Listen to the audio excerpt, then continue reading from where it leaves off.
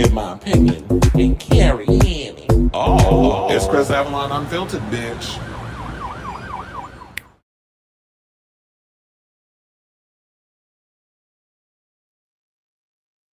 Hello, hello, hello. It's your boy Chris Avalon. Welcome to a brand new episode of Chris Avalon Unfiltered, the show we basically talk about all things going on in celebrity news, hot topics, pop culture. Sometimes we may even get a little political.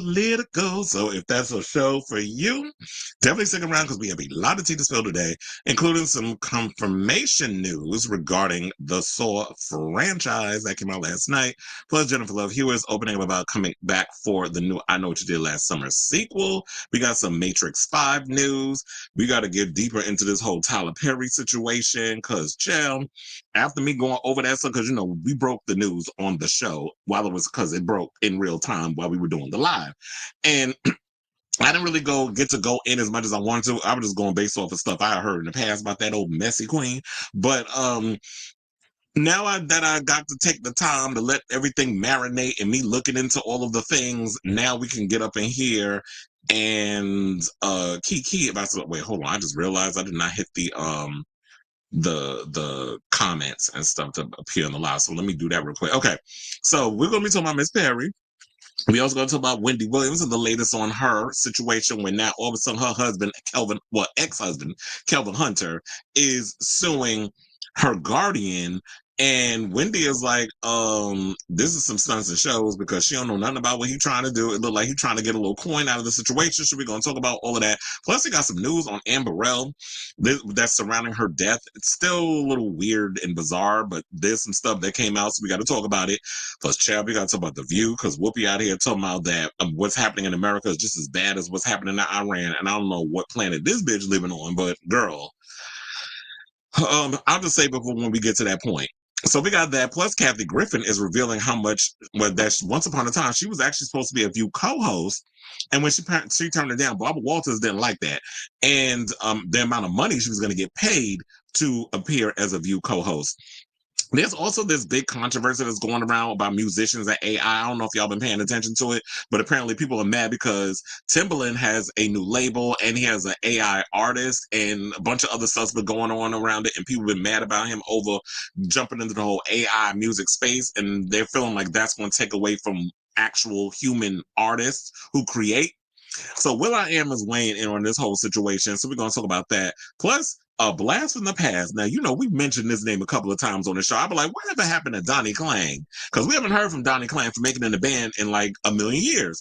Well, apparently he just did a recent interview and he told about how much money he made making the band, while Diddy made hundreds of thousands of dollars off of that show. So he's opening about pay disparity and all that stuff. So we're going to get into that. Plus, Dustin Lance Black has a new documentary coming out, which I'm really looking forward to seeing. Hopefully somebody picks it up and it ends up on a streaming service or whatever. But he's got a new documentary coming out called Rock Out, which is going to examine the LGBTQ experience or influence, I should say, in like heavy metal, punk, rock music, that sort of thing, which has always been there. And yeah, I do feel like that the music has kind of just been queer washed, and it's all been kind of feeling misogynistic, very male dominated, that sort of thing. But there's always been some queer undertones, and I feel like a lot of that's been washed away. So he did a documentary on it. We're going to talk about that. Plus, we got to talk about this old nasty, disgusting, prolapse ass having gay porn star and maggot, Devin Franco, who's out here bragging that he snitched on a friend to ICE. Yeah, he's a staunch Trump supporter. So we're going to go in and drag that old, prolapse bussy walking around with, his whole squeak when she walked. We're going to talk about that hoe when we get around to it. And plus, we got some Drag Race news. Drag Race is expanding beyond the whole TV landscape. They're looking to conquer the movie industry and they're looking to conquer Broadway. So we're going to talk about that. Plus, we got an announcement. One of the queens from season 17 just announced their engagement. Speaking of RuPaul's Drag Race, on social media. So if y'all have no idea who that is, stay tuned. Or you could just read the damn show notes and figure it out.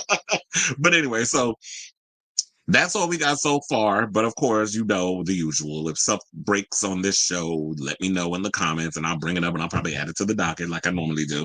So before we get to those topics, please do me a solid, hit that like button. If you are new to the channel, hit that subscribe button. Also, be sure to smash that notification bell so that way you know when we go live with a brand new episode of Chris Avalon Unfiltered. I will also be putting in timestamps once the live is done, so that way you can just get straight to the topic instead of having to sit through all the banter that we do during the live. And also, I want to thank everybody that's always in the show, tuning in, watching, comments. And even if you don't want to comment, that's fine too. You can sit and watch and just have your little drink and your snack or your dinner or doing what you got to do, help the kids with homework. Wait, please. I hope y'all don't have kids watching this. With this mouth of mine, this little mouth of mine, I'm going to let it shine, among other things. So, love you all for watching. Thank you all for tuning in and supporting this show.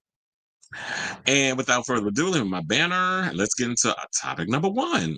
So, we talked about this the other day, that Blumhouse was interested in purchasing the rights to Saw. Now, Saw was originally owned by Lionsgate. I think Lionsgate still has a piece of it, but it was also Twisted Pictures that had it. And I heard like the people behind the scenes at Twisted Pictures, they was kind of going back and forth, couldn't figure out what they want to do with the damn franchise. So I guess now that the money's up and everything and they need a new buyer, it looked like the rumor was always that some people say it was going to be Blumhouse. Some people thought it would be A24. Some people thought it would be Neon.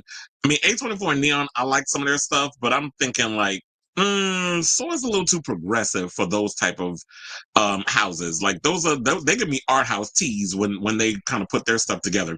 So the rumor was always going to be like, oh, I think maybe more people were hoping that Blumhouse would pick it up. Well, now lo and behold, officially yesterday, Jason Blum announced on Twitter with Jigsaw riding a little bike that we're getting Saw's new home is apparently at Blumhouse.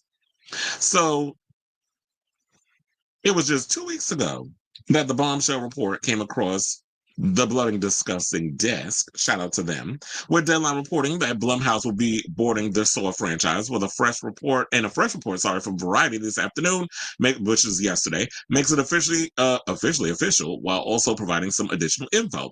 But first, a little bit of a recap. So, for those of y'all probably weren't aware, like after Saw 10 did really well, and then Saw 11 was supposed to be coming out. I think they were supposed to start shooting it last year, September, but then there was some stuff going on. Like I said, I think there was some drama going on between the people behind Twisted Pictures. They didn't see eye to eye in the direction they wanted to go. Me personally, I've always liked Jigsaw and John Kramer and that whole vibe. I just feel like they were trying to be a little too good for their own situation, and they backed themselves in the corner. Or maybe they never looked at Saw as being like this big franchise. They just want to tell a really cool story, which I think is what Whannell wanted to do, as well as oh my god, what's the other guy's name? I can't forget. The other guy's name escapes me right now. But the people that did the first Saw, I don't think they had any intention of making this like this big franchise. I just think a lot of times they want to make sure a movie gets made, and it's not easy getting a movie made and on any level in Hollywood. So the fact that they got the movie made or whatever, they gave John terminal cancer. I don't think they were expecting this to be like some big whatever. But then, of course, because of the success, you know how studios are. Oh, it's good. Oh, look, we made so much money. We have to have a sequel. So now it's like you backed yourself in the corner. I don't know why they didn't just be like, you know what, he was in remission or something. Like, you could have just did something like that. But I feel like they backed themselves into a corner. Then they killed John off, I think, in like Saw 3. And then after that, the movies kind of went downhill. I mean, don't get me wrong. I liked Amanda, played by Shawnee Smith, and I like kind of like the twist with her being a part of the whole Jigsaw apprentice situation. But I feel like after those two, I wasn't really trying to. I think they maybe thought that they can continue on the franchise and we would be able to get more apprentices or whatever the case was, but they didn't have as much of an impact on the audience like John did and Amanda did, but I think more so John. And then they try to do a little in-between quote, which is like in between the first one and the second one, where we had Saw 10. Saw 10 was really good. I like that whole idea. I even said they didn't need to kind of go a little Luigi Mangione with the Jigsaw type character, where it's like, oh, Jigsaw goes after people who take advantage of, other people, and then you put them in these positions of like, do you value your life or no? Like, we want to see you kind of play it out with these crazy traps. And we'll see if if that's the direction they decide to go into with the whole Blumhouse, now that they're at Blumhouse. But, So the movie was supposed to get, after the success of Saw 10, they were supposed to make Saw 11 immediately, which was like last year. And then there was some drama going on. It got postponed. Then I think the rights dried up, and then they were trying to find a home. So now that we have the home, now I guess they can get back to worrying about, okay, so let's get, I mean, we're going to use the same script we had before, or do you have something else in mind? So they were saying that, yeah. So for those who are not familiar, Lionsgate did own 50% of the rights, while Twisted owned the other half, and Blumhouse now acquired the portion that Twisted owned, and Lionsgate still owns the other portion. So Lionsgate and Blumhouse will now join forces on all the future films, and I think that's a good marriage because, quiet as it's kept, as much as I like Lionsgate, y'all do need a hit. I mean, we love the John Wick franchise. I love Ballerina. Ballerina didn't do as well as they had hoped, but I'm still holding out for whenever they release it on digital. It'll probably be next week. The way y'all just be throwing movies out on the thing. I mean, already Final Destination Bloodlines is available for you to watch at home. So what's the point of people going to the movies, right? When like a week after you put it in the theater, it's already on digital or on available on one of the. I was gonna say, well, technically, when you look at Amazon Prime, it is a streaming service. So you can go on there, you could pretty much buy the movie or rent it if that's what your heart's desire. So now they're saying that what's particularly interesting is that Saw's so it was James Wan. I don't know why I cannot remember that man's name. James Wan and Lee Whannell will be brought back into the fold. So basically, unlike all the other previous films, I think James Wan was kind of on board as a producer of sorts, but now that James Wan is a part of the Blumhouse house, the Blumhouse house, the fact that they're bringing James Wan and Lee Whannell to come back to the franchise and them spearheading the ship, I feel like I have way more confidence in the franchise than we did from previous ones because, like I said before, after Saw 3, the franchise kind of went downhill. And then I know y'all tried to do the one with Chris Rock. That one wasn't so bad, but it's not that memorable. And then, like I said, Saw 10 revived the franchise. But it's going to be interesting to see where they go with this on how y'all plan on, keeping the whole Jigsaw Saw situation fresh and new and interesting, especially because the actor that plays John Kramer is not a spring chicken. I believe he's in his 80s. So how long y'all gonna keep this going with him and doing these in between whatever cases? So I'm wondering if the next movie will kind of still portray those characters, or are we going in a new direction? So James Wan said this. He said, "Saw holds a special place in my heart. Coming back into this world with a fresh perspective is thrilling and deeply personal. For me, this will mark a significant creative return to the franchise for the first time since the early days, and I'm very much looking forward to embracing the original spirit whilst pushing the legacy forward in bold, unexpected ways." And people have to realize this too. This is the film that put James Wan and Lee Whannell on the map. Nobody knew who they were before Saw became what it is. So the fact of the matter is they're coming on board back to the project that pretty much catapulted them to superstardom. I think this is a smart move on their part. I'm excited to see where they're going to go with this. And and even though I've windmilled a little bit on Lionsgate, I'm gonna windmill a little bit on Blumhouse and then wrap this up. So Blumhouse, y'all could use a hit too, because aside from Megan, y'all been having like a lot of poopy movies that have been coming out as of late. Like, don't even get me started on Imaginary and all these other stupid. And then what was it? The AI movie with John Cho, and there was a bunch of movies y'all had released through Blumhouse that that have just been head scratchers in my opinion. So I do think like hopefully Blumhouse will get back to being the house that horror built and give us some real quality horror and not some stupid cheesy mess that y'all been giving us as of late. So I say all this to say, what do you guys think of this story? Are you excited to hear this news about Blumhouse officially buying the rights back to the Saw franchise, or do you not care? Whatever your thoughts are, let me know in the comments down below.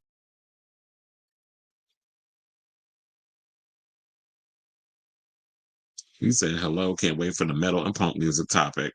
Well, actually, funny enough, I was thinking of you about that one, and I was thinking of you with the one about the Billboard chart list, because I got the list of the ones people mad about that were overlooked.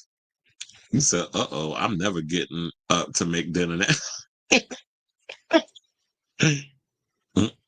You said, "Now we don't hold shame here, but there are exceptions to the rule." Okay. They say, I don't slut shame, but I slut shame the ones that deserve it. I saw a video of Chester Bennington just 36 hours before. Oh, I never really got into Saw. I barely got through the first movie. Well, yeah, it's like it's a little like torture porn. Not my body is ready for some more Saw. Mhm. All right, y'all. Okay, so let's get into this. I Know What You Did Last Summer news. So we already showed the trailer the other day. And just to give y'all an update on that one, I did not cut out the thing in the original post. I should have, but they said because Sony clocked it and they said I can't monetize the episode, which is fine because they always give me the yellow tag and stuff on my lives anyway. And I think it's because of the subject matter and that I curse too much. So I don't, the monetary situation is a bit rough. So that's why I go around some of them. I don't mind doing that if it was going to show like the whole thing with the videos, whatever. But that's why, based on certain segments, I cut those up and post it because I can monetize those. But if as far as like the whole episode, so who knows? I think I might actually decide to do that because I still have that segment of I Know What You Did Last Summer. I'll probably put that up as a separate thing and then edit out in the live one the trailer so that way I could monetize it. But yeah, they did a whole lot. They was like, it's not going to be a check mark against your channel, but you could still, but you just won't be able to monetize the episode because you're using something from Sony who will be able to financially profit off of me talking about their movie. So nevertheless, yeah, these are things we got to deal with as content creators, which I don't understand because I'm like, studios, you need to understand that it's not about the old fashioned way that y'all promote stuff. A lot of us who jump on the social media that sit and we talk about your movies because we're a fan of the work. Y'all should be looking at a lot of us who genuinely care about a lot about your movies and the projects that you're doing versus the ones that just be up there being like, oh, look at me, I took a picture at the premiere of the movie. They don't care about the movie. They don't care about the artist. They only care about the clicks, the likes, and the clout. I mean, those are good perks to have as well. But as someone who genuinely is a fan of film, music, TV, all kinds of pop culture, and we put so much hard work and passion into what we do, y'all need to kind of give us a little something, something too. I'm not saying you got to pay me. I mean, I can make my money off of just doing the videos, but just show respect to a lot of us content creators who genuinely give a damn about what, your stuff and are out here actually giving a damn about promoting your things. So besides all of that woe is me stuff, I'm sure y'all are aware that there is a sequel to the 1997 slasher, I Know What You Did Last Summer, and it's 1998 follow-up, I Still Know What You Did Last Summer, coming from Jennifer Caton Robinson, who did a film called Do Revenge, and it's aiming for a July 18th theatrical release. Now, Jennifer Love Hewitt, who played the heroine Julie James in the first two films, and Freddie Prinze Jr., who was Julie's boyfriend Ray Bronson in those films, and probably, I don't think they're together in the new one, are reprising their roles. And they said they're going to be facing off against a new fisherman who's stalking a whole new cast. Now, there was an article or interview that Jennifer Love Hewitt did with Extra, where she was on the set, and she basically told them that it was really cool that she was given the chance to come back for another I Know What You Did Last Summer sequel, and that fans look forward to seeing her in the movie. Now, Robinson directed the film from a screenplay by Leah McKendrick, who did a film called MFA. Not familiar with that film, but that's what she wrote, which has received some rewrites from Robinson and journalist Sam Lansky. Now, McKendrick told Collider a while back that the new sequel will reckon, I thought y'all was going to say retcon. They said reckon with some big ideas about hero and villain, right and wrong, how your skeletons come back to haunt you. And in the age of the internet and the age where fame is such a revered concept, the creation of TikTok and social media, who is Julie in a world where there are no secrets anymore? Yeah, because I was always wondering, was like, is there a situation that goes around where somebody actually did a video and they basically talked about what had happened with Julie and her past came back to haunt her even when she put it behind her?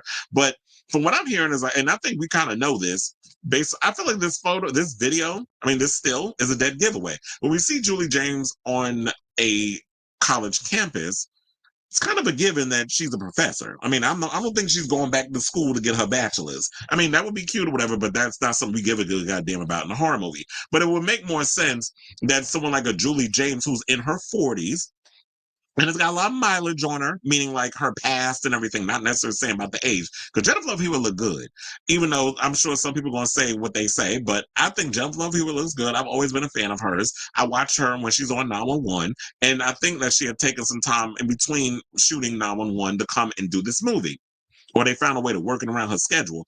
But I feel like, yeah, it's like obvious that she would be a professor at this day and age, and maybe some stuff about that comes up in the film. So if they're gonna do like two little side films and not make her some bona fide cameo like Radio Silence did with Sydney Gale and Dewey, then I'm here for it. Like, give them a media part. And that's what I loved about when Jennifer Love Hewitt did say that. It was like, yeah, I'm not just gonna be coming in a film just so I could be a bona fide cameo. And I know people got hella excited when she was like, when she said her "what are you waiting for" line, because that is an iconic thing. And I know they tried to replicate it and work with another line in "I Still Know What You Did Last Summer," but "what are you waiting for" that has been the whole iconic, like when them boobs jiggling when she in the, in that overhead shot with all her friends behind her saying "what are you waiting for, huh?"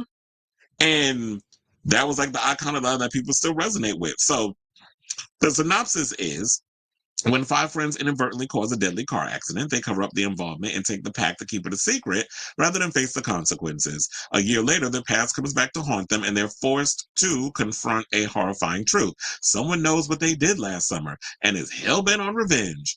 As one by one their friends are stalked by a killer, they discover this has happened before, and then they turn on to two survivors of the legendary Southport Massacre of 1994 for help. I also like the idea that we have Ray Bronson as a bar owner, because remember, he was all up in the whole, because the whole fisherman thing. That was the life that he was living. So I'm kind of glad that in this day and age he's basically a bar owner, because I was like, that would be more like Ray Speed. He would, I mean, if he was probably selling fish plates at the bar.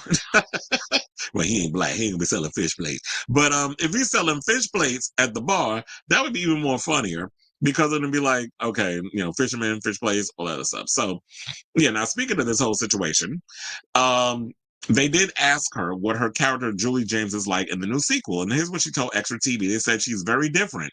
I think you'll see shades of that girl she was before, because I want those to be in there.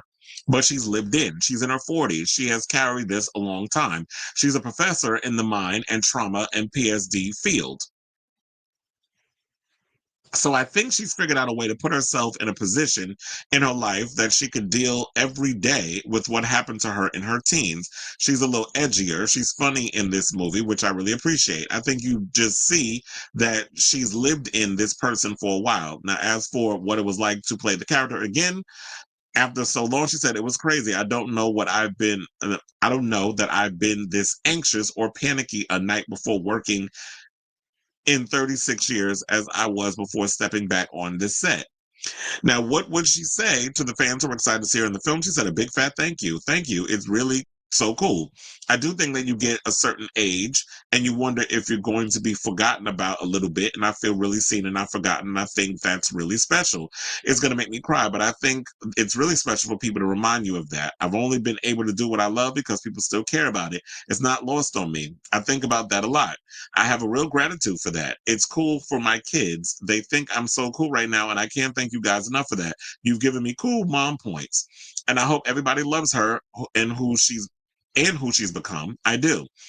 I'm really proud of this version of her, and I hope everybody is. Now, she isn't just excited for herself, but her fellow old school final girls who are also coming back for legacy sequels. So she said she's also psyched for Nev and all of the people in these franchises who are coming back and doing these things. It's really cool. Jamie Lee Curtis paved the way for all of us to be able to do 119 of these and continue doing them into our 60s and still be badasses. She deserves all the credit. It's so cool, and the rest of us just get to follow. I think it's neat.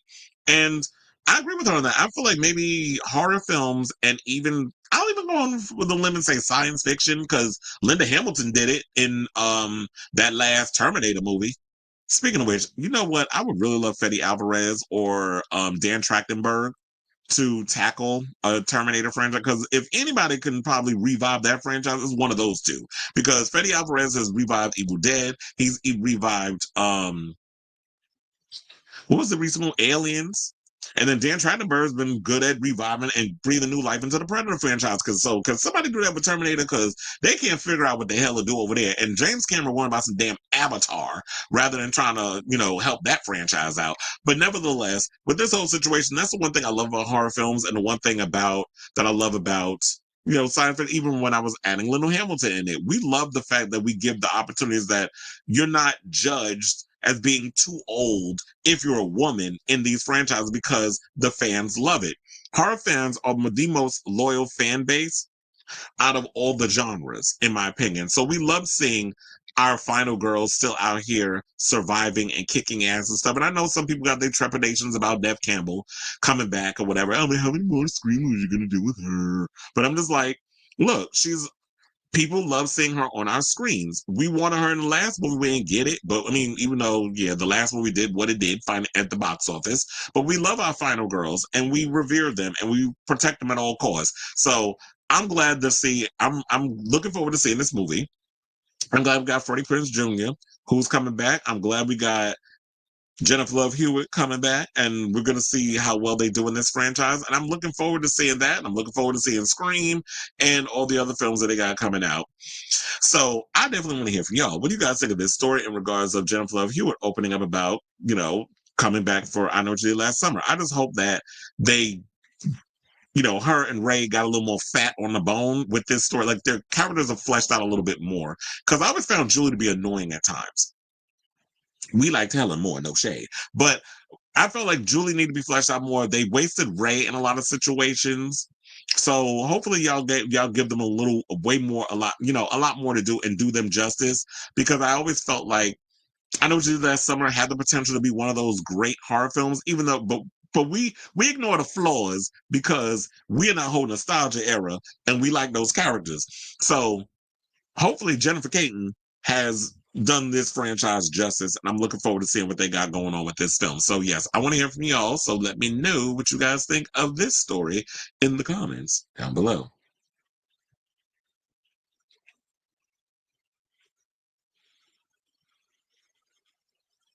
Nah, I had a grilled cheese and tater tots. Speaking of, it's funny. I had some French fries for I had to cook me some because I was like, if I'm going to be doing a late show, who knows how long I'm going to be on here hitting up all these topics.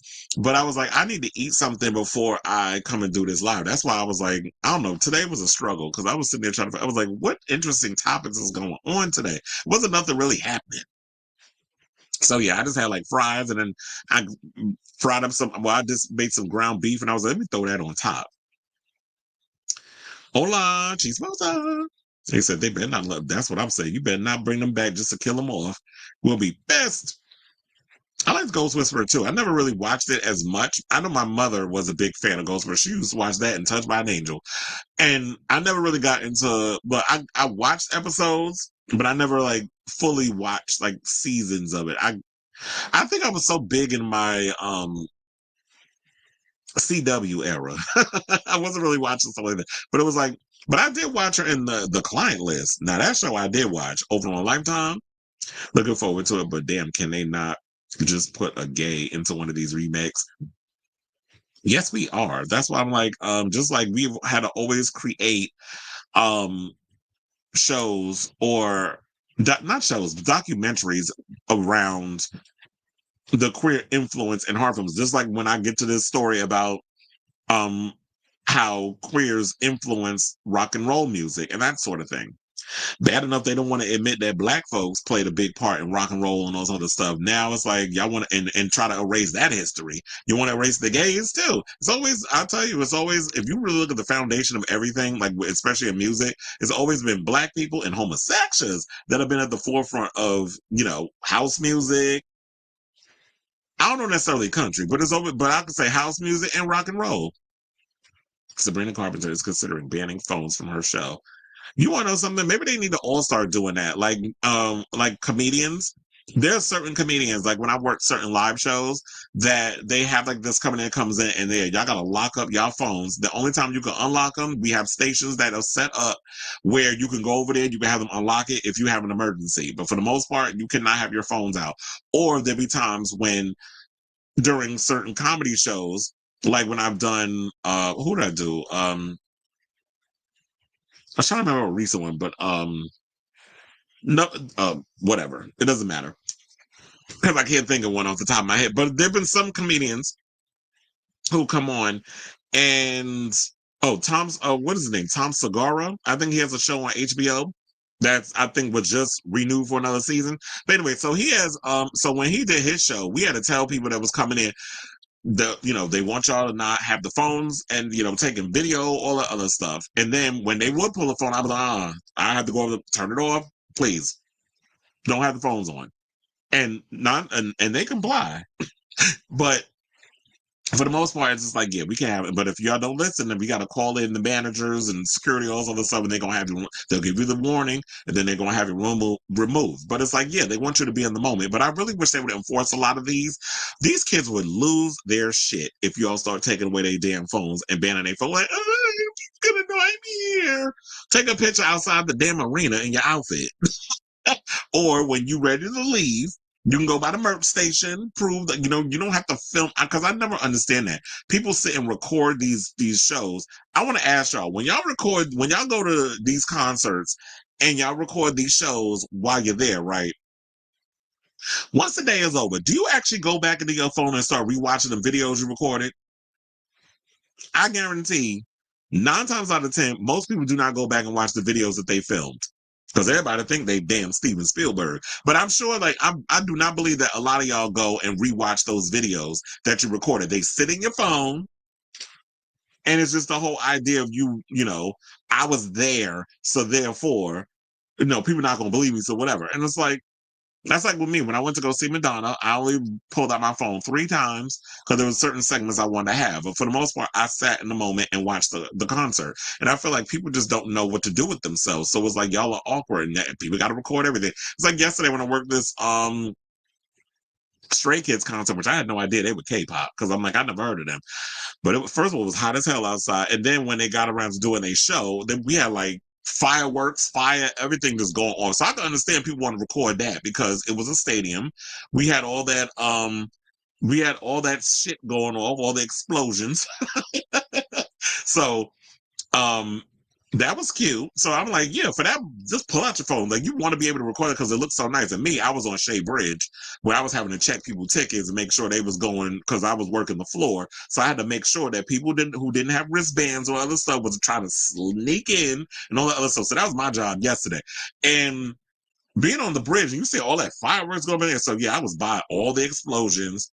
I jumped one time because I didn't know that damn fireworks was coming. But after that, I was just like, it did look cute. I'm like, oh, this looks pretty nice. All this explosion shit going off around me. It looked like one of those scenes, and then you hear the music.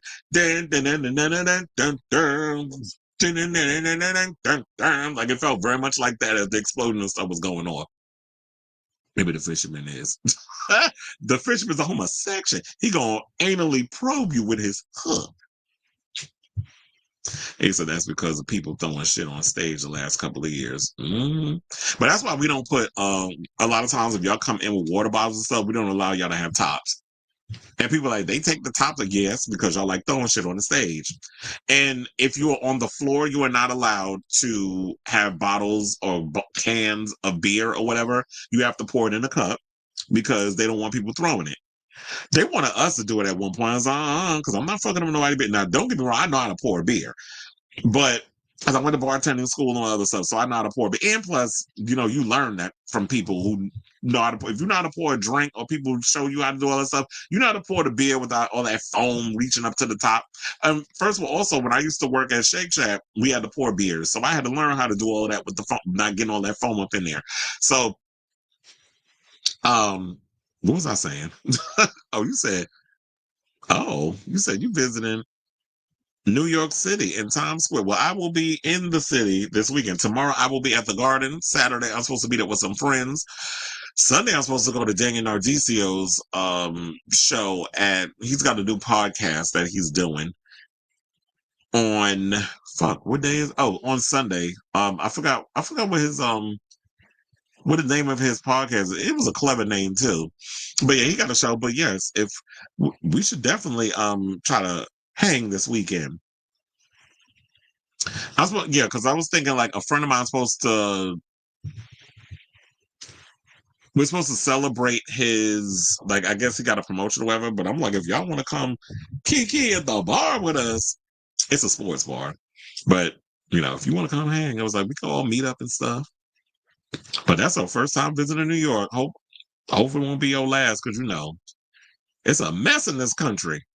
You said, according to Keith Edwards, White House is going rogue against Trump due to the upcoming war, and Vance basically becoming the most blocked person. So in 6 months, the MAGA sequel.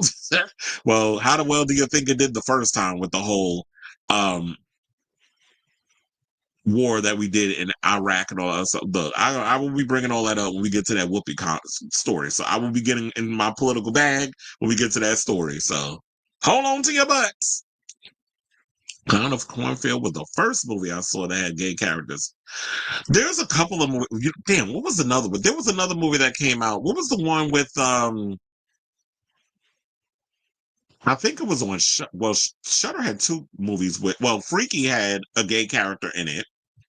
There was another one where, what was the one that was the Christmas one with oh my god, what's his name? The one that was the lead in Jeepers Creepers, and he was the killer. And there was queer characters in that. So we've been seeing it every now and again. But Clown the Cornfield, I think that's on digital. Like, you could rent that at home. And I've heard people was renting it at home and they said that it was good. You said, yeah, highlights. But you said, no, not really. I don't. Okay. You said, I know a girl that would record the whole set of the concert she went to, and it would take up all of her storage. I would record the best moments. Yeah, I don't understand people who do that. I always wonder how some people do that when, they take when you get all that footage and they would put the whole concert on YouTube. I'm like, do y'all go in with a special camera? Nobody watches those videos ever. If they do, they want their friends to watch it who could give it. I think it was called It's a Wonderful Knife. That movie had a gay character in it. But yeah, we definitely need more like central ones. Look, I already told somebody, I remember and this is back in film school, that when I went 15 years ago, that I had told a friend of mine that I had this idea for a gay slasher film. He's a director also. And I was like, we need to work on it. But anyway, let's move on. Speaking of queers in cinema, let's talk about The Matrix, because yeah, it was directed by two trans folk. And it definitely has a trans allegory. So there is a rumor swirling. Well, not the rumor is that swirling isn't the fact that a Matrix movie is coming. We're actually getting the Matrix movie, and Drew Goddard is writing and directing it. But the situation about it all is that the rumor is swirling that Keanu Reeves may be returning to the franchise as Neo. So according to Comic Book Movie, they said it was last April when we first heard that The Cabin in the Woods and Bad Times at the El Royale filmmaker Drew Goddard had signed up to helm the new Matrix movie for Warner Brothers Discovery. Rumors of a reboot and spinoff have persisted for years, and while we're still in the dark about which category this one will fall into, the hope is that it ultimately marks a return to form for the franchise. The Matrix was released in 1999 to widespread acclaim, with The Matrix Reloaded and The Matrix Revolutions following in 2003. Because that was a movie they filmed back to back. They filmed both of those at the same time, and then they split them into two films, which I actually like that they did that. Although I love The Matrix. The Matrix is like one of my favorite movies of all time. That movie definitely changed my life in regards to, like, not only seeing the sci-fi and the wire fu and all that other stuff, and the technology with the bullet time and standing, jumping in the air and the camera going 360 and that sort of thing, which is something that Will Smith didn't understand, so that's why he passed on it. But then again, I feel like when we look at this movie, nobody could have done Neo like Keanu Reeves, because that sense of wonder and whimsy and something else is out there beyond yourself.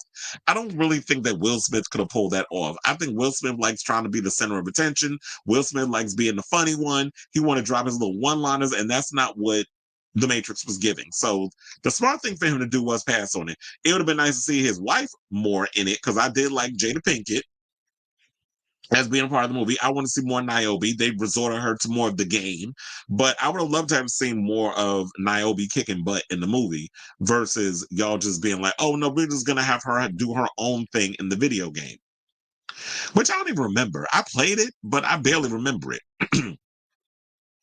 So they basically said that they didn't receive as warm a response as the original, and Lana returned to to the property minus Lily in 2021 for the Matrix Resurrections. So yeah, it was like, I love as I said before, I love the Matrix. The Matrix Reloaded, the action sequences with stuff in there. I did feel like they went a little heavy-handed on the philosophy and the sociology of it all and stuff. It got a little too like heavy-handed, and it's like, okay, it feels like y'all trying to y'all, I don't know if they even had a plan. Was there ever a plan in place that y'all wanted to even make those other movies, or was this just Warner Brothers being like, the Matrix was such this big hit, and it's, you know, the discourse around all the sociology and all the things that was brought up in this film was this big water cooler conversation starter that we just needed to create something else to keep the momentum going because it's a hit. You already, like we said with Saw before, maybe I don't think they had any intentions of making a Saw 2 and on. But because the movie was, you know, so good, now studios like, we need a sequel. Somebody write a sequel. So, and then don't even get me started on Matrix Resurrections. That movie was god awful. The action scenes were terrible. They didn't even bother bringing Lawrence Fishburne back. And then when you have Keanu Reeves in the film, like Trinity didn't know who the hell she was till like the third act. Some of the action sequences didn't really like stand out. And then when you had Keanu Reeves in the film, y'all had him voguing instead of doing like real martial arts. I'm like, what the hell is this?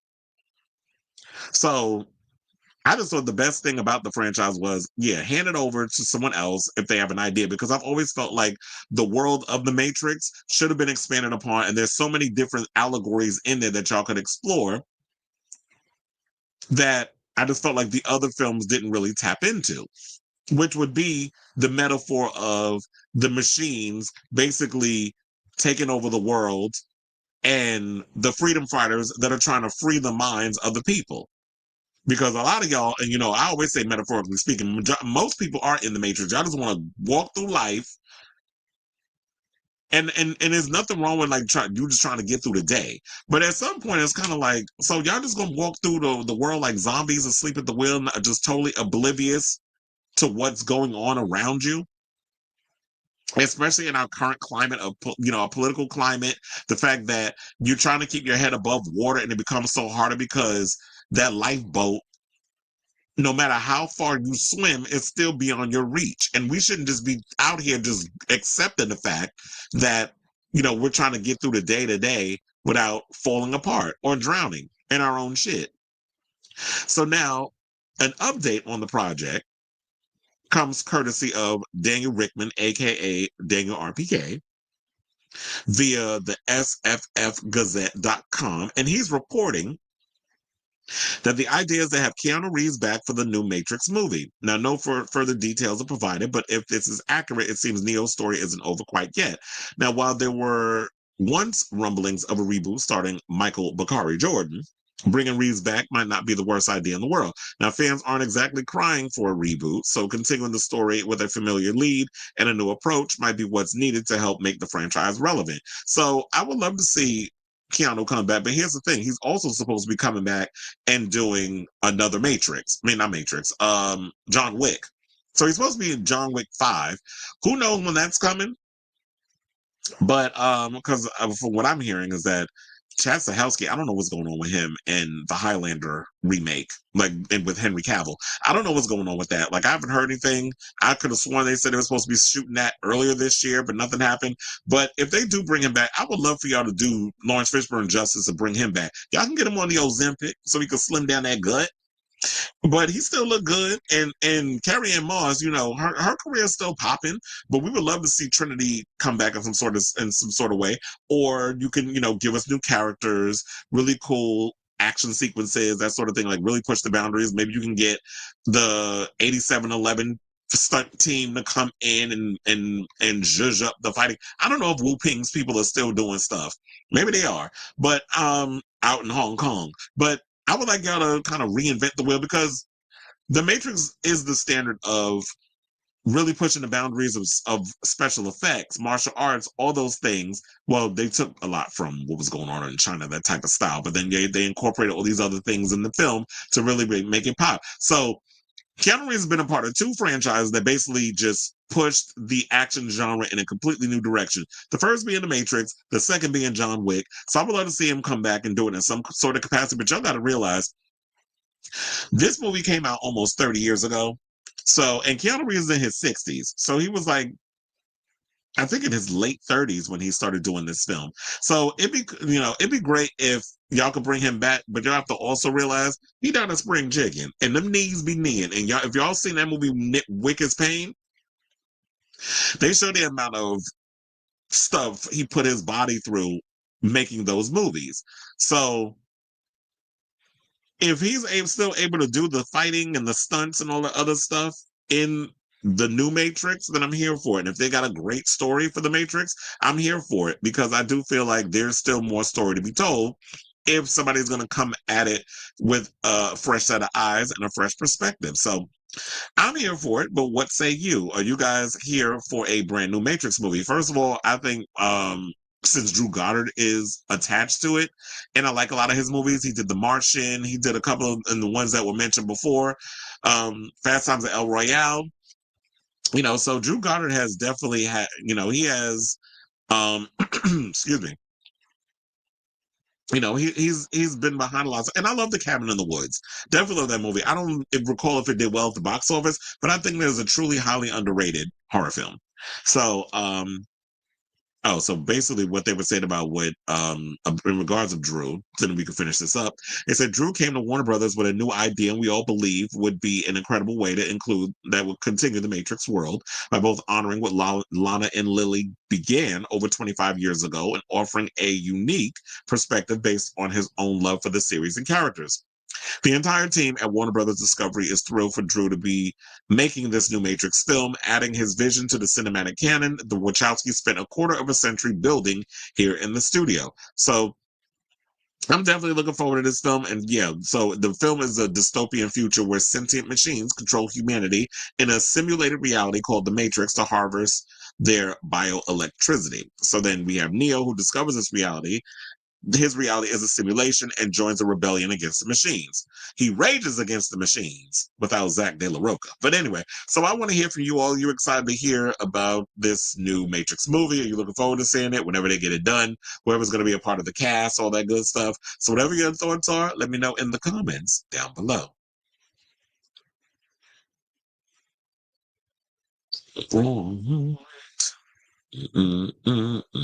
Like Madam X, it didn't allow phones, but some people got video out. Yeah, some people, they do sneak.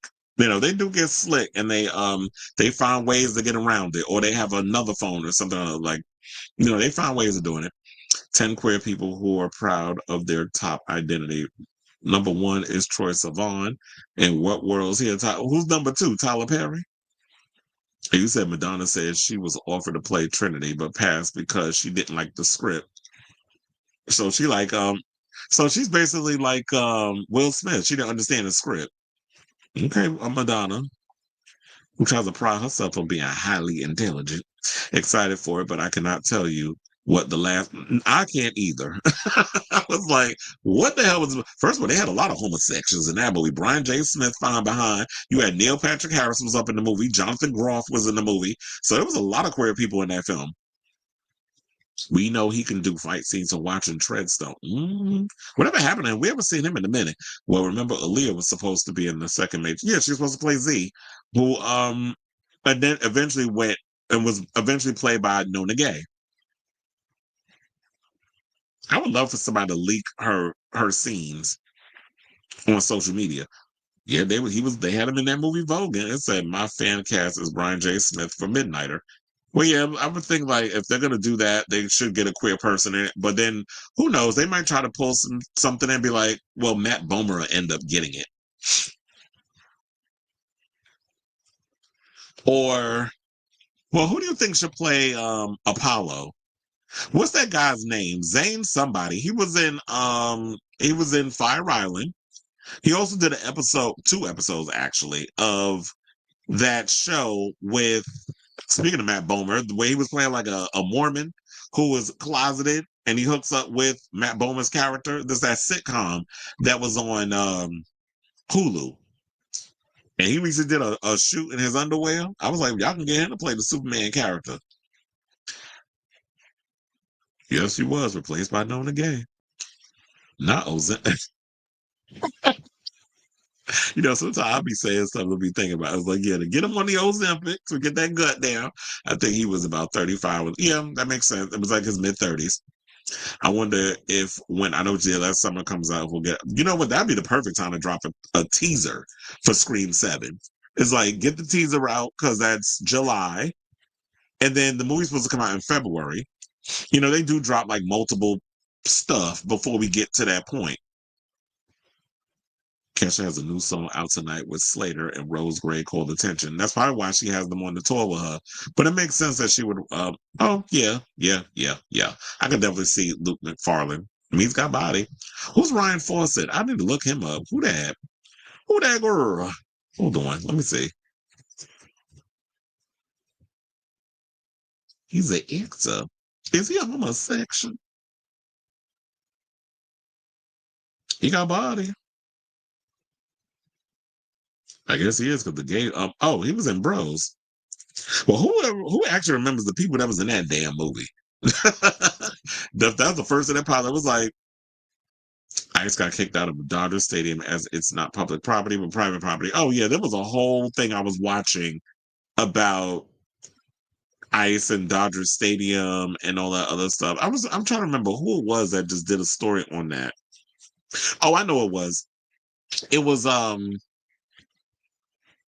John Rocco just recently did a whole segment on that on his show with Winston A. Marshall. So they were talking about that whole thing about Ice and them trying to go up in it, and then the people feeling like they're not really like there was somebody up in there that was a pro, not Ice, but the opposite side. And they made him like take this scarf and stuff off or whatever the case was. So it's like they were feeling like that y'all not protecting the people when they going in, when predominantly a lot of the people that support baseball are, I mean, there's all demographics, but if you really want to talk about the demographic that's really all about baseball is Latinos and Asian people.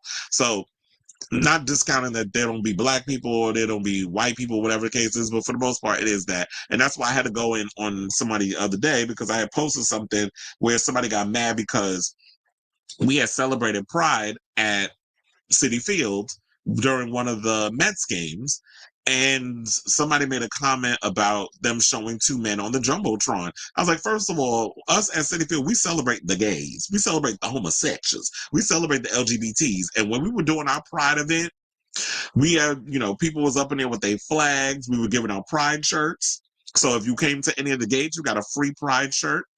And then the next day we had some, I think 2 days later on Father's Day, we had something else. And then they got like Hawaiian t-shirts and stuff. So one guy came up to me, he was like, where they get them shirts from? Are they paying? I said, no, they free. You basically have to show up at the gate and you get a shirt. So, and the Hawaiian shirt. But anyway, so the Pride stuff, we was giving that stuff out. We support our LGBTs. We even had a whole, fireworks situation 10 minutes after the game. And of course, they had to put the fireworks in my section. It's funny. I always get the sections with the fireworks. And it was cute seeing all that stuff going off. I thought about recording it, but I was like, what am I going to do with recordings of fireworks? Let me show everybody. I took a video of fireworks happening. I was surprised they didn't even play Katy Perry's firework. That would have been the smart thing for the DJ to play. But no, they wanted to play another one of her dance songs. Anyway, let's move on, chill. Speaking of Pride Month, let's talk about Tyler Perry. So, we'll get into a little bit of like the background of this Derek Dixon guy because I don't think many people are familiar with who he is and all this other stuff. But we got to talk about these texts and things that was going on. So we talked a little bit about it the other day, and I've realized that I didn't really go in depth with a lot of the stuff that was coming from the whole Tyler Perry situation because I was so caught up in all the other stuff in the past, including Christian Keys and all that. So the alleged text messages from Tyler Perry from his sexual harassment suit referenced the accuser's body several times. Now, according to court documents from Complex, the 55-year-old filmmaker and playwright is being sued by the Oval actor Derek Dixon for quid pro quo, Trump's favorite word, workplace sexual harassment, sexual assault, and battery. Now, in the complaint, Dixon accused Perry of sending him unsolicited photos of Dixon's body from the set of the TV show in 2021, saying, "Oh my God, look at Think Sick Derek." I think he meant thick, which is meant one of the alleged sex. Break out in ass and thighs. Girl, why you talking about the best part of a man's anatomy? If you're not supposed to be a homosexual, you're supposed to be into, let me see if this is, I think this might be the actual text, if y'all can see that. Okay, so then he went on to say, yeah, so basically in the text, they said, "Why did that photo make me jealous? You two together." It said, "Haha, I don't know. It's just Brad." So apparently what it was that he was walking with, I guess, another coworker or somebody else that he showed that he was walking down the street or something with, and then he was going to Chipotle, and then he said, "Thick Derek, get that Chipotle." And I call it shitpotle because that's basically what it is. And then he said, "Can you tell from the photo?" And he says, "No, I can't, only from your jeans." And I says, "Haha, that's how I measure it too. If I'm not filling them out, I'm not working hard enough." And then I think he said right. And then it cuts off at the bottom and it says, "To make men swoon." So even if some people, and I've heard some people sit and say, "Oh, well, some of the texts, that don't really mean anything." It's not like he was really saying like, "Oh yeah, baby, I want to suck your dick." Like, it wasn't none of that up in there. Because some people think like things have to be extreme for it to be harassment. But even if it doesn't come off as a harassment, y'all can't sit up here and deny and say that this is not flirtatious text. That these texts are not flirtatious. Because that's exactly what it is. Then there was another one. Hold on. Let me pull that one up. Where he went on to say, "What's it going to take for you to have guiltless sex? Have you found that yet in therapy?" Says, "Yes, it's the exact same kind of car, geometric." Well, that's something else. But I think it was just, they passed. As he says, "Giving up my religious guilt, becoming a Buddhist. That's so cool. Where you came from." Unfortunately, Derek, I have friends who are in their 50s and 60s who are still dealing with that, and it's so sad. You can have freedom. You could have freedom. I was trying to edit it, but he said you could have freedom from religious guilt and still believe in Christ. Really? Because it don't seem like you following that when you say that you can have freedom from religious guilt. But isn't that what usually it teaches people, especially when it comes to homosexuality and in people's belief in God, that they think that, oh, I can basically, for me, I'll say this: I'm not somebody who's deeply religious because I feel like religion is something that brainwashes people. It keeps y'all in minds enslaved because a lot of you can't think outside of whatever. So when y'all come up in here with your little quotes and stuff, you can take that shit and shove it up your ass. But I will say, for me, I follow more of a spiritual path. It's like, I believe that there's a higher power. I believe that there's something out there bigger than all of us. But all that extra stuff where y'all want to condemn and thumb your nose at people, act like y'all better than everybody, which is a lot of y'all in these damn churches, not just the Pentecostal and the Baptists and all that other stuff, but you do it in the Catholic churches too. So just like Christians in general, and a lot of how they running around and how they trying to indoctrinate our government as we speak, these psychopaths who are running around with Trump and all the other mess. And you hear this dumb shit Cameron Murray out there saying how horror movies are a portal to demonic stuff. I'm like, girl, if you don't go sit your dumb ass down somewhere, first of all, the most family entertainment movies your ass make is a horror movie within itself. So you want to sit and talk about stuff, girl, let's talk about your shitty ass films. But get back to this. I do feel like there's a lot of guilt and stuff that goes on with Tyler Perry. And then hear more about this stuff, how when he got with Derek or whatever, they said he plucked him from obscurity or whatever. They met at a party in like 2019 or whatever the case was. And what I did not know about Derek is that Derek is also a playwright. He was somebody who was similar to Tyler Perry that was writing plays and this, that, and the other. I believe I have the names of the plays and things in here. I got to scroll down to it. Yeah, so they said after studying acting, he began his career in theater, appearing in productions like The Lion in Winter, Romeo and Juliet, and The Boys in the Band. And this is according to Essential Theater. His time on stage inspired him to start writing plays of his own. And he said the plays that was drawn to the most were the ones that were really hard to read because they dealt with the situations that were so real. So I thought maybe I have a story to tell. I just opened Microsoft Word and started typing in the playwright format. Oh, maybe I need to look into that. I'm like, Microsoft Word got a playwright format? Who knew? And I got to update my Microsoft Word. And they said, after a while, I thought I like this and I could totally do this wearing sweatpants. And that's always the great thing about being a writer. You don't have to impress nobody. You don't have to get all glammed up. You ain't got to wear like a suit and tie, or unless that's just a way to get those creative juices flowing, whatever floats your boat. Some people use liquor. Some people, have a lucky tie or whatever the case is. Yeah, but it inspired him. He's a writer. He wrote plays such as Homewrecker, Red Snow, Pictures of People, Work of Art, and Green Light. This is according to Essential Theater. So maybe that's what it was. They met at this party, and he and Tyler kind of kiki together because they had something in common. Tyler is a playwright. Derek is a playwright. So they probably had playwright conversations. And then I'm sure there was a little flirtation stuff going on between them. And what I think would happen with Derek, even though based off the suit or whatever, that he wasn't really into Tyler like that. I do think that he saw an opportunity where this guy was in a powerful position. He was like, you know what, I'm gonna just play along to get along and see how far I can get, and maybe with me playing and being flirtatious and stuff, it'll help my career in some sort of way. But then things took a turn for the worst or whatever. When you're hearing stories about Tyler threw him up against the wall and grabbed him by the neck, and it was about, oh, let's see how hard you get. Yeah, this is the tea that's coming out about him. That apparently you got excited because I put my hands around you in that. And then we hear the stories about Christian Keys being grabbed by his dick. He didn't say that it was Tyler Perry per se, but a lot of the similarities between these two reign true in a way. Well, I should say a lot of their stories have similarities, is what I should say. Because some of the stuff Christian Keys said in his video, what was it, last year? Derek is saying the same thing. And then there were stories that came out about Tyler Perry and Lance Gross. Where Lance Gross at?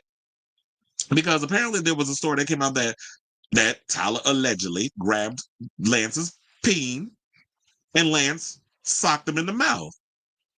So there's an old story going around there. And don't even get me started about Boondocks. Remember when the Boondocks talked about how Tyler has this fetish for these big muscular light brights?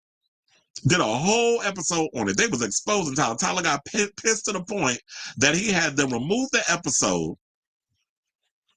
And not only that, some people believe that he had a hand in getting the Boondocks taken off TV.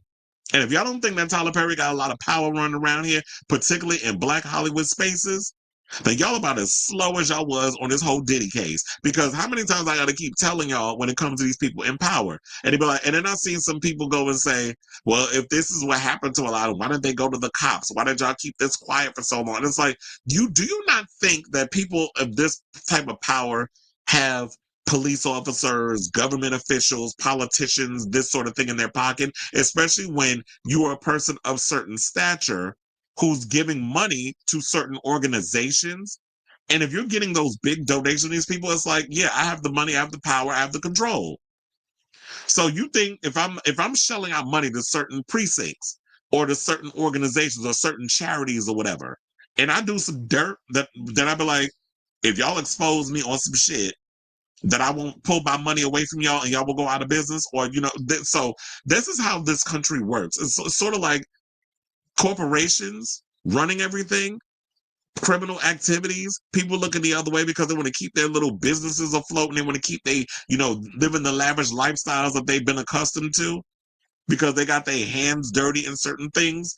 Everything kind of intertwines and interlinks within politics. So people got to look beyond the situation. So when you get the little Davids that come along and try to take on Goliath, then it's all of a sudden it's always the victim's fault. And the one thing I'm still mad about with Christian Keys is that he's the one that started all of this. He's the one that planted these seeds a year ago, was threatening to expose Tyler ass to my he had video and all this other stuff. And what happened? All of a sudden he got quiet because he got paid off. So it's like, how you gonna get all our booty holes puckering for the tea, and then because you was putting out a little bat signal to Pastor Perry, then all of a sudden, you got what you got, and now you done sashayed away and went underground, never to be heard from again. Lance Gross disappeared too. We ain't heard from him, and we know we're not gonna hear from Derek, especially with this $200 million lawsuit he got coming. And with that coming, some people are like, why he asking for so much money? Now, I do think that price is a bit extreme. However, if you're going to aim big, pay me for my pain, I'm sure he'll settle, because that's what Miss Pastor Perry do. She settles. And Derek coming out with all this tea, he ain't never going to work in Hollywood again. He's officially been blacklisted. Well, I don't know how much reach Tyler Perry has on the white side, so we'll see if he'll be able to have a career in that space. I highly doubt it, because I ain't never heard of this boy until he came out with this song. I don't watch Tyler Perry stuff. I'm not that type of, if y'all like what he do and what he puts out there, that's great. However, I like a little substance when I watch things. I don't get pleasure in watching Black people being abused for entertainment. And that's what his sole bread and butter is. Feeding y'all your own damn trauma for entertainment. So I don't get into all of that with him. But if y'all like it, I love it. And some people also was asking, why would Tyler go around and risk it all for this boy? I forgot the term that a friend called this white child, had me cackling. But I think we need to get beyond the whole, a white man trying to take the Black man down, whatever. Clearly that's Tyler type. And for y'all to sit up here and say it's not, and I'm like, why did he go after men who are light skinned? He got a specific situation that he likes. I don't think anybody specifically has one type they're into. I don't just like one type of person. So I don't expect everybody to just have one particular type that they like. And Tyler clearly likes men that are kept in great shape. And also you have to realize he's an apex predator. He's an alpha male. Or at least pretends to try to be one. She a butch queen. So when you're trying to play up in that whole alpha male situation, the predator chasing after the prey is way more exciting than, just some old, boy that's willing to throw their legs up to Jesus to be a kept woman in the household, in the mansion out in Atlanta. That's not exciting to an apex predator. I need to go out and I gotta hunt for my food. With the spear or whatever else the hell you want to go out there and hunt your food with, or the little rifle. I was trying to be all old school, but y'all know what I'm saying. It's like he's an apex predator. He's not interested in trying to go out and just, there'd be some dude that wants to hook up or whatever, sign an NDA. I'll keep your secret. That's not exciting. I don't get my dick hard. I gotta hunt for my food. I gotta hunt for my prey.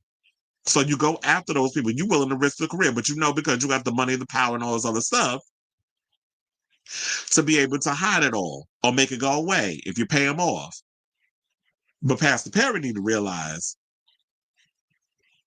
all that shit you do, it's going to catch up. Because look how long it took for them to get Diddy. 3 decades.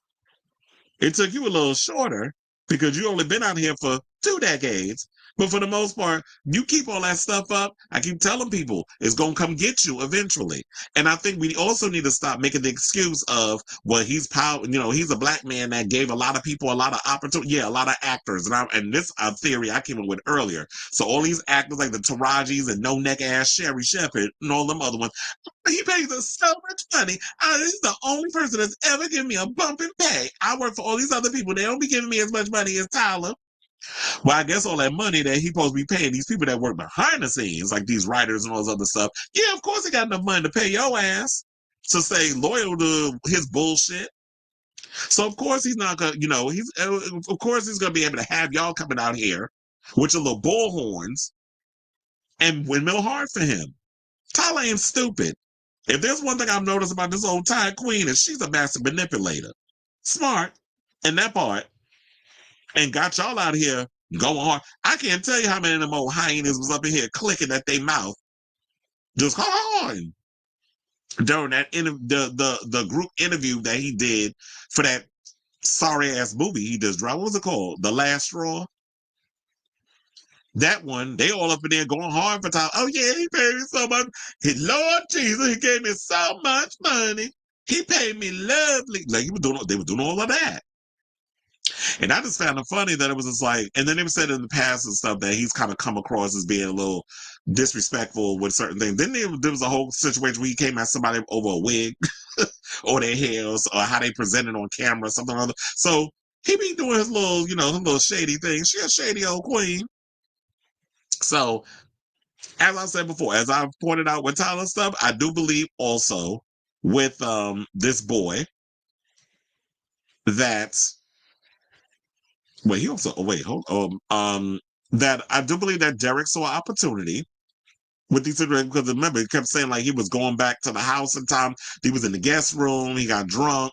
Tyler tried to get into bed with him. Christian Keys also said something similar. I want to play y'all that video of Christian Keys.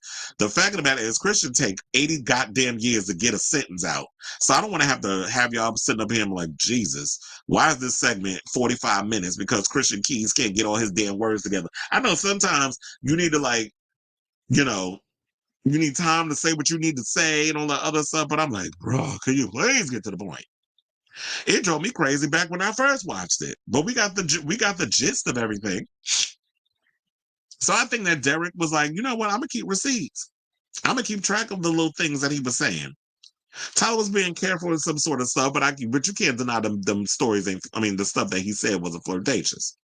But then they also said another alleged message from Medea read, the Medea creator, I should say, no straight man would be going on walks with you or cooking dinner for you unless they wanted to fuck you. I would fuck you. So what you talking about? You gonna cook his dinner? You want to go on long walks along the beach and cook his food for him? Then they said Dixon, as I said, they met in 2019. He said when Perry picked him from a crowd and asked for his number and suggested he may have a role for him. And then Dixon, when he came to his Atlanta home, after he got drunk and fell asleep in a guest room, Perry entered the bed and began touching his thighs. Because, he loved the thighs, child. He mentioned in the text, he loved the thighs. I mean, look, whenever I get my dark meat from a chicken, I eat the legs and the thighs. That's all I eat because I don't like wings. Wings don't never have meat on it. Breast is too damn dry. And they said, despite rejecting his advances, Dixon said Perry continued to pursue him and cast him as Dale in the Oval, which was a character, from what I heard, was someone who was down on his luck and homeless, whatever, and was sleeping with whoever he had for 3 hots and a cot. So that sounds familiar. And you all know that Tyler Perry, or as I should say, Pastor Perry, as I've been calling him, is notorious. Well, not notorious. He writes all of his stuff. He don't have no writers. So you can't blame it on one of the other writers. Tyler, you the writer. You create everything. You're behind everything because you don't want to share any ideas with. You want to be the center of it all, the apex predator. You're the alpha male. So you wanted to make sure that you roll this up. So it's like, it's a little coincidental that his character that he played on the Oval is similar to a situation that happened between you two. So you snitching on yourself in your own work. And this is why I always say this what happened with artists. Look, R. Kelly did it too. If you listen to a lot of his songs, he's pretty much telling on himself. He ain't the first and won't be the last. So I feel like a lot of people now, I feel like y'all about to do, everybody talks about the Christian Keys thing and the Boondocks. But I feel like in this situation, I would not be surprised if people start looking into, like, really deep diving and digging deep into a lot of his writings to pick out the Easter eggs. And I would not, and look, didn't he also create that show? What's the little stripper show with Eva Marcel where they be showing all them dinglings and stuff up in there? They show dingling on Ruthless too. But the way they be showing all this stuff, that stripper show, I was like, Tyler, I see all through what you doing. But the thing is, y'all all look the other way because Tyler Perry throw Jesus and things and stuff, and y'all judgment go out the damn window. But the breadcrumbs already been there. We've been seeing the glitter that Tyler leaves in his wake whenever he walk down when he be pumping down the street. Because he don't be walking, she pumps. Now, He said, out of fear for his career, Dixon responded cautiously that he wasn't that sexual. He also accused Perry of grabbing him by the throat. Oh, yeah, this is what I was telling y'all. During the sexually charged conversation later that year, while allegedly saying, look how excited you just got. Now, Perry's attorney called the lawsuit a scam. This is the individual who got close to Tyler Perry for what now appears to be nothing more than a setting up a scam. But if that's the case, Tyler allowed it. You allow somebody to get close to you, but you're not that clever enough to see through the bullshit. Like all of a sudden, Tyler's the victim, and they say he won't be shaken down. Yeah, okay, but I'm sure there will be a what do you call it? I'm sure there'll be a settlement. Now Medea goes to court. Oh yeah, this is the one that I saw for the neighborhood talk. Hold on, let me pull that up and then we could be done with this damn story because I always feel like this shit goes on longer than it needs to. So yeah, they did say Tyler allegedly told him he was a top. They said when you have a big dick and hit that G spot right on these bottoms, they go crazy. Let me find out. First of all, I gagged when I found that out the other day. I'm like, wait a minute, Tyler Perry's a top, and we had to find that out on Beyonce's internet. Where did he do that at? Who gives a fuck whether or not the White House does not plan to recognize Juneteenth? Speaking of which, before I forget, because clearly I did, I meant to say that in the beginning of the show. Happy Juneteenth, y'all. And we out here talking about Tyler Perry. But anyway, I was like trying to see if I could read the comments or what some of the people were saying, but yeah, you already know, like, neighborhood talk spend like putting 80 goddamn topics a day. So yeah, some people said Tyler Perry hasn't even let us see his son, and y'all think he's gonna be this loose? Nah, I don't believe it. Y'all are that dumb. First of all, me not showing my son to the press ain't got shit to do with whether or not I got a sexual appetite, because y'all already know when it comes to men, we're pretty dumb when it comes to, you know, our horniness and risking it all for some sex. Like, y'all can't be this damn obtuse.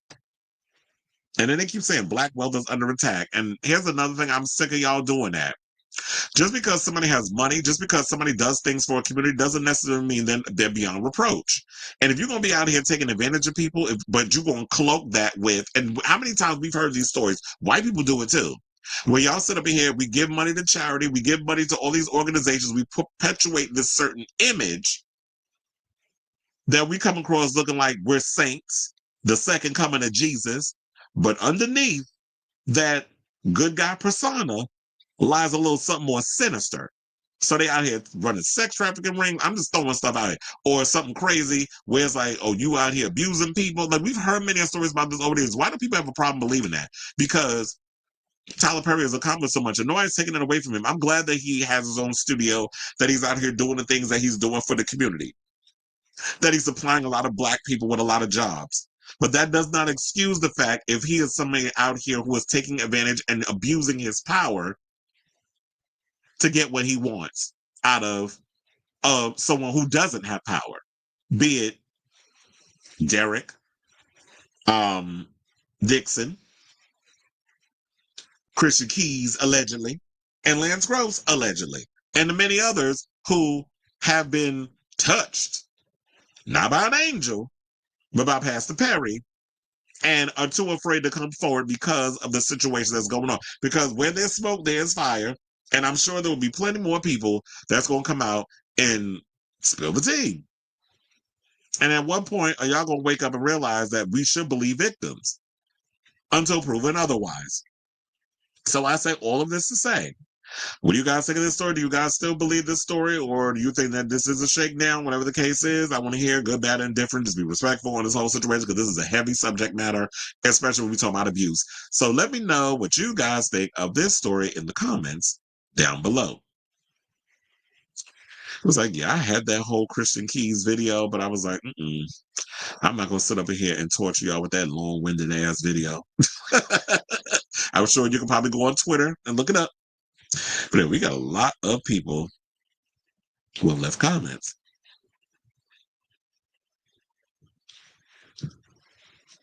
Oh, shout out to Miley Cyrus, because I heard that she's the surprise appearance that's going to be performing with, I don't know if it happened already, but they showed her rehearsing with Beyonce in France for the Cowboy Carter tour. So I don't know if it happened yet or whatever the case is because of the time, the time zones or whatever. But yeah, Miley was supposed to appear at the Cowboy Carter concert in France. Also in the court filing, alluding Christian Keys was paid. Yeah, that too. And and with you saying that, it kind of makes me wonder: do y'all think that Derek and Christian have had conversations, or that Derek plans on having Christian testify against Pastor Perry? I'm so sick and tired of whenever somebody out here doing dirt and the reckoning comes for certain people, that the first thing out people's mouth is, "It was a black Welsh shakedown." I guess it's because it just so happens to be a lot of black people in power that all of a sudden it's like it's outweighing all the other people that y'all should be going after. And some people think it's coincidental that this is happening because he gave a speech at the BET Awards, which that was like 2 weeks ago. And then yeah, it was 2 weeks ago, right? And then it was the success of that movie he did. So but I'm like, the man's been making movies for years. Like all of a sudden now y'all just focus on this particular film. Most of the guys most of the guys Tyler cast are eye candy and can't that part. Cause yeah, they are bad actors. Cause I've been sitting there watching, I'm like, am I watching a soap opera? Or no shade, but I've been seeing better acting on soap operas than I do with these other men. But yeah, some of the it's like, yeah, you clearly want the eye candy. But these women don't care. And some of the homosexuals that be watching, cause y'all just be happy that you see this good looking people up here doing these movies. It's it. Okay, she loved the trade. So Tyler Perry is confirmed homosexual, or is he going to pretend? Child, Tyler Perry been in the closet with the door open. Like we should not be surprised that she an old butch queen. And I've been telling y'all for years that Medea is based off Miss Sophia. He stole Miss Sophia act and is running around here, with her whole situation. Shout out to Miss Sophia, by the way. Yeah, it doesn't surprise me that Tyler Perry's type is unseasoned. Not unseasoned Wonder Bread. At least Brock Urich is on steroids to make him stand out. Wait, who's Brock Urich? I didn't look that up.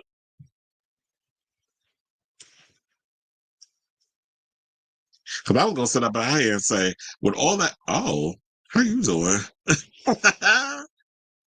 He looked like he can't act his way out of a paper bag, but he cute. Come on, body.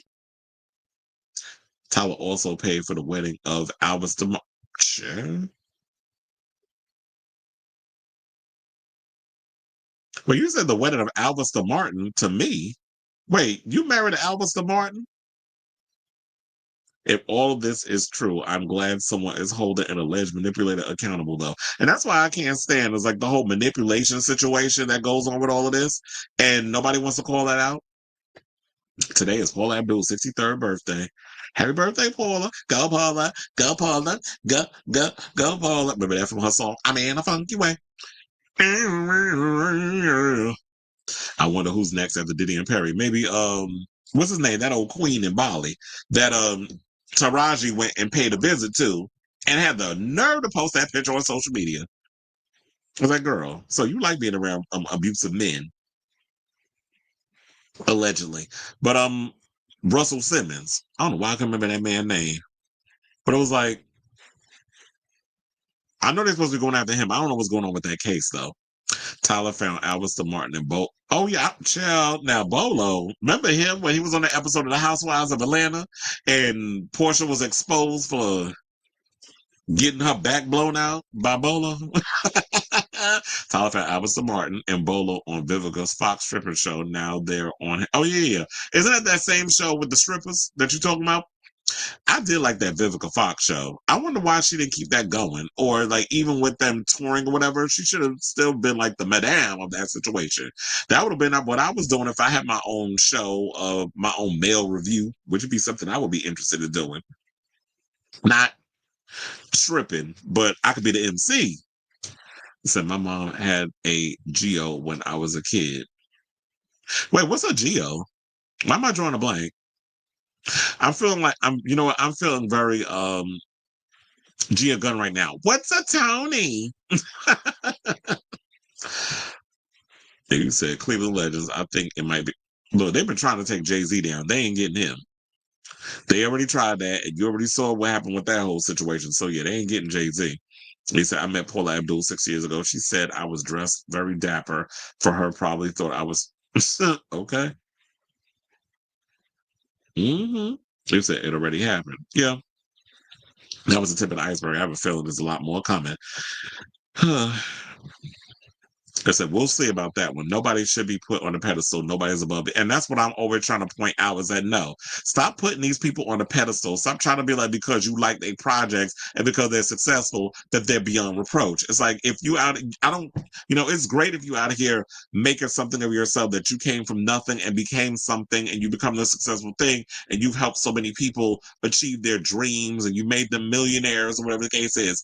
I applaud you for that. But if you also out here doing the other stuff, you taking advantage of people, you're abusing your power, you're doing quid pro quo type stuff, then you also need to be called out from that. Nobody is beyond reproach. And I'm sick of people just thinking like, oh, you're going to look the other way because of somebody being a success.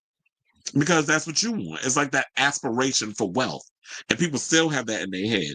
I was like, what the hell did I get on my mic? He said there was a video about how the only Black and brown artists that have achieved success in the mid-2020s are artists with established fan bases. SZA, Kendrick, Drake, newer POC artists are struggling.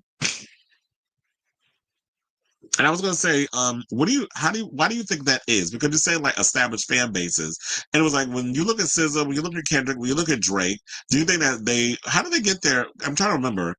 Like, how did they get their fan bases? Was it through social media, or is it because they went and started from the ground up and built their fan bases and stuff in that way? So, whereas the newer ones are struggling, and you're saying maybe the newer artists are struggling. Do you think it's because of the lack of promotion from labels, or the fact that they're not interesting? They said the woman you don't like, Tyler, is a perfect example of a newer PLC artist who can't seem to achieve mainstream success despite her label's attempt. In the age of conservatism, her music is very niche. And I think it's because Tyler's boring. I just think her music's corny. She only had that water song. And I think also her personality is very off-putting. So people don't really like how she comes across. That, oh, can you please hold my word? I can't hold my word. I have no strength. My arms are bony. She was giving all of that. Like, you weigh 20 pounds, so like, bitch, eat a sandwich. Like, I'm not sitting here holding your award for you. You had me all the way fucked up. That other queen decided to hold it. But I was like, no, I'm gonna put your shit right on the floor. You can pick that up when you you get going. But I guess with that, some people would have thought, oh, she being shady. But I'm like, but first of all, you asking this chick behind me to fix my train while I'm walking. What was it, a VMA? I don't remember. He said the woman I don't like. Not Wonder Bread, Miley. Oh, okay. So, okay. Mayonnaise. I think the rantings wasn't good because there was no drama on Vivica's show, so they were all straight. See, and that's what it is. And this is why I keep telling people, I said, look, this is what pisses me off about these idiots like Carlos King and Lady Cohen. We don't do reality shows with men because men aren't as entertaining as the women. No, sir. Straight men are not entertaining. Now, maybe some of them, I will say, the men on the Housewives of Jersey, they were entertaining. So I'll give them that. It depends on the type of people you put together. If you have people who are very fiery, very much have great personalities, have a big ego, that sort of thing, that will fly. But if you're going to do a show like what Vivica Fox did, you got to do a gay man. Gay men are way more entertaining. Gay men are melodramatic. Gay men are very catty. Those are the ones you want. And I ain't talking about them old West Hollywood homosexuals. You can get you some men up in there and they will bring the drama. But y'all just got to know what y'all doing. And I just think like a lot of times when you ring conservative with a lot of these networks, they really don't want to take a chance on those type of things. Why is it that when we look at RuPaul's Drag Race, the queens can be so damn entertaining? And then you see all these other shows where the gay men are entertaining. Straight men, you're not going to get all that from them. So I think the problem with a lot of the current artists is that too. It's like, I think we're in an era, not I think, I believe that we are in an era of authenticity, and people want authenticity, and they want you to be personable to your artists. I mean, to like on TV, on screen, or whatever. We're not saying you gotta tell your whole damn business. You can have a little mystery to you, but also people want to feel like they connect with you in some sort of way. So that's where the social media, I guess, comes in. When you have a lot of the veteran artists like the Pinks and the Ushers and the Beyoncés and stuff, they don't have to worry about that because they established themselves long before social media became what it was. So they were lucky that they were able to come in at a time that they did. But now it's like there are people who are able to navigate the social media space better. But yeah, I just feel like a lot of these newer kids, they don't really know how to make themselves pop, make themselves interesting creatively. I remember Alyssa Martin came for Vivica on Twitter and she told him, girl, calm down. Okay. He said established fan base can also mean just being around for a long time. Yeah.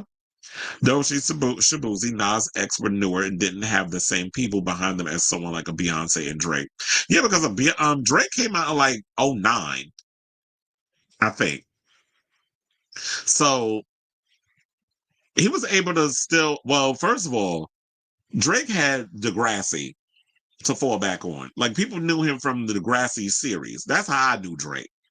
Because I saw about that. I was like, oh, the kid from Degrassi. And I remember like there were kids, like black kids, who were just like hooked on Drake because it was like, oh yeah, that kid from Degrassi's a rapper and all this other stuff. So kids from the hood was listening to him and all this other stuff. Before all the things that came out now that people, you know, all of a sudden turn their back on him, people was willing to give Drake a chance and stuff. So it was like because he had the connection to TV and a lot of people grew up watching Degrassi and stuff. I do feel like that was a factor in him building his career in music. And yeah, Beyonce been around since like 96, 97. So there was the internet wasn't what it was today. So they had to build their stuff the old fashioned way. You going on radio stations, you going on MTV, BET, you know, you're doing, you know, appearances here and there and everywhere. You performing on all these shows, very old school. Y'all being y'all traveling all over the world, promoting yourself on radio stations, doing interviews, like the old school grind. You don't really need that anymore. You said they don't want to know you then because they're never going to set a relationship with you. They want it back in the 90s, but the parasocial thing is scaring them. Everyone loved Doji until she released that anxiety song. Then suddenly everyone turned on her. I like the anxiety song, but yeah, I didn't have a problem with what she said at the BET Awards. Not the EBT Awards, though.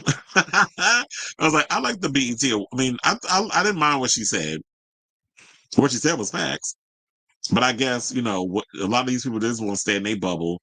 They don't want to have to deal with the drama of, yeah, what's going on in the world and Trump and all that other stuff. Like, a lot of people ain't trying to deal with all of that.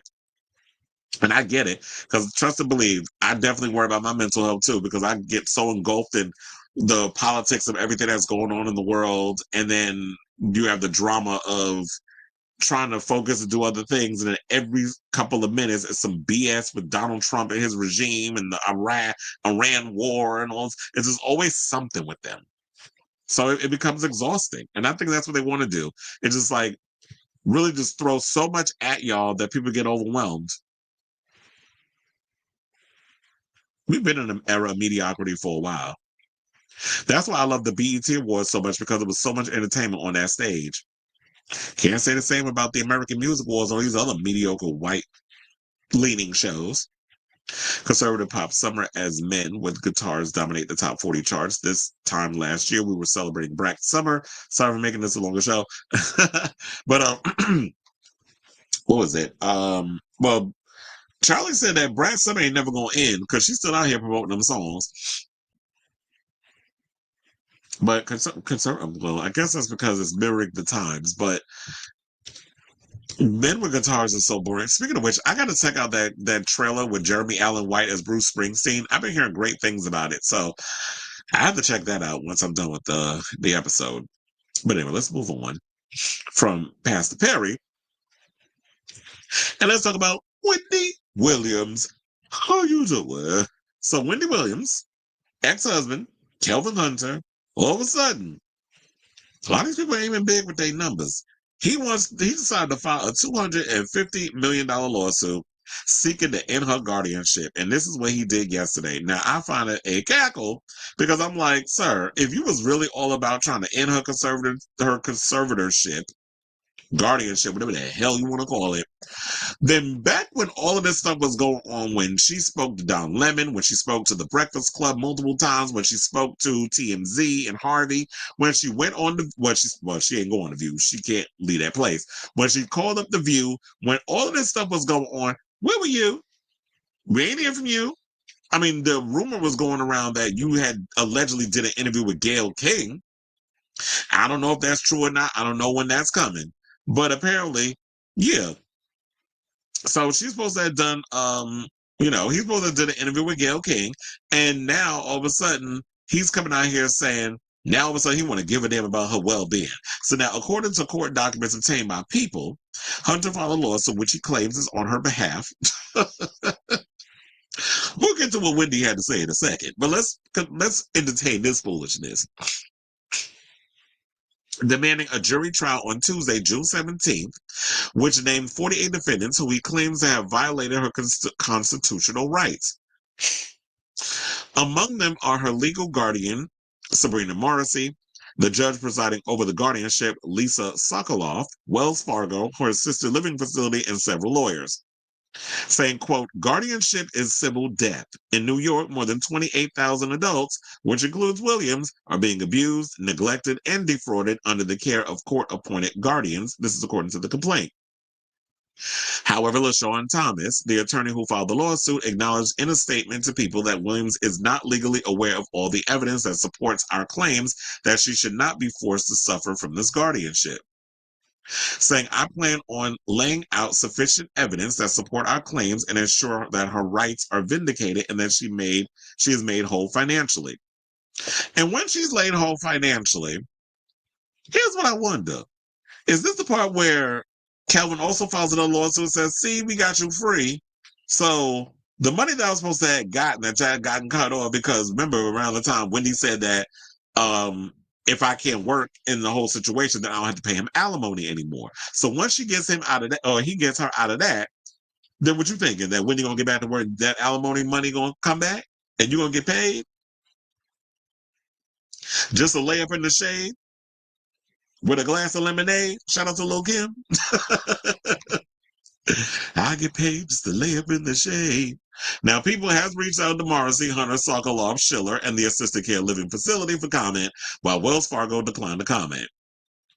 The filing notes that the lawsuit is not seeking to end to Williams' guardianship. However, Hunter's requests include new impartial guardian, the unsealing of her case files, her release from involuntary confinement, a full forensic accounting the $250 million in relief for financial loss, reputational damage and harm, emotional distress, legal expenses, and deprivation of liberty. You got all that money to be able to afford a lawyer to come out and do all of this, sir? Because you ain't work. One person did say on social media, it was like, I ain't never seen somebody work so hard and not find a job. When I heard that, I cackled. Because this is what this is giving. It's like, Kelvin, go on. You like Tommy. You don't have a job. Like, go out and get a job. Tommy from Martin. They said Hunter is named as co-plaintiff in the case and is seeking appointment as Williams' next friend. Chair, which is a party who can legally act on behalf of an individual unable to assert their own rights, and then no guardian is acting in their best interest, per the complaint. Now, in the complaint, Hunter claims that Williams has been the victim of unrestrained abuse, maltreatment, and fiscal malfeasance. Or is it malfeasance? In the 3 years since her guardianship was first imposed. And what he alleges is a secret proceeding where she was not provided the opportunity to obtain adequate legal representation. At the time, it was attributed to her dementia diagnosis, although she has since denied being cognitively impaired. The complaint further alleges that Williams was not afforded an independent medical evaluation before being placed under a guardianship and has since been subjected to over-medication and undue restrictions. Well, he's going to have to be able to prove all of this, because I don't know, I doubt Kelvin has visited her at this facility. So this is all stuff you're going to have to prove. Now, when she was placed in her assisted living facility, Hunter, via the complaint, alleges Williams' care specialist took photos of her in a state of undress without consent, disclosed Williams' location to third parties, and sold or attempted to sell the images and information to media outlets. Hunter is also accusing Judge Sokoloff of not allowing Williams to retain counsel to submit filings, make appearances in court, and have access to previously filed documents, saying, quote, Williams remains a captive of a corrupt criminal enterprise, and plaintiffs submit this action to the court in hope of freeing her from this fraudulent bondage. According to the complaint, which slams the guardianship as a weapon, not a shield. Now, in addition to claims that she passed a competency evaluation in March, which Morrissey previously told people Williams declined to participate in, Hunter cites Williams' 2024 tax lien, the loss of profit on her NYC penthouse, and the state of her personal items as example of financial mismanagement. Now, Hunter, who estimates that Williams has lost $20 million per year in earnings from not being able to work, also alleges that her son was not given access to his college fund and accuses the defendants of using her money to pay for the case against her. Well, I wonder how he know about the whole college fund situation, because what word on the street was, I'm thinking that he was probably trying to use Kelvin, and that was the rumor, to break her off a little bit of the money, because at one point he was kind of like, he had access to Whitney's finances and stuff. And remember, they were saying like he was trying to get $100,000 on a yacht and a bunch of other, like, for a party. And Wendy was like that Kelvin was aiming big, Lil Kev, when it came to her money. Like, I would give him whatever he wanted because that's my son. But here you out here dipping into my money for whatever situation, $100,000 a year for damn Uber Eats. Who the hell pays that much? Like, what the hell was you buying that you spend $100K on Uber Eats? No regular person spends that much money, but I guess because Wendy Williams is Wendy Williams, all you saw was dollar signs. And so you out here spending up your mother money, which I believe, set off red flags with Wells Fargo. And then that's when they did what they did and freeze her money, and then all the other stuff happened. Because Wendy did say that her son is a part of the reason why she is in the midst of what she's in at this moment. So yeah, then he says that Wells Fargo financial advisor Lori Schiller paid a total of $60,000 from Williams' account to Dr. Rami Kaminsky, who allegedly wrote the January 2022 medical opinion letter stating Williams had impaired judgment and was incapable of making reasoned decisions. So remember, I be telling y'all that when it comes to people, when you are a person in a powerful position, how you can take money and pay people off and they'll give you whatever you want. So now that, like, when I was talking about the whole thing with Tyler Perry, now you're talking about that the financial advisor paid $60,000 from Williams' account. You have to be able to prove that that money was taken out and that that man was given that money. And then he goes and writes what he wrote to basically get Williams into her guardianship. So they said Williams' lawyers allege they have information showing that Wells Fargo and her court-appointed attorney, Linda Redlisky, are financial contributors to Judge Lisa Sokoloff's re-election campaign. And then there it is. Now we got somebody in freaking politics. You know how things get when it comes to that. Now, beginning in February 2022, a coordinated and coercive campaign to silence and isolate Williams was executed through judicial orders and extrajudicial acts, depriving Williams of access to counsel, family, communication tools, and the ability to control her own narrative. This is according to the complaint. Well, now let's get into what Wendy had to say. So Wendy confirmed to TMZ, she says she isn't involved in her ex-husband Kelvin Hunter's new lawsuit to get her out of the guardianship. Now, speaking with the outlet over the phone, she theorized it could be a money grab. So she basically saying all of what we saying. Like, this feels like you trying to find a way to get money out of a situation because you feel like, because we heard from the past, Kelvin's still running around here talking about that he's owed money. Like, wasn't he a lawsuit he filed against Debma Mercury for wrongful termination? Because you was cheating on Wendy throughout your entire marriage, and then but the big mistake where Wendy couldn't deny the cheating was happening, or as she would say, the cheatation. You went and decided to knock Sharina's ass up, and now y'all got a baby. Brenda got a baby. So then, and then it also says like, well, we already know that he filed the lawsuit, all that stuff. I want to see if she said anything else. Does it look like that he pretty much said anything, or she said anything else? She basically just said over the phone that, so many words that, because the whole thing just recaps the whole story. Is that, she says, I have no parts in this case. So when I was seeing other articles where they were saying that Wendy and her ex filed a suit, Wendy says she has no parts of what's happening. She's got her own thing going on. But now with the people saying, one person said Kelvin wants her out and working to keep collecting alimony. See, didn't I say that? Otherwise, he would have spoken out sooner than later. And it's funny how, like, I just read that comment because I was reading the people comment. This is me just coming off rip with what I say from my own brain. And I said that. I said, at the end of the day, this is literally giving, you were trying to find a way to hustle Wendy into getting her ass back on the stroll and making you money.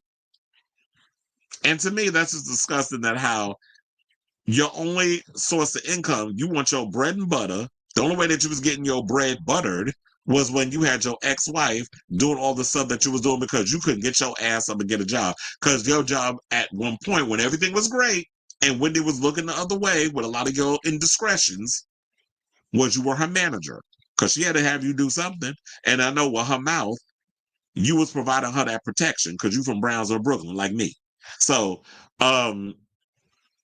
you was providing her with the protection that she needed at the time when her career was what it was.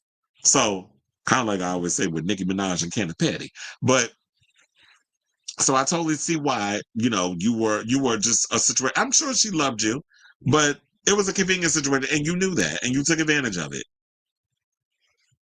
One person said, I'm giving him the smallest finger clap for finally trying to do the right thing, but I just have to question his intentions. So everybody's side-eyeing you, sir. This man's trying everything to get a coin. Okay. Another person said he just want her coins, Your Honor. He's from Brownsville. Not you trying to throw in the Brownsville read. It's about he just wants her coin, Your Honor. He's from Brownsville. How dare you? I mean, look, I don't live there no more. So y'all can talk about Brownsville, Brooklyn. That's the hood. Shout out to Brooklyn, by the way. I don't even know what it looked like. I don't even know how Brownsville look. It's been so long since I've been to Brownsville. Well, I should say that part of Brooklyn. So yeah. That's basically it we have on this topic. But I definitely want to hear from y'all. What do you guys think of this story? Do you agree with what I said or what the people were saying in the comments? Regarding like, you know what, this is noble of you. I like that you're doing all this other stuff, and this is going to be great if you could prove all of it. However, we are side-eyeing you, sir. We do not believe that you have the Wendy's best intentions. I do feel like you're trying to get her out of her stuff so that when you get her back to work, and then you can start being like, oh, I got a new suit. Now, look, I got her out. I should be able to get my alimony. And then we could all get up on the line and cuss you out and for the dog you actually are. So yeah, I definitely want to hear from y'all regarding this story. So let me know what your thoughts are on this story in the comments down below. You said Wendy has seemed pretty normal lately. They can't expect her to stay locked in the room forever. She should be allowed to go out. Being locked in the room is no way to live. Absolutely. It's like solitary confinement. Her interviews recently she's been and it's funny how you mentioned that. Because there was who was it? There was somebody that said that they had a conversation with Wendy and they were just like, she sounded like clear as day, very sharp, all this stuff. Now, is she the Wendy that she was back in the day? No, but she's in great shape mentally and physically and all this other stuff. So yeah, it's like, and her guardian isn't actually doing anything to help her. Oh, look, we got Diddy in the comments. No, I would not, because what is Indian rupees? That ain't worth the shit I wipe from my ass. So, anyway, let's move on. So we got trolls in the comments because Diddy calling live from the prison. Okay, so where we going? Oh, let's talk about Miss Ann Burrell. Because there was some tea that came out about her. Now, we did talk about it during the live the other day where it was breaking news that Ann Burrell had passed away. We were still trying to figure out what Felix was. Where she died from? Let me know what she died from. Nobody's telling me why she died. It was like, look, child, I don't know. This is new news. We're going to try to figure out what's going on, but eventually it was going to come out. I'm just jokes. It was going to come out about what's going on. I think even with this stuff that they're talking about, it's still speculation. We don't necessarily know what the cause is, and we won't know until there's an autopsy, and then we hear what the results are if the press gets a hold of it, and then we'll just cross that bridge when we get to it. But I've always liked Amber Burrell. First of all, it always stood out for me with her was always these kooky hairstyles that she would come out with, and I liked her on Worst Cooks in America, and I always liked her on a lot of those foods. I do like the Food Network whenever I can get around to watching it. I love a competition series. The type. In addition to RuPaul's Drag Race, I love cooking competition shows. I like Project Runway, like anything in that, and in the challenge. I'm hoping that the new season of the challenge is good because they revealed yesterday who the new contestants are on the show. Majority of these people, I'm like, who the hell are y'all? But for the most part, it's like they do got some of the vets coming out. Of course, Cara Maria, Leroy, Johnny Bananas. What the hell has this got to do with Amber Burrell? Let me get back to this. Well, maybe because some of them have appeared on Worst Cooks in America, so they've got a little commonality with that. But in regards to this whole situation, according to page 6, they said the Food Network star was found unconscious next to dozens of pills by her husband, Stuart Claxton, when she died at her New York home on Tuesday. She lived in Brooklyn. On Thursday, police sources confirmed to the Post that Claxton discovered the celebrity chef's body on the shower floor. It's unclear if the pills found beside Burrell were consumed, and the type of pills that they found is unknown. Now, law enforcement officers arrived at Burrell's Brooklyn home at 7:50 a.m. after she was found unconscious on Tuesday. Officers pronounced her dead at the scene. So they said that basically when the husband found her, he called 911, and then they instructed him to perform CPR. But what he told them was that the body was already cold. So I think when he discovered her, she had probably been dead for a while. And if she's cold, and it's like, yeah, there's really no point of me performing any kind of anything because she's dead. Now, Claxton, who wed Burrell in 2021, allegedly last saw his wife alive at around 1 a.m. early Tuesday. Now, a New York City Fire Department spokesperson told Page 6 that a 911 caller claimed she had gone into cardiac arrest. An investigation surrounding Burrell's death, including her cause of death, is ongoing. Now, the secret of a restaurant chef alum spent her last night alive at the Second City New York Improv show in Brooklyn on Monday. And this says, quote, Amber joy, boldness, and an unwavering yes in spirit.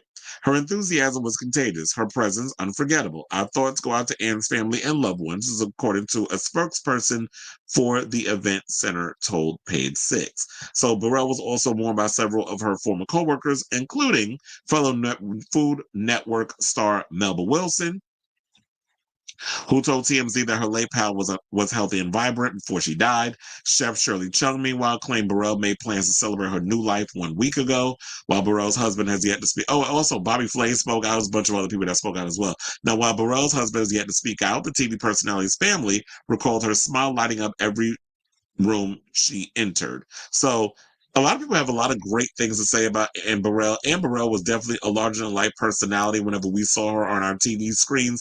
And yeah, I'm definitely looking forward to finding out what her cause of death is. There's somehow they found the pills. So it's like, yeah, we need to find out what kind of pills were they. I don't think if somebody had plans to do a lot of great things for their career and so happy with their life that they would actually take their own life, unless we've heard many of stories. Didn't we hear something about Anthony Bourdain was like larger than life, very happy, whatever case, that he went and took his own life? We always hear stories about that where there's people who always try to put on this. I mean, I'm not saying that she took her own life, but we have seen situations where the similarities are people always putting on this front of they're so full of joy, they're so happy, they're all these things, and then when they go home, there's this side of themselves that they try to hide from people that people, they're battling depression on their own, not telling anybody, not confiding in a person. And so if they find out that's what that is, that would be a sad thing to learn, that everybody said, oh, she was so full of life, she was so happy. And then she was just like deep down inside, she was depressed. So I'm hoping that's not the case. I'm hoping it's just like a natural causes type situation. Because sometimes things just happen. You know, some people happen 1 minute, next thing you know, they just drop dead the next. So I'm hoping it's just something of that magnitude rather than something far more sinister. So rest in peace, Miss Burrell, and condolences go out to you and your family. So I definitely want to hear from y'all. What do you guys think of this story regarding the latest that we have on Anne Burrell? I'll definitely be keeping you abreast of this story as it develops. But in the meantime, let me know what your thoughts are on this segment in the comments down below. All right, let's see what the people saying. Did she commit? Look. Well, yeah, when it said in the thing it was cardiac arrest, who knows? Maybe it could have been the medication that she was taking. Maybe it had a side effect. You know, sometimes when you take medications, they're still working out the dosage. I remember when my mother had a back-to-back heart attack, there was some things that was going on with her medication, and it was just like they were trying to figure out the right dosage and that sort of thing. So, that is something that I think a lot of people need to. We could take that into consideration. Hold on while I put my chapstick on. It's always so hard to open up stuff when you got one hand.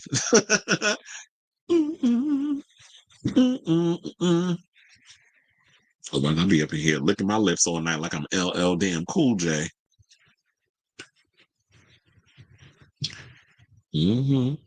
Like maybe she was taking her medication and had a heart attack. Like I said, she was so funny in Worst Cook. She was one of the main reasons I watched that. I wonder what happened with the shows. Yeah, will they continue them or oh, not Kate Spade, child. I forgot all about her. So it was like, yeah, yeah, it'll be interesting to see what happens with the show. I think they'll probably let it rest for a while. But yeah, that is something that inquiring minds will want to know. They're always trying to make side effects from medication seem subliminal. Like Chris Rock made a joke.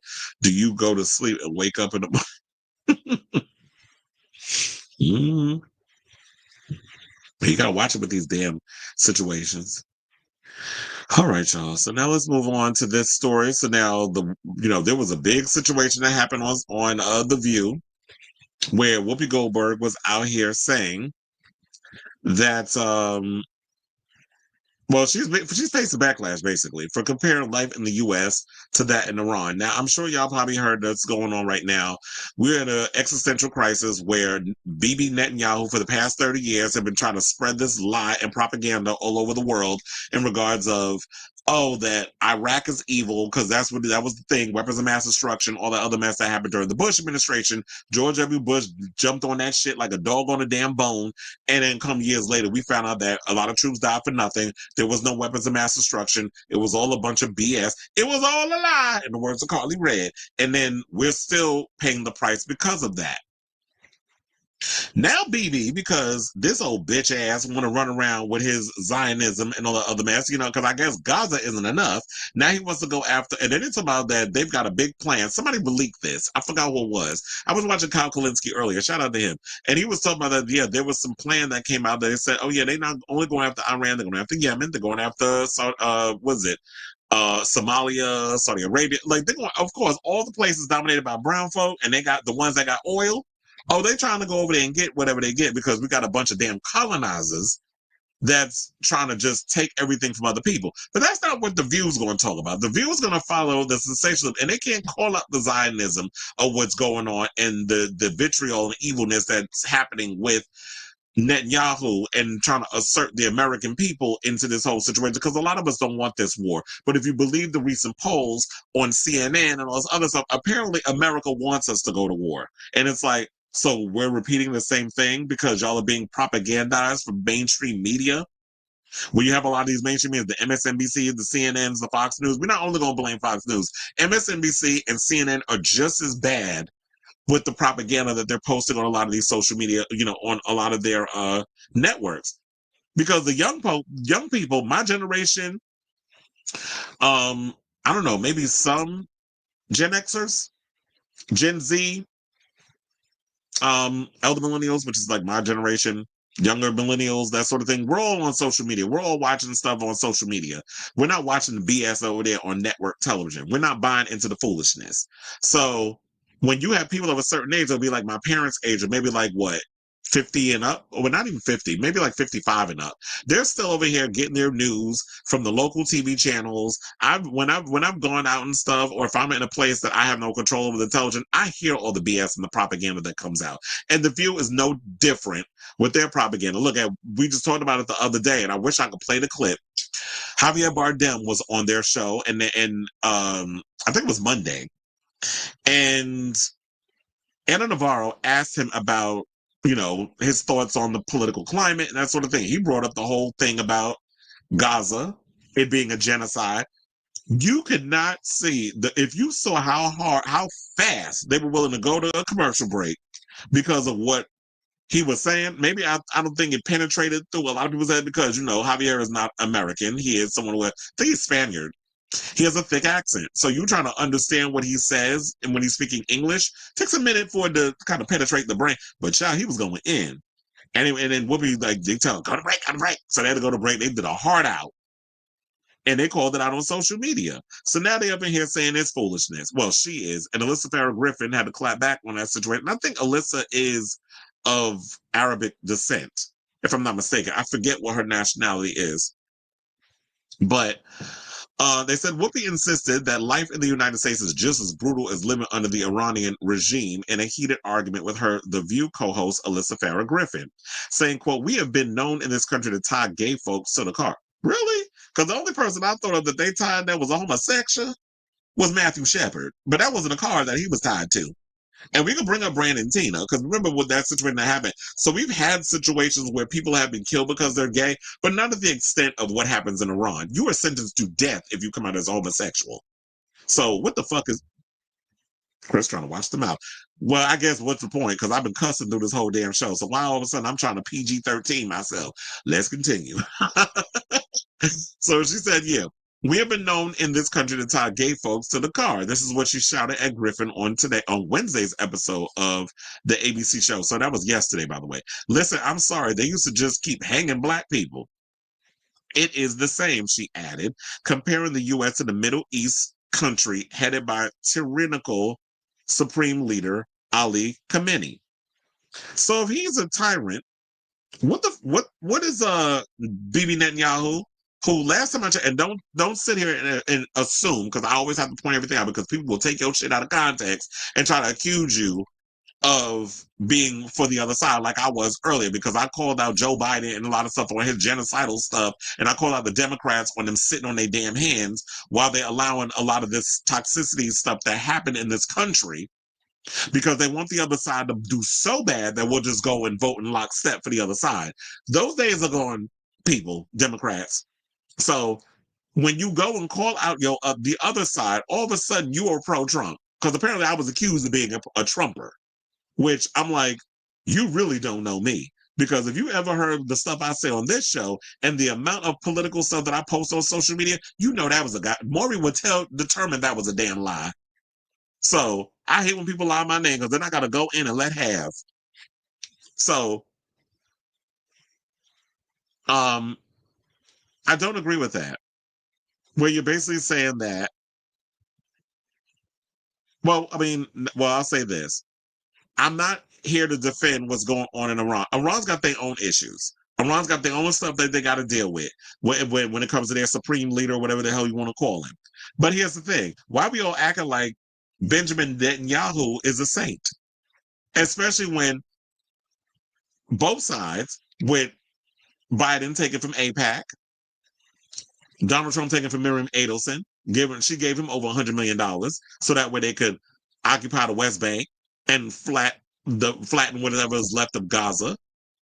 And, the Palestinians killing all those other people while y'all look the other way because you're fattening up your wallet. And don't even get me started on Chuck Schumer, fat ass. He's all for it too. And them other political, theatrical agents, those double agents, Hakeem Jeffries and them fucked up teeth, and Corey Wide Hips Booker. Them two up there. Pure Zionists. So, of course, you're going to look the other way, because if y'all come out and call it for what it is, y'all going to hear from the people up top, and then they're going to want y'all heads on a pike. We already seen Whoopi Goldberg get suspended because she had made a comment that rubbed the Jews the wrong way. So they wanted her suspended. They even wanted to go as far as getting her fired. So when you got these other people out here that spreading this propaganda, this Zionist propaganda all over television, and then they play the victim. Y'all start the fight. You the one that hit the person, but then when the person retaliates, you say, "Oh, you did it first." But they started this fight. Netanyahu started this war with Iran. Iran is clapping back, and now you want to assert the American people into this thing, and then he tries to throw in these little things to get them under, because Trump is a simpleton. So he throws these little things in there to get you riled up. So that way he's like, oh, I don't want to be looked at as a pussy. They call me Taco. Taco, tequila. They call him Big Old Taco and all this other stuff. So now he's got to prove how much of a alpha male apex predator he is. And so we got to jump in a war that none of us want. And then I'm hearing there's certain Republicans that are trying to put like curtail this, like, no, this is not something we're trying to get into. We're not trying to repeat the same history that we've had over these years ago. But this is not what the View's going to talk about. They're not going to get to the meat and the potatoes of it because they got to entertain y'all. They don't want to scare y'all. But I'm like, these are scary times. So you need to inform the people so that way they are aware of what's going on. Stop lying to the people. Stop propagandizing things. And tell the people the truth. This is why I feel like a lot of us who have to risk going on a lot of these social media platforms, we do this independent media stuff because I want you guys to be informed of what the hell's going on. The amount of information I'm consuming a day about politics and stuff, the people need to hear the truth. There should be 1 or 2 or 3 people out here telling y'all the real shit. Why you got people who try to pretend they're in independent media, but still have that legacy media mentality. You know, the Tyler Perry defenders like Lipo Lee and that Queen Miss Lemon, Pepper Wings, because that's what they was doing yesterday. Got pissed me on to the point I had to turn that shit off. The Tyler Perry apologists, because y'all want to key in a room with him and you want him in your little phone book to say, oh, I got his number. Like he always like to brag about being friends with Rihanna and Tiffany Haddish and Cardi B. Because it's, you like having names in your book rather than actually coming out here doing the damn job. This is why I be side-eyeing some of you so-called media conglomerates.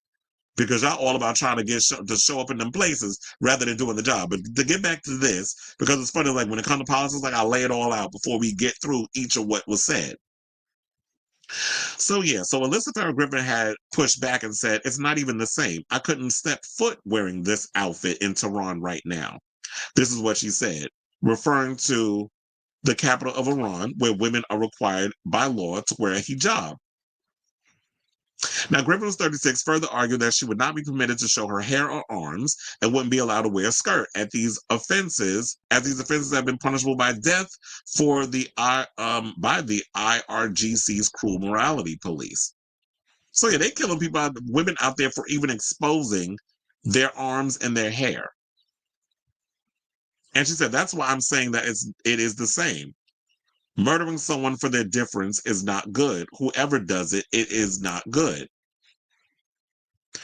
Who's murdering somebody for their difference, though? I'm confused. I be feeling like sometimes when I be watching Wendy Williams, when I be watching Whoopi on The View, do y'all think she even understands the shit that comes out of her mouth? Like, I feel like she just, because they've been getting on her to participate in the show a lot more, she just says stuff, a lot of word salad, and then she expects y'all to just be like, okay, that sounded good. Yeah. And then we go on to the commercial. But then when you really listen to it, it's like, girl, you made no damn sense. I don't know what they put in your weed. I don't know what type of brand of sativa or indica you're using, but you need something that's going to sharpen that brain because you just be out here saying a whole bunch of word salad that don't make no damn sense. So where in America are they killing you based off of your differences and beliefs and stuff? Unless what y'all trying to say is, oh, there's anti-Semitism, which if you really think about it, there's some people out here that I feel like have been trying to push and start things just to further push their agenda. Because as I've said now, everything that we do in this country because of Trump is politicized. It never was politicized before. Now it's like every little thing is branded, it's politicized, it's for whatever it is that needs to be done. So Griffin also, but then when Griffin repeated that living in the current U.S. is not the same as the state of Iran, Sister Act Star hit back. She said, not if you're black. As somebody who is black, and I understand, girl, you black too, but I don't know if I agree with that. Like, still, we cannot compare being black in America. We still have a lot more freedom and leeway in America versus what people are dealing with in Iran. So I don't understand why you're trying to say that, well, if you're black, it's the same as what it's like for people in Iran. No, black women can walk through the streets with their titties down to their damn knees and are not being stoned to death for it. So what are you talking about? Black men can walk around and do it. Well, men is different. Men are held to a higher regard if you're talking about in Muslim countries. Men are always seen as the alpha male, the superior gender, that sort of thing. But if you're talking about now the blacks, I just need to understand what she's saying. Like, are you talking about persecution? Because yeah, we still have things where we're discriminated. People of color are discriminated to against in this country, and there have been incidences where it's been extreme depending on the case. However, we cannot compare what people deal with in Iran versus what's happening here. So I just feel like Whoopi just don't be making sense when she talk. I don't give a goddamn. You got 8 damn awards. How many EGOTs you are? I mean, you have collected. It needs to make sense of what the hell you're saying. So Griffin disagreed with Goldberg, telling her co-stars no one at this table should go to Tehran. Well, not even the people that live there. And you said that Goldberg admitted that the U.S. is the greatest country in the world, but that's to be debated, but pointed out the constant fear that Black Americans live with each day. Every day we are worried. Do we have to be worried about our kids? Are our kids going to get shot because they're running through someone's neighborhood? Well, I could feel like if that conversation was pertaining to something that was similar to an incident that was happening about a shooting because of the color of their skin, that conversation would work. I don't feel like it works in the situation when y'all sit up in here talking about this topic on The View with what's happening in Tehran right now and this war. It's not the same thing. The conversation just kind of pivoted to a whole different direction. So then Griffin understood where Goldberg was coming from, telling her that she doesn't want to diminish the very real problems some U.S. citizens experience. And I don't feel like that's what we're doing. And I don't feel like, yeah, we shouldn't just diminish the issues that we have today. But to compare what we're dealing with in America to what's happening in Iran, it's completely different. They're not getting bombs rained on them. We don't have bombs rained on us. Yeah, we have a huge issue with mass shootings and things of that nature. That is a conversation we need to deal with. It's something we need to nip in the bud. But to have bombs raining down on you like a thunderstorm, we don't have that. That's not what's going on in this country. So we can't compare those sort of things. And if it's based off of the topic at hand, if we're going to talk about Black people worrying or fearing for their lives because of discrimination from law enforcement, from bigoted white people who want to play judge, jury, and executioner, kind of like what ICE is doing with immigrants, then that is a bridge we'll cross when we get there. But this conversation, it's a head scratcher. Like, I don't understand where Whoopi was coming from, but I feel like a lot of times because they feel like Whoopi's the elder, Whoopi's the EGOT, Whoopi is the icon, that you can't push back on stuff she says, even when she is not correct in the conversation at hand. I don't give a good goddamn if you was 180 years old and you was the oracle. If you wrong, I'm pushing back. With respect, but I'm pushing back. So they said that, but what I think is important, we remember there are places much darker than this country and people who deserve rights. This is what Griffin said, which I agree with, that we have our issues. Trust and believe, we have our own stuff that we got to deal with, but what's happening here versus what's happening in other countries, we got it pretty damn good. I mean, yeah, we got to push back and fight for our rights and stuff because of this Project 2025 mess, because this is some stuff we ain't never dealt with in our lifetime. But for the most part, it's like, yeah, we got to, compared to other countries where women and gay people, whatever the case is, are treated far worse, we got it good here.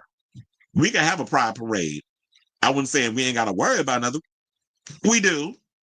And especially in this climate, this current climate, I am a little worried because of this, the media's constant promotion of anti-trans rhetoric, particularly from this current administration. Those things do worry me. But for the most part, as marginalized communities, we pretty much got it good. Like the immigrants are under attack right now, so that's our biggest thing that we're worrying about. So then, yeah, Goldberg interrupted her by explaining that not everyone would agree with her and brought up the fact that Black people couldn't vote in the U.S. until 1965. But you can vote now, sis. Like, the times have changed. This is not 1965. It just feels like Whoopi just trying to find something where she's correcting her assessment. But girl, they don't have free and fair elections in Iran. So you cannot bring up something where we're talking about 1965. Black people can vote now. They don't have free and fair elections in other countries. So, like I said before, we have it good compared to other places. Why are you trying to compare the U.S. to Iran? Whoopi, you were incorrect. And she just gonna have to stand on that and realize, yeah, throw in the towel, bitch, because that's what it says in the article. It said, oh, maybe I should have said that. That was a little harsh. I apologize. But it said Goldberg threw in the towel, saying that Griffin would never understand what she was trying to communicate. No, I don't think you understand what you're trying to communicate, because I'm older than Alyssa, and I don't understand what the hell you're saying. So you're trying to communicate something, but I just feel like your analogies, it just ain't working. Or you just don't know how to articulate it. Because it's like, yeah, Black people weren't allowed to vote until 1965. We're in 2025.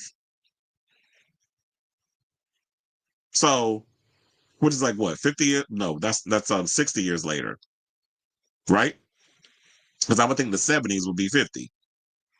So 60 years later, Black people can still vote, although we do need to worry about a lot of the things that certain groups, particularly the GOP side, have been put into place to prevent Black people from voting, because they know that the Black people vote predominantly Democrat. So there have been places where it's like the voter registration stuff, where they be trying to prevent Black people from voting or getting to a lot of their places to vote. So we do have to worry about like our voting rights being under attack because of little scams and things that they be putting in place to prevent people from getting their votes through. So that's another conversation we got to do. But with the View, they only allow you a certain couple minutes to get your point across. So I just think at that point, y'all just gonna have to agree to disagree. Joy tried to swoop in and mediate and told Griffin to put herself in the shoes of a Black person in the U.S. and said, just try to understand from their point of view, this country does not do them well.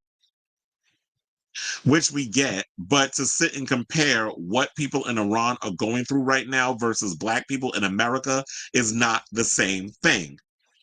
Especially when we're talking about women and LGBTQIA plus people, how they're treated in Iran is massively different than how queer people and Black people are treated in America. There are people who I know who are of Muslim descent, who are Muslim, who left places like Egypt and Yemen and Palestine and all these other places to come to America to seek asylum because they could not be themselves in these countries, because there were situations going on where there was a grinder situation. Like, I remember I told the story and I'll tell it again and then we'll wrap this up.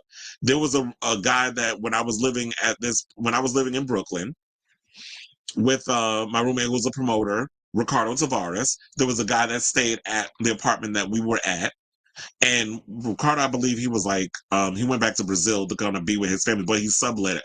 This is probably too much tea to be spilling. But sometimes when you leave your apartment, whatever the case is, you sublet your room or whatever the case is to make a little money. So this guy who was like from Egypt came over and he stayed at the house for like a couple of weeks. And I remember I was having a conversation with him. He told me the story of like how he was openly gay. His family knew, no issues. But there was this thing that goes on, and I'm sure it's probably happening in other countries as well, where they kind of have like these grinder shakedowns, where they have undercover cops who are on there posing as certain whatevers, guys to hook up. And if you answer, you go meet the person at the place. The cops either arrest you or they shake you down for a payment. And just otherwise, it's a humiliation thing. It's like, well, if we'll tell what's going on with you, whatever the case is, but if we won't, if you pay us a situation. So there's all kinds of craziness that goes on in these countries, and because it is illegal to be LGBT in a lot of these parts of the world, a lot of them comply, or some of them do end up getting arrested. So it's not the same.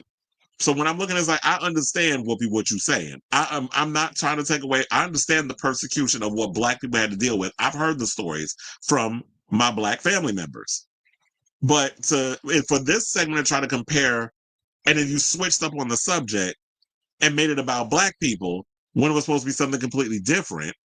We were somehow that America and Iran is dealing with the same thing when we're not. I mean, unless you want to say that the U.S. involvement in what's happening over there in Iran, or we always asserting ourselves in foreign affairs that ain't got nothing to do with us because we're a bunch of damn warmongering bastards, then okay, we got something in common with Iran. But other than that, the way that they treat their people over there versus how we treat our people here is not the same thing. So, Karen Johnson, I'm going to need you to sit this one out. So I want to ask all of you, because I know this is a long one. What do you guys think of this story in regards to the whole thing regarding what Whoopi and Alyssa were arguing about on The View? Do you actually agree that life in the U.S. is just as bad as what's happening in Iran? I do not agree, because I'm feeling like I don't think you can sit and compare the two places. I mean, unless you want to compare wannabe tyrants like Trump to tyrants like the leader of Iran or Netanyahu or Putin or Kim Jong-un or whatever those things or things of that nature. So whatever your thoughts are on that, let me know what your thoughts are on the comments down below.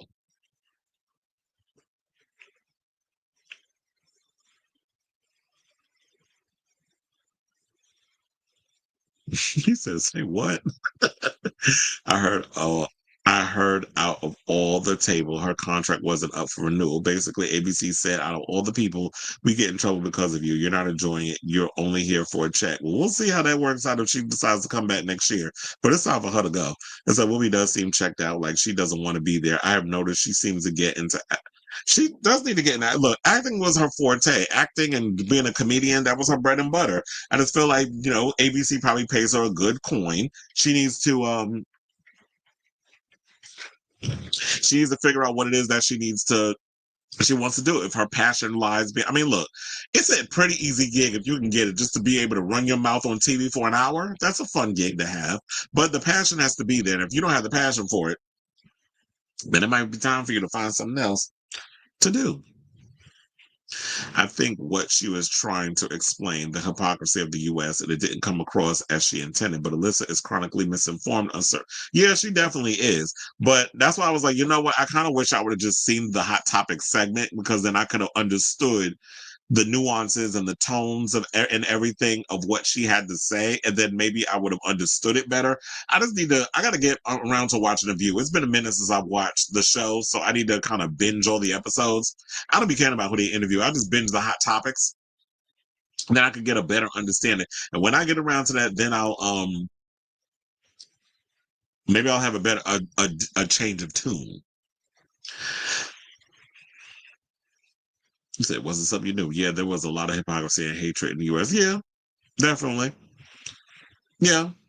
I mean, racism always lingered, but I just feel like he is the antithesis of us getting Obama as president.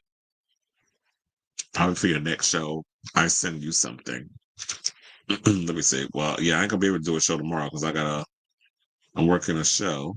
And plus I'm gonna try to see if I can see 28 years later.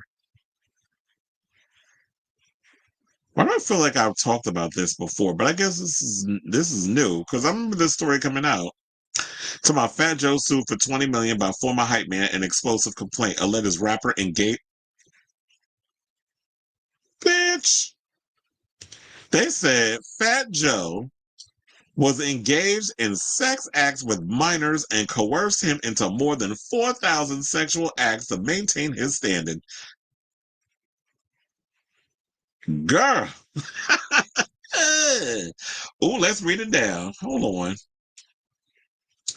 It says Fat Joe's former hype man, Terrence T. A. Dixon has filed an explosive lawsuit in federal court against the rapper on Thursday. Dixon is alleging that his former boss, whose real name is Joseph, he says his name is Cartagena. First of all, could you be any more freaking Bronx? Cartagena. Like, get out of here with that.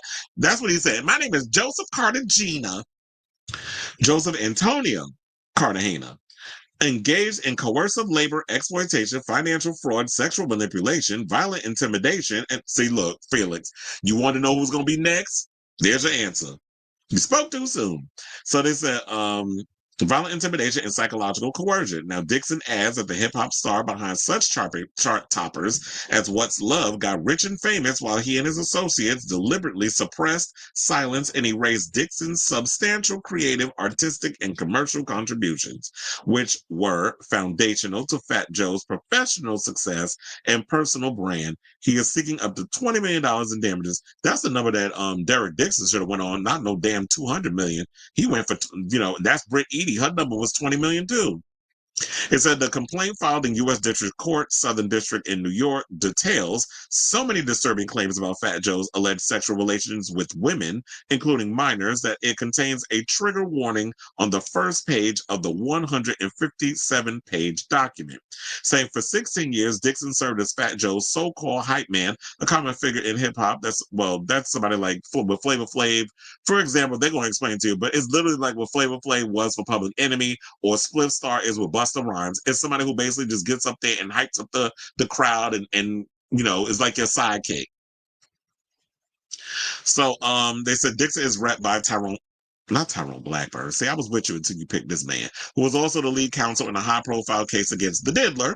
In February of 2024, Blackburn filed a lawsuit on behalf of Diddy accuser Lil Rodney, alleging sexual assault, sexual harassment, and failure to pay his underling. 1 month later, Department of Homeland Security agents conducted raids. Okay, we're reading about the Diddy thing. We don't care because we already know he's already on trial. And allegedly, the word on the curb is Diddy's trial is supposed to be done by this week. And then they'll be able to come with a verdict by next week. So finally, we're at the end of the road, allegedly, but we'll see. It says Dixon states in the complaint that Fat Joe forced him into humiliating situations, including sex acts performed under duress and surveillance, accompanied by threats of abandonment in foreign countries if he refused compliance. Kind of like allegedly what Jennifer Lopez did with that hairstylist that died. And he said, by his own estimation, Dixon states in the suit that he was coerced, allegedly on that one, coerced into more than 4,000 sexual acts to maintain his standing with the enterprise.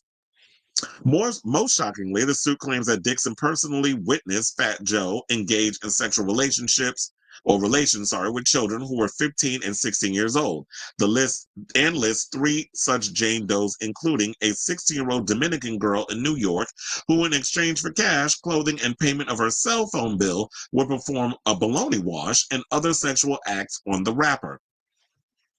Minor Doe 2 is a Caucasian female and not a United States citizen. Fat Joe began having relations with Minor Doe 2 when she was 15 years old after a concert overseas. Defendant flew Minor Doe 2 to New York City and Miami, Florida on multiple occasions. Due to Minor Doe 2's body being adolescent and not fully formed, defendant paid for her to get not a Brazilian butt lift, child. And they said Minor Doe 2 eventually left defendant and is now married to a professional athlete. Well, money won't spend, I guess. Now, they said the complaint says Minor Doe 3 is a Latina female who met the defendant when she was 15, turning 16. Now, according to Dixon, defendant was in love with minor number 3. He even contemplated leaving his wife. Oh, please, he was not getting rid of her. And they said the defendant paid, or she wasn't going nowhere. And they said the defendant paid all Minor Doe 3's bills and even took her overseas to his tour stops. He brought her to Florida and would put her up in a condo he rented a few blocks from his house with his wife. The lawsuit states, and now in a recorded conversation, Minor Doe 3 and her 15-year-old cousin describe in detail to plaintiff how inappropriate it was for defendant, who was in his late 30s at the time, to be fawning over children. Fat Joe was repped by celebrity criminal attorney Joe Tacopina, who also said he was going to work on Wendy's case too. Who has defended everyone from A$AP Rocky and Donald Trump in high-profile cases.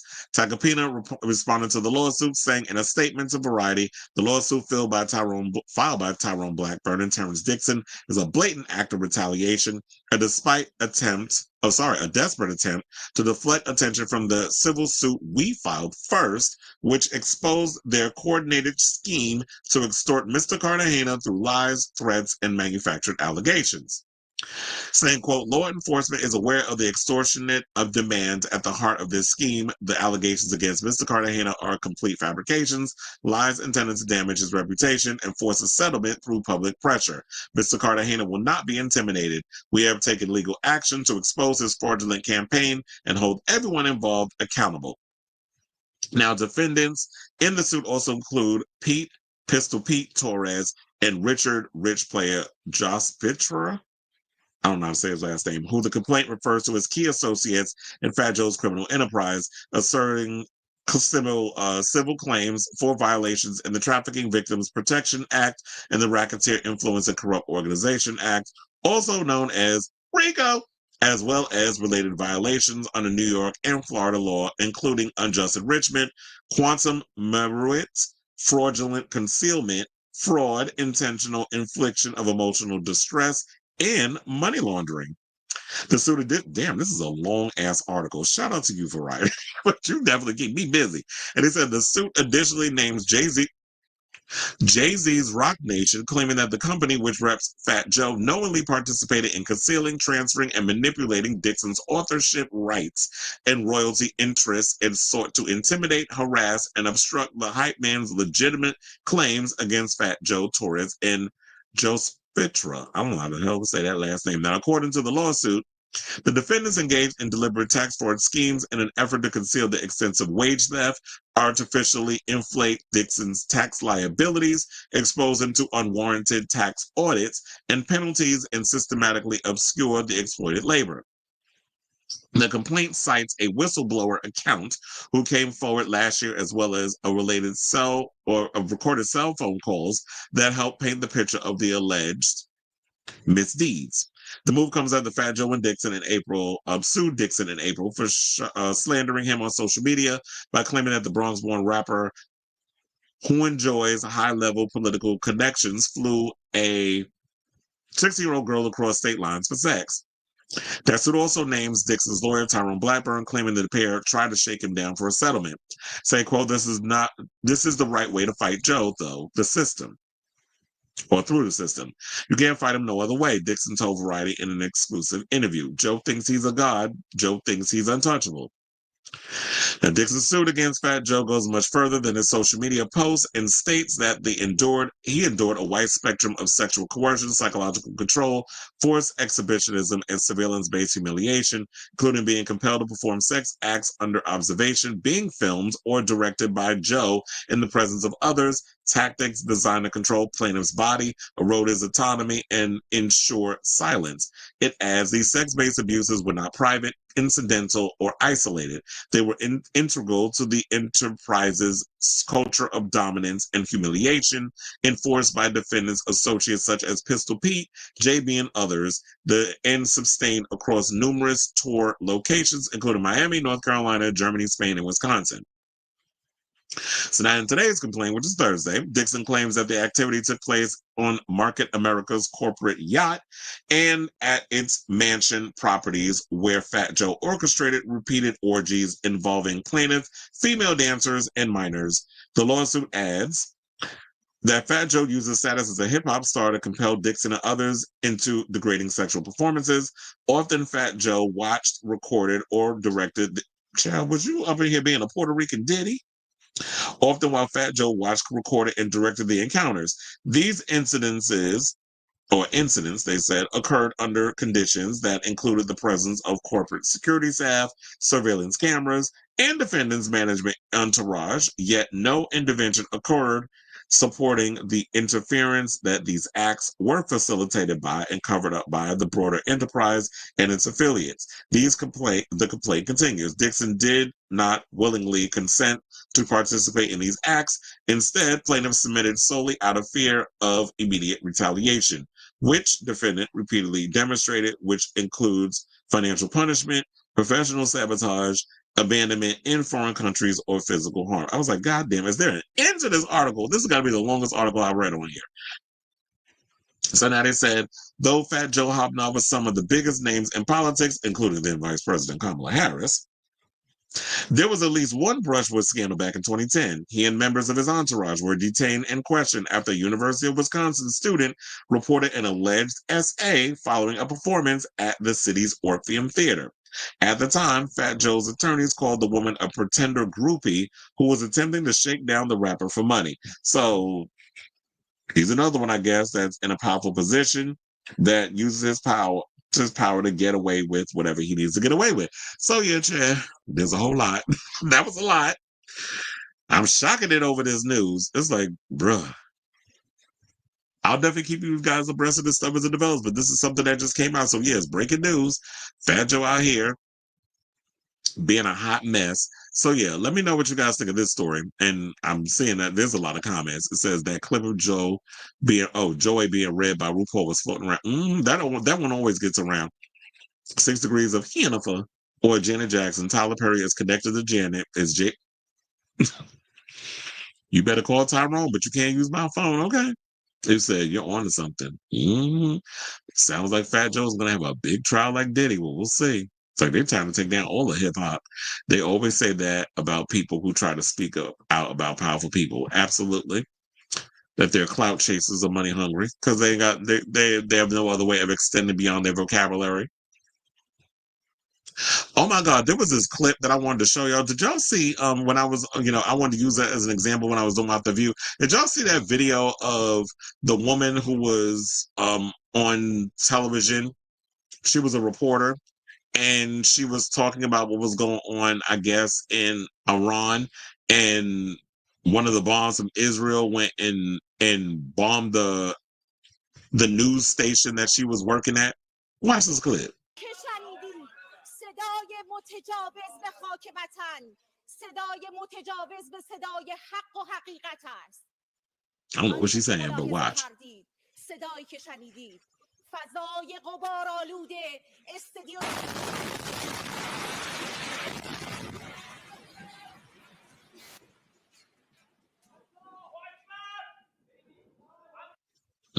So they like in there bombing the damn studio while she's working.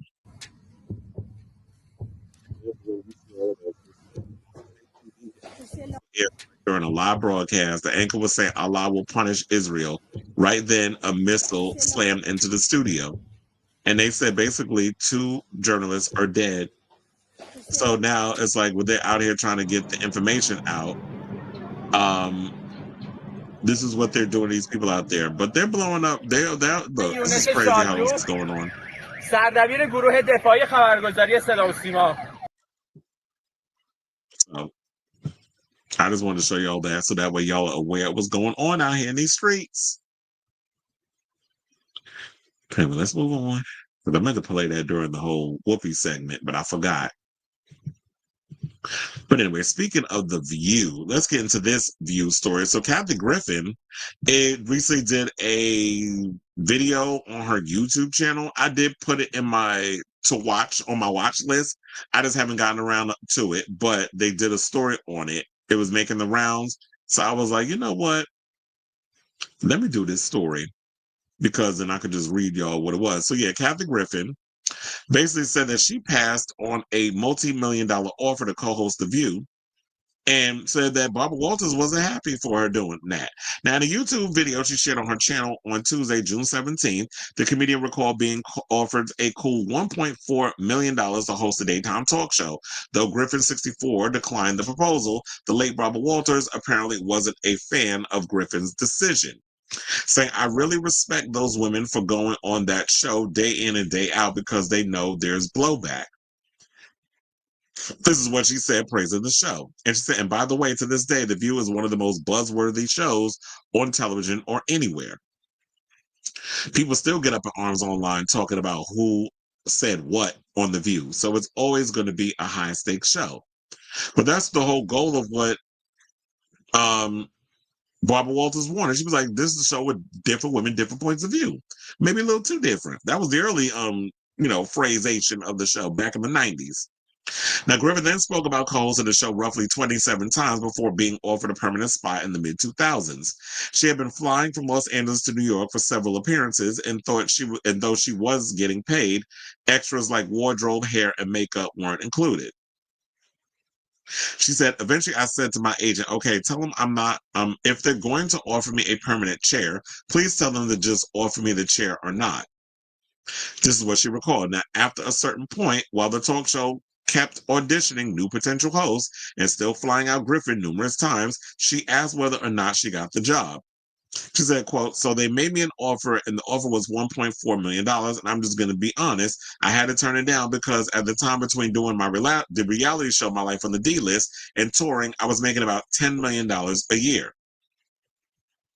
Which, if you really think about it, if I'm doing Bravo and I'm touring and I'm bringing home $10 million a year and your offer for me on The View is $1.4 million, and that's what, a year?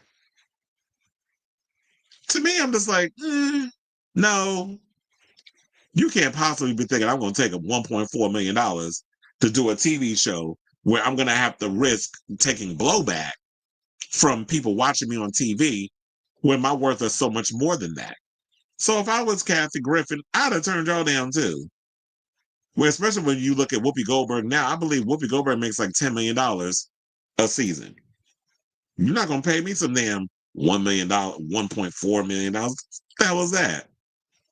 $1.4 million is what you pay like a newbie, like a Alyssa Farah Griffin or a Megan McCain. Oh, sorry, Nutmeg McCain. You ain't paying me no $1.4 million.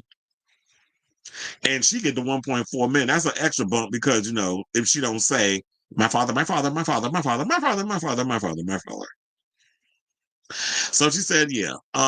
She said I had to turn down The View because I would have had to uproot my whole life. And she said that she was taking care of her parents at the time. So I totally agree with that too. It's like, yeah, if I'm in LA and The View is in New York, I can't uproot everything. So if you're in a situation like, say, Anna Navarro, who Anna Navarro is, she does Mondays and Fridays. And you can easily do that because it's like, I spend the weekend in New York, Tuesday, Wednesday, Thursday, I'm out in Florida doing whatever it is I'm doing, or she's on CNN and she's doing what she needs to do that way. And then she comes back home, or MSNBC, one of them damn channels. And then it's like, you don't have to be full-time, so she's part-time, which works. The Anna Navarro's on The View twice a week. Whereas with Kathy Griffin, they're going to want her 4 days a week, or maybe 5 days. And it's like, I got to uproot everything, live in New York. That's a lot. And especially when you're trying to uproot elderly people, that's not easy. So she said, I remember when they offered me the job. Barbara Walters said backstage one time before we were about to go out and do the live show, they said, we have chemistry. I don't really see it, but they say we do. And I love that. I said, of course we do, Barbara. People love when I give you shit. And then she just rolled her eyes. Now, Griffin recalled that while making her decision, she pulled Walters, who died in 2022 at 93, aside and said, I want you to know why I'm going to say no. It's not that I think I'm too good for this show. It's the opposite. This show is too good for me. I'm going to be honest. This is how much money I made last year. I will show you my tax returns. I don't want you to think I'm blowing smoke, but between moving costs and I'm so entwined with my mom and dad, I have a house in Los Angeles and it just isn't feasible for me to do.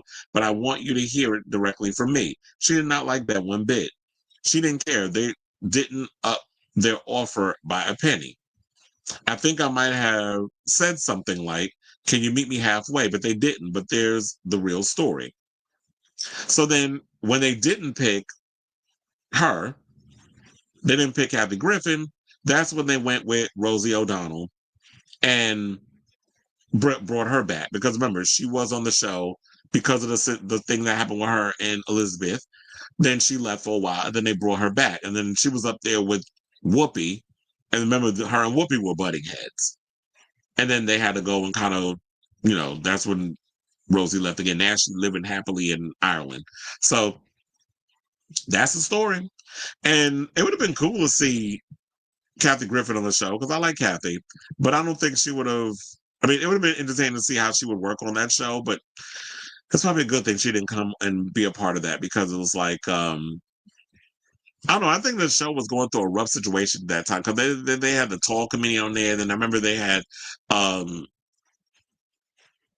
what's his name? Mark Wahlberg's brother's wife on there. who's now in The Masked Singer. She was on there, Sherry Shepherd. It was just a mess.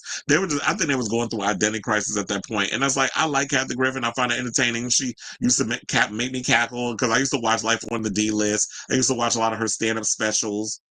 And she's of the school of Joan Rivers and all that stuff. So she was always entertaining. She was riding high at that time. But if I was her, it's like, yeah, I got way too much other stuff going on. I can't leave my family. I can't uproot. I'm making way more money as a comedian than I would be sitting on this panel giving my opinion on hot topics, and it's taking a lot of crap from people sitting on their couches at home ready to pounce on me from any little thing that I say. So it ain't worth it, Chad. So I say all this to say, what do you guys think of this story? Whatever your thoughts are, let me know in the comments down below.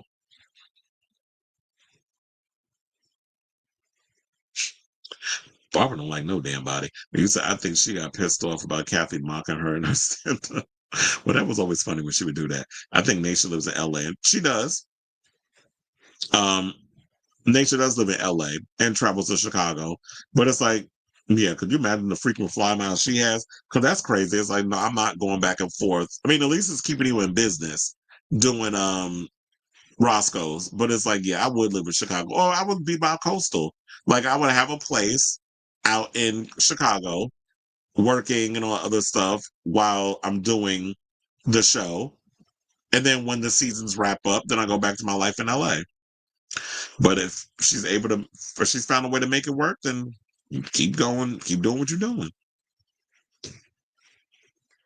All right, so let's get into this story. So apparently there's this whole controversy going around with AI and the music business, and people are getting mad at Timbaland because apparently I think he started a new label, and now he's got some new AI artist that he's been working with, and then he came under fire recently because I think that he was using some type of AI app and he was teaching it how to, I guess, make music by using someone else's music, and people were getting pissed off about him about that and all this other stuff. I don't know. It's a lot of controversy that's going on with this. Me personally, I don't have a problem with that's his AI artist, little Asian girl at the bottom. But I do have a full picture of her that I'll pull up in a second. But yeah, so some people have a problem with Timbaland, AI, all those other things. Me personally, I don't have a problem with AI. I always feel like, you know what, if you could use AI as a tool to help make your project or product better, but don't use it as a crutch. When you start to abuse the thing is when it becomes a problem. But if you want to use it to help you out in certain situations, I don't see that as a problem.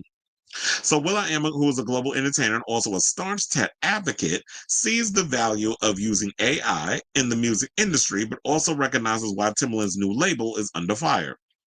He said, Timbaland is awesome. This is what the Black Eyed Peas frontman said in an interview with Page Six at Stagwell's Sport Beat Studios for the Cannes Lions International Festival. Jesus Christ, this is a long-ass title.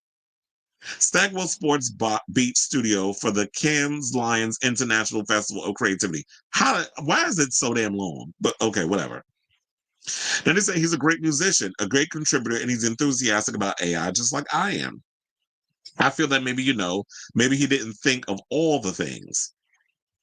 And to be honest, to think about that is like, yeah, if you go and jump into the whole AI space, I do believe that you have to take all the pieces into consideration. Because if you look back at it, remember back when Black Eyed Peas, not when they first came out, because remember, they were kind of like this hotep hip-hop group at one point. And then they added Fergie up in there, then it went a little futuristic. And that to me is like when I really started to like their stuff, because they were experimenting with their sound, the costumes, adding tech into a lot of what they're doing and stuff.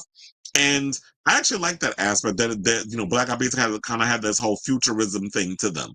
And Timbaland, if you really look at it, like his aesthetic, his sound, that sort of thing, he's always kind of played into this whole futuristic, the Matrix type of vibe.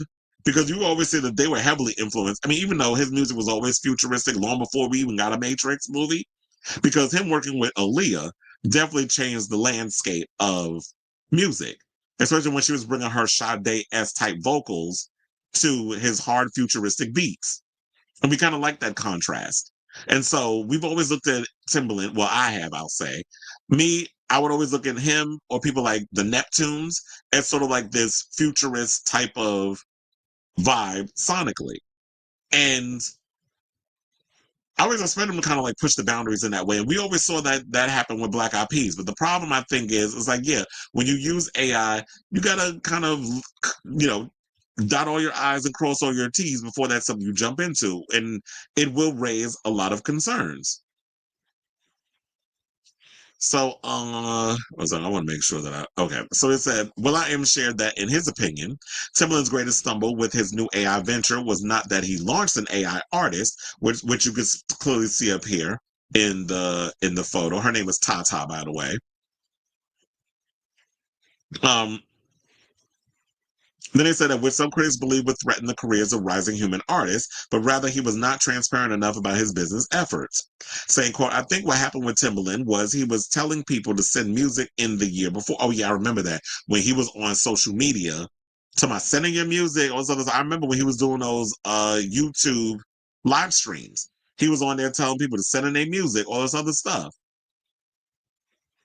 And people are thinking, oh, you're sending your music to Timbaland. He's going to pop. This is something like he's looking for new talent. He's looking for new artists.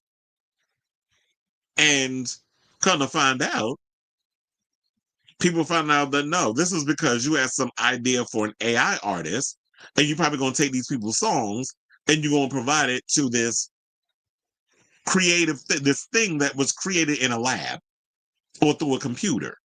So I could definitely see why people be pissed. And so they said, and so the combination of that, right, raises a lot of concerns or questions. Like, were you using our music to train your AI? You had us send music in? Now, in 2024, Timbaland, who's 53, joined forces with UMG Nashville to explore rising talent in the music industry via his independent record label, Mosley Music. He and UMGN CEO Mindy Mabe had been developing great artists as well as bridging the gaps in sound and culture in country music over the past year.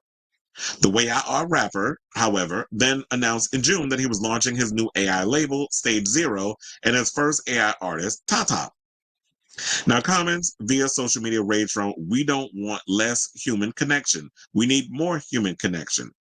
So why have you been encouraging artists to send you their music for the past year? Just training to make you more money for less? Super disappointed in your lack of integrity. You're such a stain on the legacy. And the sad part of all of this is, like I said, I love Timbaland. I've always been someone like growing up in the 2000s, the 90s and 2000s. Anything Timbaland put out production-wise, I was up in there buying it. I was supporting it. I was listening to it because I loved what the boundaries that he was pushing with the music. From him and Magoo to Genuine, Missy, anything Missy put out, of course, I was out here listening to it.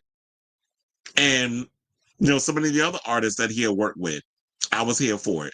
But the sad part is like, yeah, if you were out here using this as part of, like, if this was your intention, that's just messed up. And I feel like if you were really out because you feel like the type of position that you're in where you are a powerful producer, a mega producer, and look, let's be clear, it's been a minute since Timbaland has dominated the charts. So I know there's always going to be ways that you need to reinvent yourself. So I can totally get that, where you need to kind of find a way to do that, but not at the expense of taking advantage of people, AI, the music, artists, all the other stuff. So yeah, this whole intention that you had, well, I understand. It's like, look, I'm all here for if you can come up with something interesting and creative to do with AI and all this other stuff. But if you're going to use it to abuse people and then also find this as a way to not pay people a living wage, excuse me, especially when we've had complaints from songwriters and stuff who consistently being taken advantage of by the industry. I feel like a lot of times, of course, you get these people in high profile places that want to take advantage, and then the artists are left out in the cold. So Will.i.am, who collaborated on songs by Justin Timberlake and the Pussycat Dolls with Timbaland, went on to defend the mega producer, telling Page Six that he has good intentions. Well, I don't know if we don't even know what his intentions are, but Timbaland, I should say, has responded to the backlash and said, I love my independent artists. It doesn't mean I'm not working with real artists anymore. And nah, I don't train AI off y'all music. This just means more creativity for all creators. Well, how? Because unless you're saying that, okay, I'm going to take your songs and I'm going to have my AI artist produce and record it, does that mean that that song that that person sent in is going to get a piece of the pie? And how much of the percentage are they getting? Like, those are the conversations that should be had. So then Will.i.am went on to say that he said there's probably some like oversight on or undermine on there's probably some like oversight on or undermine on I did this last year. Okay, am I bugging? Because I'm like, that don't make no damn sense. But anyway, let's just continue. I'm doing this year. I didn't make it clear that these efforts are not connected to these efforts, the Where Is the Love rapper said, saying, quote, I don't think it was well communicated. Timbaland, he's a Pisces, like, oh, so y'all emotional. He said he's a Pisces like me. He's an amazing contributor and he's a technocrat. But I think the stumble was this company and that company, are they intertwined? He didn't make it clear that these two things are not connected. Well, and perception is everything. So even if you're not out here telling people what needs to be told, they're going based off of the perception of it all.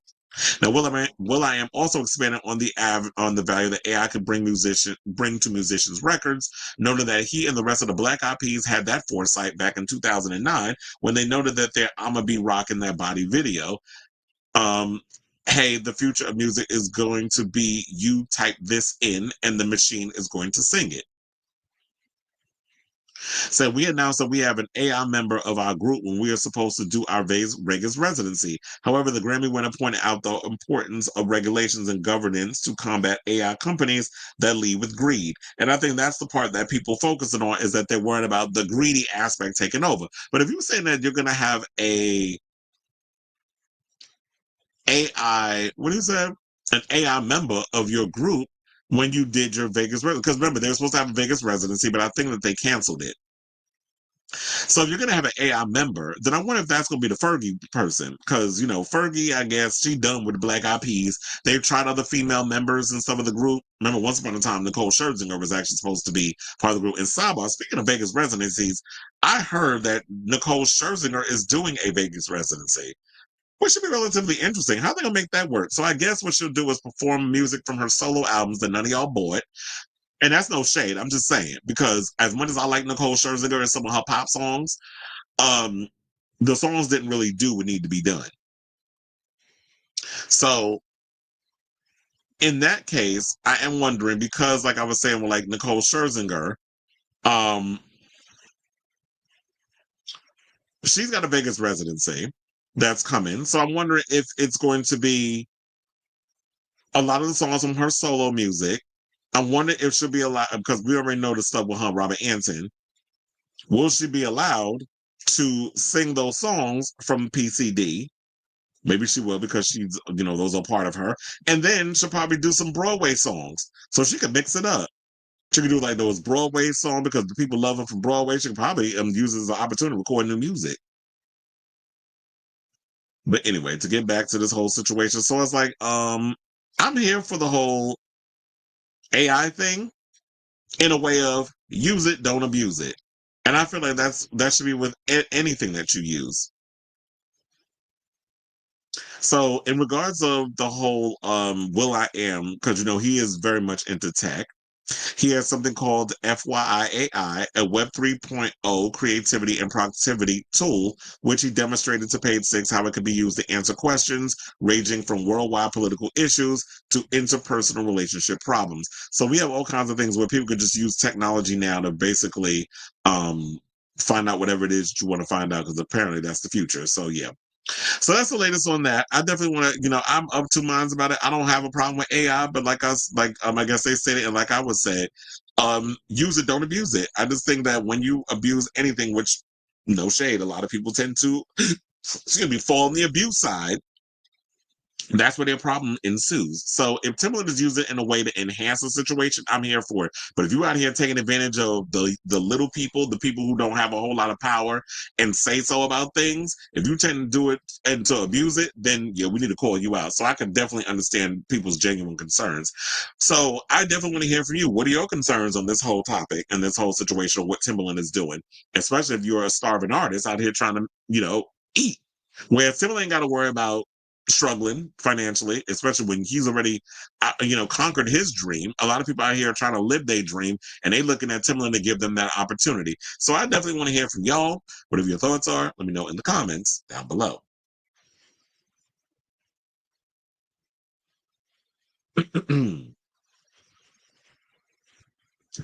Alex says, I've stopped using AI. People compared it and its takeover to the birth of the internet, and I just don't want to be any part of it. A lot of people around my age don't like it either.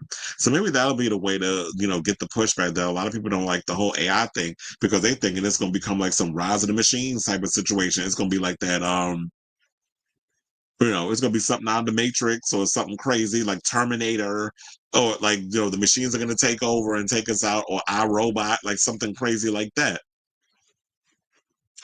I used to AI is replacing human beings in the workforce. Why wouldn't they do it in the music industry since the artists are not working to their death like Timbaland era is used to? Mm-hmm. I saw someone criticize him and call him weird for making the AI artist a young. Okay, especially when we're in this era of, or maybe we're trying to capitalize. Yeah, because it is kind of a stereotype. Because when it comes to like the forefront of tech, it's always usually the Asian people that be at the forefront of that. But it's like, yeah, you out here with an Asian girl, call her Tata, which isn't that like a term for titties? So you name your AI artist after breastises, and then I get the whole Asian thing because K-pop is immensely popular right now. Like we have K-pop artists who are selling out stadiums. Like right now, it's the second night. I wasn't working the second night because I was like, once was enough. So, oh my gosh, what's the name of that group? It was, Stray Kids. They're doing night number 2 at Citi Field of their tour. We have ATs coming. We also got 2 nights with Blackpink next month. So a lot of the girls are, a lot of the K-pop kids are out here making a good mint. Well, working their ass off. I don't know how much they're making. And I'm sure that BTS about to get back together because they just been released from the military. So I'm sure they'll probably be out here making music again. So that's probably what it was. He probably wanted to capitalize on the whole K-pop thing. I refuse to listen to the AI Beatles song as well. I just don't support it. And now speaking of which, I heard they got some AI movie that they doing with Bruce Lee and freaking Jackie Chan. I'm like, what? I don't want to listen to artificial music. The Hatsune Miku doesn't count. There's an AI version of Madonna singing. Oh yeah, I've heard that one. I mean, it does sound like her, especially, yeah, and that's creepy sometimes when you hear songs and they basically take someone's voice and replicate it.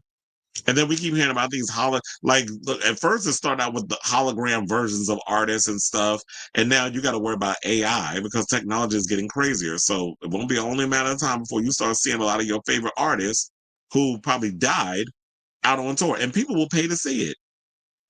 And I don't like how the Oscars awarded Adrian Brody this year for an AI.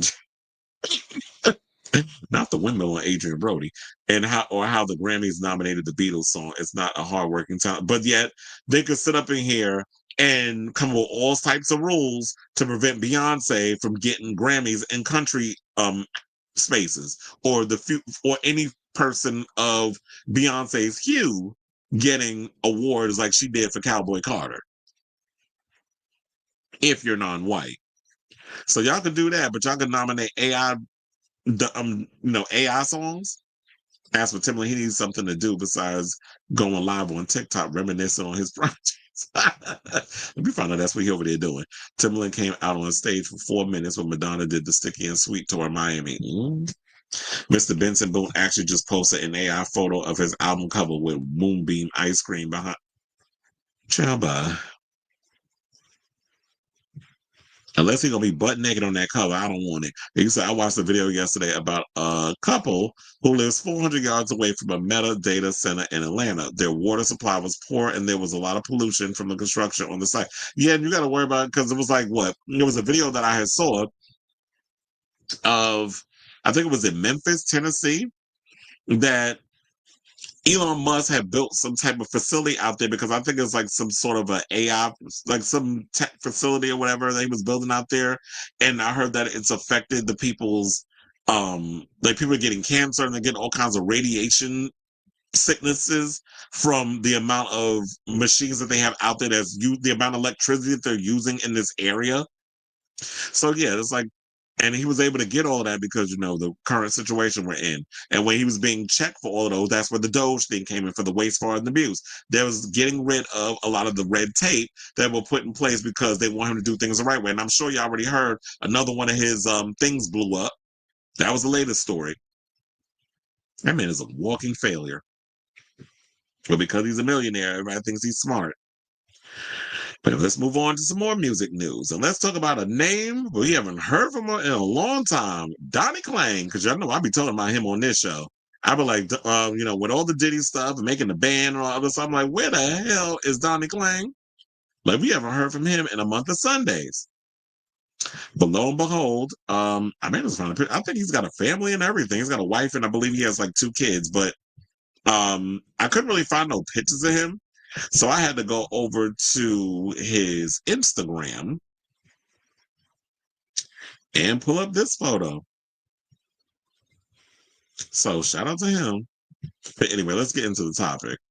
So Donnie Klang, a former Bad Boy artist, recently discussed the uneven split in salary between him and Sean Diddy Combs on the reality show Making the Band.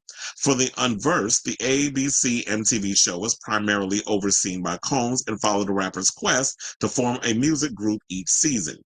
The show introduced artists like Danity Kane, Donnie Klang, and Day 26, among others. On June 18, 2025, Donnie Klang, that was yesterday actually, appeared on the Sarah Fraser show, where he discussed his association with Diddy amid the rapper's ongoing alleged sex trafficking trial.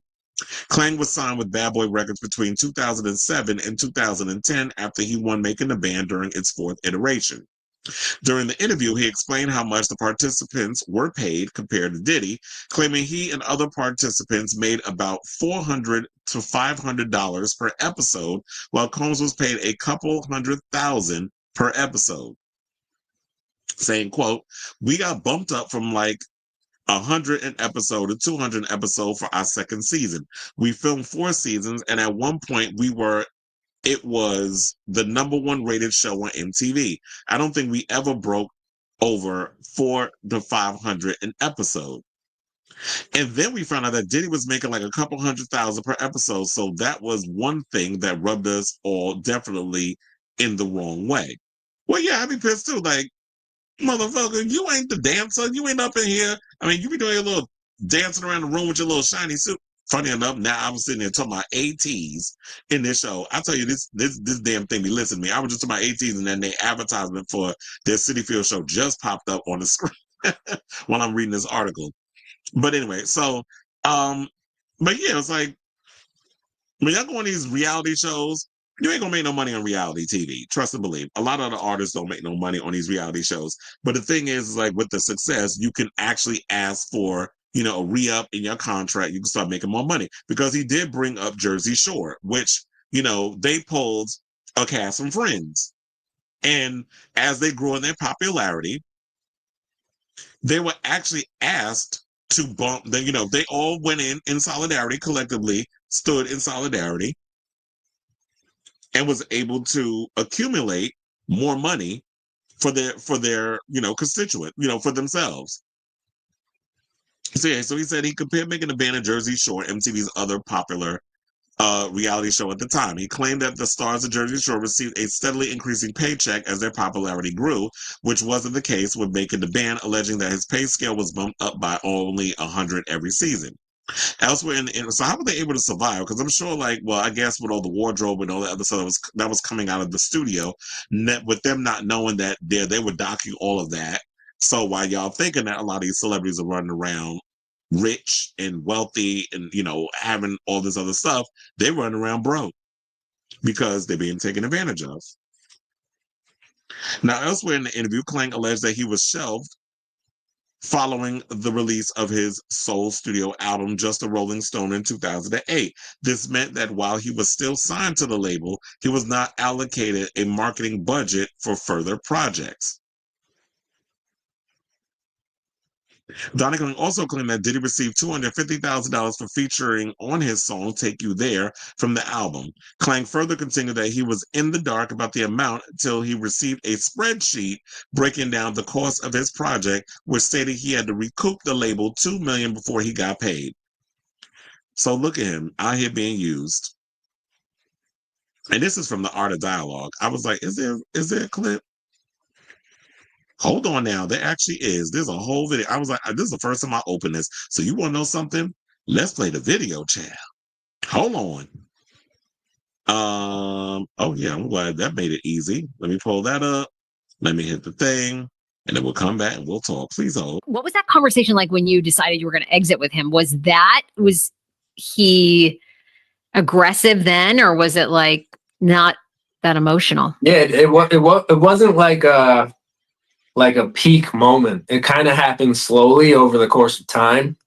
It was basically like at that time there was a term in the business called getting shelved, and it's where you're signed to a label, but the label doesn't activate or green light a marketing budget for your next project. Mm-hmm. So it's like, here I had my first album out. It didn't recoup the original cost, which that's another conversation to have. There was a lot of spending being done that I think Diddy was getting paid in multiple ways from the same revenue stream, where it was like, okay, I'm signed to Bad Boy Records, but Bad Boy was underneath the Warner Music Group umbrella at that time. So it's like, I'm technically signed to Warner. Warner is paying the checks. And then I'm also on a reality show, so I was getting some checks from MTV. But this was one thing that definitely pissed us all off when we found out in the coming years. So Jersey Shore, the cast members got paid minimum wage during the first season, just like we did. I think we were making like $100 a week to be on the show. However, with the success of their show, they renegotiated their contracts and they were making $10,000 an episode during their second season. Then they were making $100,000 an episode during their third season. We got bumped up from like $100 an episode to $200 an episode for our second season. And then I think we filmed 4 seasons. And at one point it was the #1 rated show on MTV. Wow. And I don't think we ever broke over $400, $500 an episode. And then we found out that Diddy was making like a couple $100,000 an episode. So that was one thing that definitely rubbed us all the wrong way. So that was one thing, but it's also like we had improper representation. We got thrown into this world. We didn't have somebody on our team, any of us. The Danity Kane, Day 26 was the group that formed on my season. We just were all thrown into this, and everybody didn't have the right management at first. So you didn't even know that you could renegotiate terms like that. And then so with my album specifically, it's like, here I am, Diddy's featuring on my song. It's like, you think you got signed to him, so he's probably just doing that to try to help push his artist, because if his artist succeeds, he succeeds. And then you look at the breakdown of the spreadsheet, and he got paid, I believe it was like $250,000 for the feature on my song. And it didn't come out of my pocket. I don't owe that money back, but that money is going to get recouped before I would ever make money. That was Take You There, right? That was the song. That was for Take You There, yeah. Take You There. So he's not doing it to like help you out, build your name, build the right. He basically appears in this song, probably a day shoot for you or 2 days shoot. Yeah. And by the way, he's going to get paid first before you are Yeah. going to get paid anything. Yeah. So as a featured artist, that's just money right off the top. That doesn't even include any like back end royalties or anything like that. So what do? You decide, okay, I'll feature on the song and I'll decide how much I'm even going to make. That was never even negotiated. If this was any other situation, like at that time, if I would have had Ludacris feature on a song, there would have probably been more of a negotiation. Like Ludacris's team would have said, oh, he makes 50,000.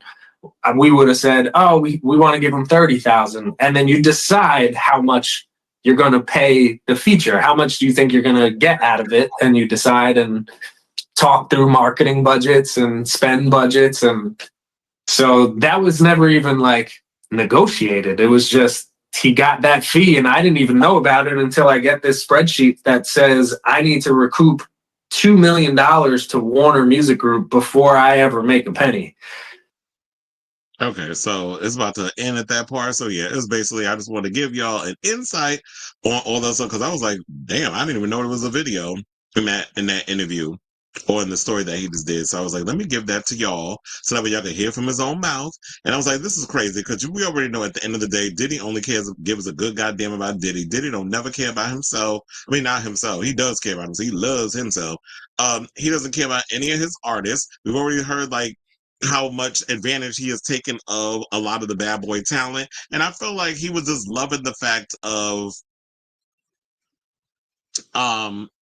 the whole idea of Making the Band. Because remember, Making the Band was a show that was like Lou Pearlman had people's, the Old Town came from that whole era. And then Diddy, like everything else he does, colonizes it and turns it into his own thing. And then We Are the Horror Stories from Day 26, Dandy Kane. Now we hear from Donnie Klang, which we haven't heard from him in a month of Sunday. So I'm hoping like after all this other stuff is going on or happened to him, that he's still out here doing his thing and making his music and all this other stuff. But that was crazy, because I don't even remember. I was like, did his album actually come out? Like, for you to make them go through the whole illusion of putting this record together and being on TV and winning the season and all this other stuff, only for you to shelve his record and making sure that, oh yeah, I got my 250,000 and I got all the other stuff I need to get out of it. And Warner is the one that's putting this money up. It's not Bad Boy, so it's not affecting Diddy's bottom line. It's not affecting his pockets. It's going to affect It's going to affect Donnie's pockets. And if he's not out here to be able to go out on tour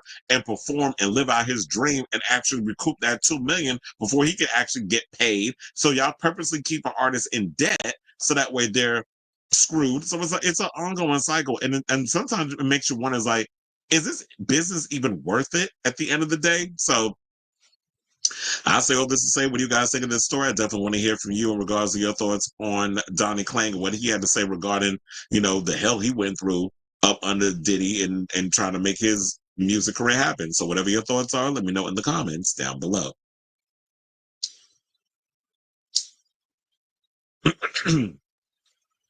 All right, so now let's see. You said Silicon Valley made Austin, Texas broke. Sure. Sounds like another Aaron Brockovich type case. Just don't get the man that was a part of it, Tom Girardi, because you already know what happened to him. He ended up in jail, stealing all them people money. And you said Donnie's album was pretty good. I remember downloading it when it was released. You say his album got no, yeah, because it was just like, I was like, that was just shady on y'all part. Like, y'all know these kids got to get out here. And that was the old school way. It's like you promoted the record, y'all put a lot of money behind these artists, and then they have to go out on tour. They got to try to make all that money back. And then so that way you can get y'all money, and then y'all get y'all money before he gets his money. The artist is always the last to get paid. You got to pay everybody back, the stuff, all the producers, all the writers, all the people that worked on the music before you could see a dime. Before we talk about it. All right, y'all. So we got about 4 more topics left before we are at the end of the show. So if you have not already, please hit that like button. If you're new to the channel, hit that subscribe button. And also be sure to smash that notification bell. Actually, we got 5 more topics because I just realized that I did not make a banner for the Beyoncé topic. Look at me forgetting stuff. So anyway, yeah. So hit that like button, that subscribe button, all that good stuff, so that way you know when we go live with a brand new episode of Chris Avalon Unfiltered. Please and thank you. All right, so now let's get into this topic. Let's talk about this Billboard list of 75 greatest R&B artists of all time. So Billboard has released another list of, well, this time it's the top 75, sorry, R&B artists of all time. I don't know why y'all didn't just do 100, because the people that y'all left on the list, you could have just added them to that. And they said of all time was recently released, placing some of music's greatest legends front and center. And of course, it doesn't go without its controversy, because I also compiled a list of the people that they did not include. So, oh, I was like, let me look for, oh wait, I found it. All right, so let's get into it. So it says, Billboard has unveiled its most comprehensive ranking of R&B excellence, expanding from 35 to 75 entries in its definitive list of the greatest singers in the genre's history. The publication's latest assessment, released during Black Music Month 2025 and Juneteenth, so because that's what today is, positions Stevie Wonder at the pinnacle of R&B achievement, marking a significant shift from Michael Jackson's previous dominance in the 2015 rankings. The expanded compilation represents a decade of evolving musical landscapes and generational debates that have reshaped how industry experts evaluate artistic legacy. The timing of this release during Juneteenth celebrations adds particular significance to the recognition of Black musical contributions that have fundamentally shaped American culture. So Billboard established 6 primary factors for determining rankings, including vocal prowess, body of work quality, career longevity, industry achievements, game-changing influence, and enduring generational impact. The evaluation process deliberately excluded songwriting abilities as the prime factor, focusing instead on performance excellence and cultural impact. Now, artists primarily recognized for group work rather than solo careers was excluded for consideration, indicating that a separate ranking for R&B groups may follow this comprehensive individual assessment. The expanded list demonstrates how recent decades have produced artists capable of competing with established legends for recognition and influence. Contemporary performers like SZA, Summer Walker, and Her earned positions. I don't know why they're on the list, but anyway, so it says alongside icons from previous generations, reflecting their significant impact on current musical directions. The inclusion of artists spanning from Ruth Brown's 1940s pioneering work to current chart topper illustrates R&B's continuous evolution while maintaining core elements that define the genre. Social media influence and streaming success have created new metrics for measuring artists' impact that complement traditional sales figures and radio play statistics. So now we get into the 5 positions reflect vocal mastery and cultural significance. So they said Stevie Wonder's ascension to the #1 position acknowledges his unprecedented combination of vocal excellence, instrumental mastery, and songwriting innovation across multiple decades. His influence extends beyond R&B into pop, soul, funk, and jazz, while maintaining consistent artistic quality throughout career phases. Aretha Franklin secured the 2nd position with her gospel-influenced vocal power and civil rights anthem contribution, cementing her status as the Queen of Soul. Her transformation of Otis Redding's Respect into a cultural touchstone exemplifies how R&B artists can reshape existing material into definitive statements. And we've always seen there's been very few people that can do that, where you can take someone's song and you just turn it into something completely different, versus when you get artists who like to do karaoke versions of a song that already exists. It's like, well, how did you make the song your own? Aretha Franklin did it with the Otis Redding song, and then we had Whitney Houston did it with Dolly Parton's I Will Always Love You. So Michael Jackson's 3rd place ranking reflects his evolution from child prodigy to global icon, while acknowledging his R&B foundations despite his broader pop culture dominance. His influence on contemporary artists remains visible in current performance styles and production approaches. Beyoncé's 4th place position recognizes her as Billboard's greatest pop star of the 21st century, while honoring her unwavering commitment to R&B foundations. Her career trajectory from Destiny's Child through social stardom demonstrates continuous genre innovation, with 35 Grammy wins and revolutionary albums that push contemporary R&B boundaries while respecting traditional elements. Whitney Houston rounds out the top 5, earning recognition as one of history's greatest vocalists with her 4-octave range and church tone vocal power. Her constructive Diamond certified albums and record-setting 7 straight #1 hits establish performance standards and continue influencing current artists, while her rendition of the Star Spangled Banner remains among music's most memorable live performances. So, I do have a top 10, which we'll get to in a second, but it was like, you know what? I'm actually here for this group of top 5 at the end of the day. So now they said, now this is where the controversy comes in. So it says the publication acknowledges that any definitive ranking system invites criticism and debate from artists, industry professionals, and fans who may disagree in specific or with specific placements or exclusions. Generational preference says significantly influenced internal debates with older staff members advocating for traditional vocal excellence, while younger participants emphasize contemporary innovation. The Mount Rushmore debates that proliferated across social media platforms during this ranking process demonstrate public engagement with R&B legacy discussions. Now, artists like Chris Brown, Luther Vandross, and Usher generated particular debate regarding their appropriate historical positioning. So now they said Billboard positioned this ranking as a teachable moment. Oh, we got to be teach by Billboard. During a period when Black cultural achievements faced systematic erasure across educational and cultural institutions. The comprehensive list serves as a resource for understanding R&B's development from its earliest pioneers to current innovators. Now, the timing of this release during Juneteenth adds symbolic weight to recognizing Black artistic excellence while the nation commemorates the end of slavery. This connection emphasizes how R&B music has served as both entertainment and cultural expression throughout American history. So now our top 10, for those of you who are wondering, is we have Marvin Gaye at 10. Number 9 is R. Kelly. Number 8 is Mariah Carey. Number 7 is Prince. Number 6 is James Brown. Number 5 is Whitney Houston. Then we have at number 4, Beyonce. At number 3, we have Michael Jackson. Number 2, we have Aretha Franklin. And number 1, we have Stevie Wonder. So that's their top 10. But of course, I had to also add the ones that people was mad about that were not added to the list. So this is the part where we got to start debating, because I would definitely love to hear from y'all if you agree with this, the people that were left off the list. So at the top, they left off Sade. Now, first of all, that is blasphemous. How dare you leave off Sade off the list, especially when we talk about R&B. So left off Sade, Sierra. We ain't gonna go over there about Sierra's lack of vocal ability, but she does perform down. Monica, they left off. Girl, they done did Monica dirty.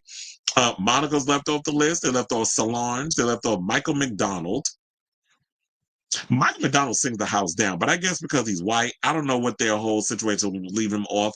India Ari, Shantae Moore, Jody Watley, Cheryl Lynn, Melba Moore, Maya, Janelle Monáe, Angie. How the hell y'all leave Angie Stone off the list? Angie Stone is R&B.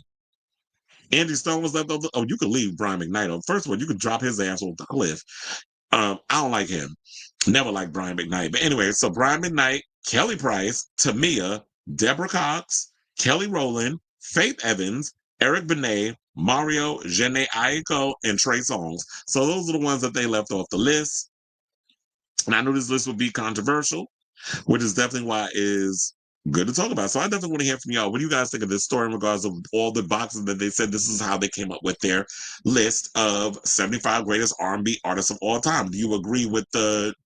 I don't want to sit up in here and read like which place each and every one of them come in, but I gave you all the top 10 and I gave you all the ones they left off the list. Do you feel that the people that were left off the list, it was like, okay, I don't have no problems with that, or like, are y'all bugging? Like some of them names y'all left off, like Monica and Kelly Rowland, and even Angie Stone. Like that is some blasphemy right there. So let me know what you guys think of this story in the comments down below. Lamb's a pitch. She's not in the top 5. They said she's. There's no way in hell y'all gonna sit up here and say that Mariah is a better vocalist than Whitney Houston. They're great singers in their own right, but we're not going to do that. Let's not compare and say like she was better than Whitney, because she wasn't. I have no problem with the top 5, but I do, however, have a problem with Chris Brown being higher on the list than Brandy, Aaliyah, and so many more. I'm glad they even included I know, right? How dare you? There's like, I guess, controversy aside, I mean, because you could say Chris Brown was controversial too. Solange, Sade, and the Ari and Monica should have been included, especially if Brandy and hers born. That's what I said. Hers on there. I can't. Her puts me to sleep. Her is basically like melatonin for my ears. So no, I don't know how the hell you put all them on the list, but you don't include Sade, you don't include India Ari, you don't include Angie Stone. Like, huh? Like, how do you not include those people? Deborah Cox sings the house down too, but I feel like maybe they look at Deborah Cox as she's more or less a dance music artist because her career kind of is bigger within the gay clubs. And with all those remixes that Thunderpuss and all of them did of her music, she had a bigger career in the dance music circles than with like when she was doing like your standard R&B music. And Maya sings down too. Maya is also a great live performer. And how do you not put Melba Moore on the list? Like, y'all are blowing mine. And Melba Moore is pro-black, and a lot of what she says it does. So I don't know how y'all kept her off the list. But you know, I just don't understand how y'all stopped at 75. They couldn't afford to add another 25. Tim Braxton saying the best Kelly is child, ain't nobody out here listening to the Muppet. All right, so now where are we going next? Okay, let's get into some more news on the music. So while we out here talking about Black contribution to music, and this is the day of Juneteenth, and we're celebrating Black music, let's go and celebrate the homosexuals. And let's get into this topic, and let's talk about the queer contribution to the music industry. So Dustin Lance Black, not Lance Bass, who is Tom Daly's husband. Shout out to Tom Daly. Is back with a brand new documentary called Rock Out. And he said that he decided to make the film because it was based off of his brother, who was a hardcore rock music fan, but was also a closeted homosexual. I was like, okay, you better work, Dustin. I'm like, damn, the whole family was full of gays. So shout out to Variety for this story. So Dustin Lance Black, wait, hold on, because I was like, did I just hit my camera? Okay, we good. Indeed. Dustin Lance Black not only directed the new documentary Rock Out about the queer influence on heavy metal, punk, and rock and roll, but he's also into it. I mean, he's also in it, and for good reason. The feature pulls inspiration from a New York Times article by Jim Farber that examined the queer influence on rock, as well as a question that Black's late brother Marcus asked before he died 14 years ago. Are there any gays like me? Now, Marcus was a queer punk rock and roller, but unlike Lance, who won an Oscar for screenwriting for the Harvey Milk biopic Milk, and is one of Hollywood's most outspoken LGBTQ advocates, Marcus was closeted for most of his life. He passed away in 2012 from cancer. He said, my brother was black leather clad almost his entire life, and not until his life did he cut his long rocker hair. He was in so many ways the model of heterosexuality. This was a guy who loved rock and roll, metal, and punk, and was also an auto mechanic. Now, Black admits he actually didn't know if there were any other LGBTQ people like his brother. He said, I didn't have an answer for him. You think if anybody, I would, because I know the queer world pretty well. I couldn't think of any group of people I had met or known who were into that music. The music was so important to my brother. And I think that maybe before I even get to the rest of this article, I think the reason for that is because we as queer people or society, I'll even say like the outside world, I think a lot of times when people associate gay people, and I'm going to speak specifically for the gays because this is about a gay man and the gay influence and his brother. So a lot of people tend to think that all of us gays listen to Madonna and Britney and Kylie and the divas and all that other stuff, and we all go to the clubs and we're just like sweaty men up in like Studio 54 type of mega clubs and that type of thing, and that's all we do. And fuck all day, because apparently we don't have no jobs, we ain't got no life. We just fucking each other. So that's all people, the homophobes all think that we do. But for the most part, there are a lot of us out here, and I'll even speak for me. I'm one of those people that I had a hard time trying to find a tribe of, are there gay guys out there that like rock music as well? One of my other friends, Angel's another one who is big on, he likes to call that fluffy music that has no kind of substance. He calls it ketchup. He calls it ketchup music. So when you look upon it, it's like, yeah, were there many people out there? The only one I knew about was Rob Halford from Judas Priest. He was the only one I knew that was out and a rock singer. Also, there was a trans woman by the name of Jane Wayne County.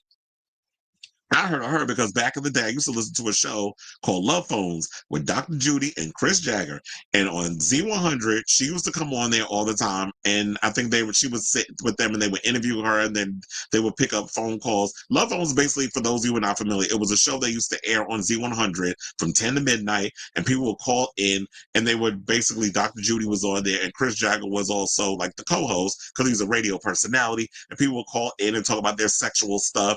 And she would give them advice on, like, you know, sexual things and you know, just stuff that have to do with sex and relationships. And sometimes if somebody had a little discharge what they needed to do, or just embarrassing situations like with masturbation. It was all kinds of stuff like that. So we didn't have those type of outsourcing where we can hear those things. So I used to listen to that show at night on my, you know, with my little Walkman and get my life watching that show, listening to that show. But Jane Wayne County used to appear on there and stuff. And so, yeah, then some people, you know, Elton John was another one, but was Elton John really rock?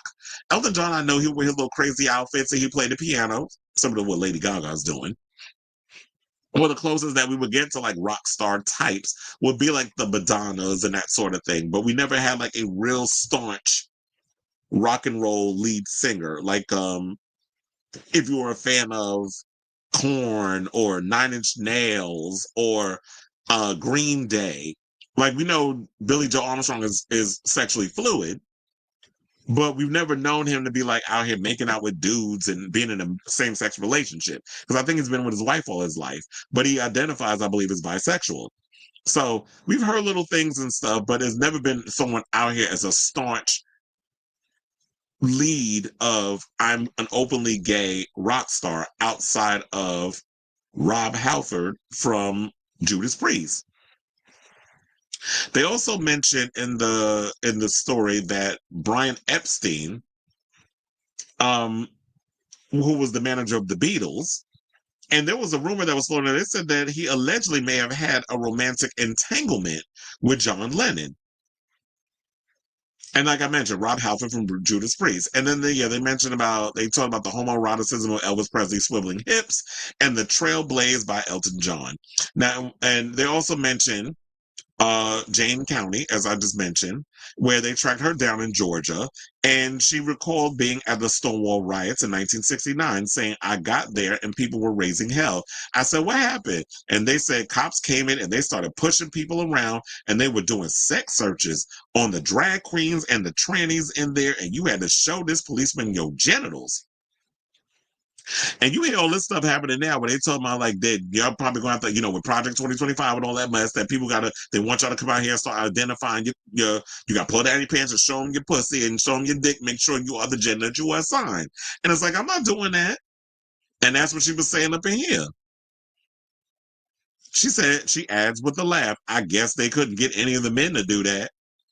Now, Black also requests and is granted an interview with the Dead Milkmen. Now, the punk group was Marcus's favorite band. Their music was playing when he took his last breath, but also infamous for homophobic lyrics and hurling gay slurs and AIDS jokes during concerts. But here's the gag. With all that stuff going on, did y'all know the lead singer, Joseph Gennaro, was a homosexual? Now, they said my brother would be shocked and he would just laugh and probably light up a cigarette and just keep laughing. Well, that's probably where the cancer came in, no shade. But I'm like, when he said light up a cigarette and he died of cancer, well, I'm putting two and two together. But he said he'd probably keep laughing between them. So it's the irony of it all. The guy that was out here with all the homophobic, gay slurs, AIDS jokes, all this other stuff, they're saying that the homophobic lyrics, but your lead singer was a closeted gay man. So it's like you're projecting that self-hatred, you're putting it in your music. Maybe some demons he was dealing with because, you know, it wasn't easy, especially even now, I don't think, that you could be an openly gay artist, let alone an openly gay rock singer. And it wasn't until the 90s that Rob Halford came out. And it seemed like at this point, people don't care. I mean, all that leather he was wearing on stage should have been a dead giveaway. But I digress. I didn't know. I was young. I didn't understand all of that. So, so now, Rock Out is produced by Bill Gerber and Live Nation Productions. Will have its world premiere on June 21st in the UK at Sheffield Dockfest, where it's also on the market for distribution. And he says, I think a lot of the buyers, distributors, and streamers out there are playing it a little safe. He's referring to the chilling effect that the ongoing increasing political attacks on the LGBTQ community have had on Hollywood. They're probably scared to put something that reclaims this queer space on air, no matter how good it is. It's going to be a bit of a fight to get something like this out there, but it's not the first time. Just to remind people, we got milkmaid during the George W. Bush era. So I'm hoping that this movie gets put out there. I'm hoping the movie, somebody picks it up, any one of the distributors. Same thing like with the movie about Dean Johnson that I still haven't gotten around to seeing. I know that they showed it at a couple of independent theaters in New York. My friend Daniel Nardisio aired it, I think about 2 weeks ago, showed a screening of it at Red Eye. And I still haven't I didn't get around to going to see it because I was working that day. So a lot of the times when I've been wanting to go see this thing, I haven't gotten around to seeing it. So I'm hoping that once some distributors come and pick this stuff up, because I do feel like in this day and age, a lot of people get their life, getting their education from documentaries, movies, whatever the case is.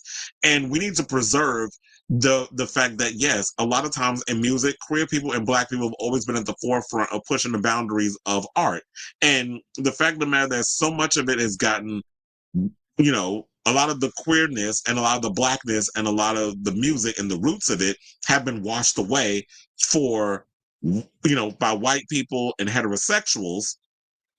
That's the sad part about all this. It's like, I'm glad somebody that came along and was like, you know what? I was inspired by a question my brother asked. It inspired me to create this thing. And hopefully it'll open up, once it gets out there, that it will open up this world of future rock singers who are queer that want to come out and express that side of them. Because no shade, not all queer people are into the Madonnas, the Kylies, the Celines, the Beyoncés. Like, that's not all the music they listen to. But that's the idea that, or the mindset, the mentality that the industry and the genre pushes on people, that's the only type of music that if you're a queer person, you should be listening to. So, in closing, he was asked, Dustin, what his brother would think of the film. He says he'd say it's really fucking gay. And that would be a compliment because he was punk. He says, I think there are things that would shock him because you have to understand that there are people who know that punk and metal and rock and roll have gay roots and that gay people have little homes in these communities. Well, CBGB was another place where you could bask in your queerness and celebrated queerness in rock music. But you being in New York, we get to see all of that stuff. And me hanging out at like the bars and the whole establishment of the East Village, I got to see that the queerness that played into the rock culture, the punk culture, that sort of thing. So me being exposed to that, I was aware of it. But yeah, being able to see, like, I think more people need to be aware of it. So yeah, they went on to say, there are people who know that punk and metal rock and roll have gay roots and that people have little homes in these communities, but we weren't from a big city where people know. Oh, see, that's what you said. Like, we weren't from a big city where people know these things. We grew up outside of San Antonio, Texas, and Salinas, California, in mostly military communities. We didn't have access to those sorts of people or groups. And I think that because of social media, this would definitely help a lot of the younger people in those outskirts see this and understand this. Because, yeah, when you live in the big cities, we're aware of all this stuff. Like I said, coming in New York and being of the whole era of CBGB and that sort of thing, I was exposed to queer rock stars, or you would see like a lot of the parties that I would go to. Speaking of Dean Johnson, he would throw like these rock and roll sleaze S type parties. Then I had a friend that did like oh my god, I totally forgot the name of it. It was something with a fucker in the title. I can't remember the name of it, but it was so many parties that was going on in New York that kind of celebrated like that rock and roll sleazy. And then we had the electroclash movement. There was like so many things that was going on in New York. So yeah, I would see all those type of iterations of that world where it was very much a punk fuck you attitude and that sort of thing. And yeah, in New York, you're exposed to all of that because we were always out here pushing the boundaries with the drag queens and the porn stars and performance artists and a lot of those artists that I was hanging out with and stuff. So yeah, and a lot of the promoters who were out here doing those things and are still doing those things. So we definitely need a resurgence, especially in this day and age, what's going on in this current climate, the punk rock and that whole queer aspect of it. So I definitely want to hear from y'all. What do you guys think of this story in regards of Dustin Lance Black's documentary? I definitely want to see this whenever they get a distributor and it ends up on one of the streaming services. So I feel like I'm being buried behind my lower third. So whatever your thoughts are, let me know in the comments down below. All right. I was like, what's going on with my topics? Because I feel like a lot of my stuff is closing up. It's probably because I had too many windows open. But yeah, I had to give that a second to open up. Okay, let's see what the people are saying.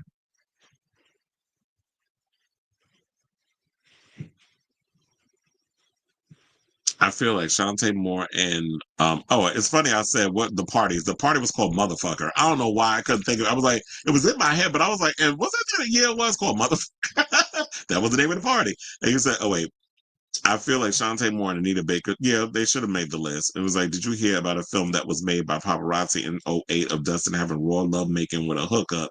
He took that pap to court and won. He was afraid even the child, he was up in his, I think I might have heard that story.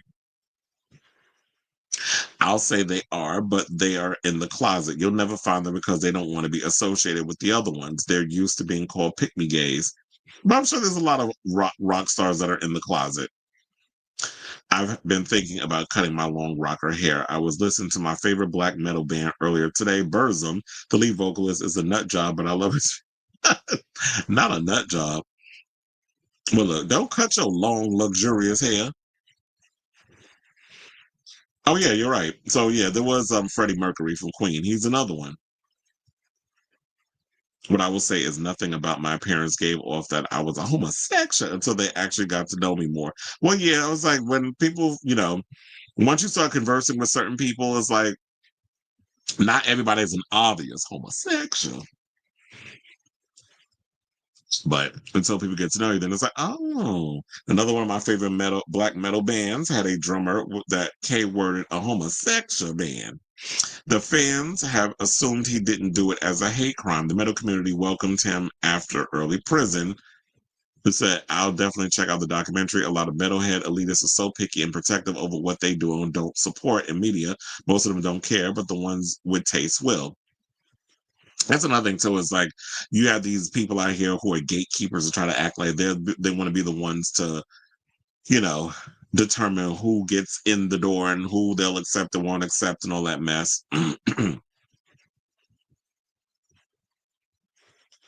Child, let's get into this mess. So let's get into this hoe. So now Devin Franco, who need to be out here worrying about, getting that prolapse booty rejuvenated, basically went out and revealed that, he's a hardcore maggot. They was dragging him in the comments. Then one person in the comment was like, that not all of them. I didn't say all of them. I just said that people went and he was being dragged on social media with his comments. Of course, people are going to come out and agree, and then there's some that are going to disagree. But for the most part, he was getting eaten up in the comments. So he basically revealed that he reported an old friend to U.S. Immigration and Customs Enforcement, which basically is ICE. The revelation shared to his Twitter account has drawn widespread condemnation, especially amid escalating tensions over immigration policies in LA. In a now deleted post, first of all, hold on, because I actually have his tweet. I'm gonna show y'all the tweet. I just gotta convert it to a JPEG for a second. Because for them to say, oh, it was deleted, bitch. First of all, I catch everything. So that way y'all can read this mess that he wrote. Murder, she wrote. Murder, she wrote. Bigotry, she wrote. Na na na. Okay, so I got it. It was only gonna take a second. So yeah, there's a post. So he put, I just submitted a nice tip on an old friend who disassociated himself from me for being MAGA because he tried to convince me to marry his helper just to get him his green card. He put his planned scheme in writing through text and even provided a photo of his helper as if to show him off as property and proposed I could use him for labor for 3 years until he got his legal status. Wish I could be there when he gets a knock on his door, LOL. Well, here's the thing. First of all, that person that did that, you're a piece of shit. Because number one, this is what I've been saying. Y'all really be out here thinking about it's all about deportation and illegal immigration and all this other stuff, these words they use, illegal alien, all this other crap. The Latinos out here that's doing the jobs that y'all won't do, this is modern day slavery that's happening with them. I wish people call it out for what it is. It is modern day slavery. Because when you up in here literally saying he put his planned scheme in writing through text and even provided a photo of his helper and put helper in quotes as if to show off him off his property and propose I could use him for labor for 3 years until he got his legal status. So while you over here acting like that's your husband, oh, you could use him to help around and fix things, be your little, cat boy or whatever the case is until he get his status. And of all the people your friend he gonna ask somebody who's a maggot. And you already know how them cultists think. But you went and decided to post this on Twitter because you are proud of your foolishness. And he probably thought it would go over well because Twitter is run by Elon, or as I like to call Elon, you gotta put the F in the front, Felon, Musk. So he goes and thinks that because Elon runs Twitter, that, it's a cesspool for this bullshit. So he's going to go up there and promote this thing and expect everybody to just be on board with the foolishness. So the adult performer who is known for his roles in films such as, child, they put the names in here. They put Cum Dump Sluts and Hung Fuckers. I am not going to be able to monetize this video. Came out publicly as a Donald Trump supporter the day before the 2024 U.S. presidential election and has faced criticism for his far-right political views and use of racist language. Because he was out here saying the N-word, all kinds of other stuff, and clearly all them pulls you've been taking from that glass pipe, that you got, the Methodist stuff up in there, because I believe he's a hardcore Methodist. I wouldn't be surprised if he was. But because how you taking all the back shots? Well, I shouldn't say that because I do know some CDs. For those who don't know what a CD is, I did call the title of the first movie that he was in. We call them CDs. I'll be more clean with the mouth with that. Just like we call people who dealing with children CPs. So yeah, when you were doing all that stuff, not everybody does drugs and stuff because that's been kind of like the stigma that I think a lot of people like to put on if you're like the 95 loads guy, whatever the case is. But 95 loads, he basically kind of put it out there about, putting the capital T in certain words that you be saying. It's like, but if you're not about that life, why would you put that in what you're conversing about? Why would you use that as a point of conversation? That's going to make people think that you are a partier. So now Franco's tweet coincides with mass protections in LA in response to aggressive ICE raids and the federal government's immigration policies. Demonstrations have erupted across the city. Now, despite opposition from local officials, President Donald Trump has Donald Trump has ordered the deployment of the National Guard and Marines to Los Angeles to suppress the protests, something the LAPD did not ask for. They were handling it, but because Donald Trump needs to be a part of the waste, fraud, and abuse, which is wasting our freaking tax-paying dollars on bullshit like this, sending the National Guards and the Marines who had nowhere to sleep. There was no food for them while they're out there, but you want to do all of this political theater because it's all about perception with you rather than actually letting people have their First Amendment right, which is the right to protest. Just like you going over the, ignoring the whole due process laws that we have in this country that regardless of how you feel about certain immigrants, if immigrants are going down to the courthouse to get their paperwork done because it takes years for that paperwork to be processed for them to get their citizenship, you're now tricking them to go and do what needs to be, to go down to certain courthouse and stuff, and then they're getting arrested. I just saw a video that was on YouTube, not YouTube, on Instagram earlier, that there were this woman who was an immigrant went down to the immigration court. Her sons went with her, but they went in their military regalia because they were in the military and used that as a way of protecting their mother because they've been hearing about all the stuff that's going down there. And I believe that if you are in your military gear, can't nobody touch you. So you ain't going to see these ICE people doing all that unless you get one of them idiots that have just been baptized in, who aren't real actual agents, because that's what they're doing. They're out here being like, Father, Son, Holy Ghost, you've been already made into an ICE agent, go out and do what you do. And a lot of them are jumping on this because they know there's money to be made, and y'all out here acting like fucking bounty hunters, rather than doing the job that y'all supposed to be doing. ICE needs to be abolished. They're a freaking joke. They should not be out here doing the things that they're doing with these people. Now, don't get me wrong. I don't want illegals to be up in this country just floating around doing whatever. But actually, to be quite frank, I don't give a damn what's going on with other people. I'm out here living my life and trying to make it through each day. I don't care what goes on. But we got bigger fish that we need to be frying instead of y'all trying to crack down on getting rid of immigrants, because the only immigrants I see y'all going after are Latinos. What about the Irish? What about the Italians? What about the Scandinavians? What about the ones that look like the Aryan types? Y'all not going after white ones. You're going after the brown ones. So it's not even about protecting our borders. You've created this lie that it makes it seem like Mexicans are animals, or brown people are evil, or they're going to come and take your jobs. It's immigrants and trans people. They're the ones that's coming out there. So not the 1%, not the robber barons, not the oligarchs. They're not the ones that's destroying this country. They're not the ones that keeps taking 99% of the pie and leaving the 1% of crumbs for us to just scrounge over. Nobody wants to look at that because there's nobody you could, or there is somebody you could point your finger at. You just don't want to come to that harsh truth. And until we can get to that point of understanding the truth, the better off we'll be. So when you got idiots like Devin Franco out here with his bullshit, thinking, oh, I'm going to put on my low-rise jeans while I got my last session oozing from the crack of my ass, because he can't hold it in. He ain't got no walls left. So when you basically out here doing this with American flag and basically weaponizing, we already know what a MAGA hat stands for. We already know what you MAGAs like to use the flag for. This is a dog whistle, a racial dog whistle. And girl, ain't nobody going after that use and abuse pussy.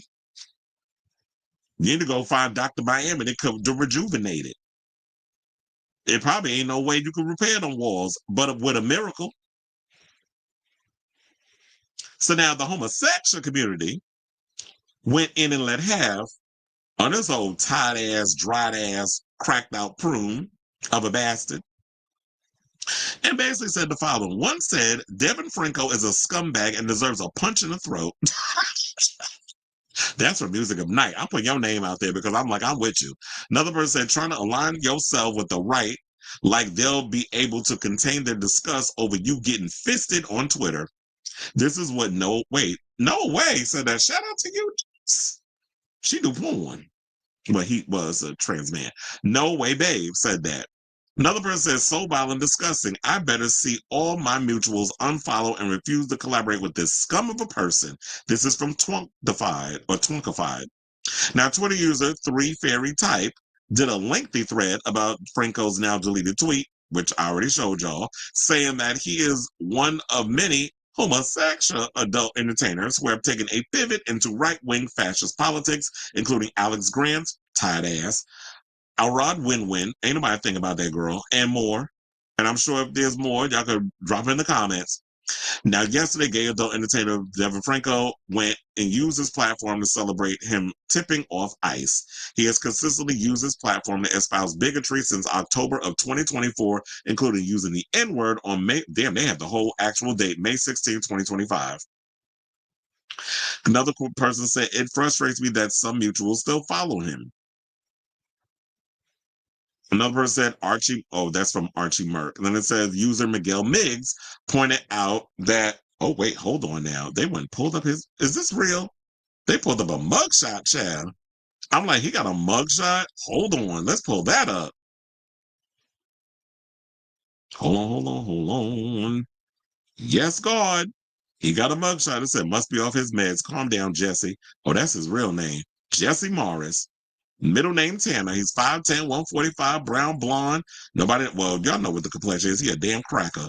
It said probation, parole, response center, Jeremiah Lovato. That's the probation officer. Oh, the charge is burglary of vehicle, craft structure, non-residential, larceny with stolen property, and forgery.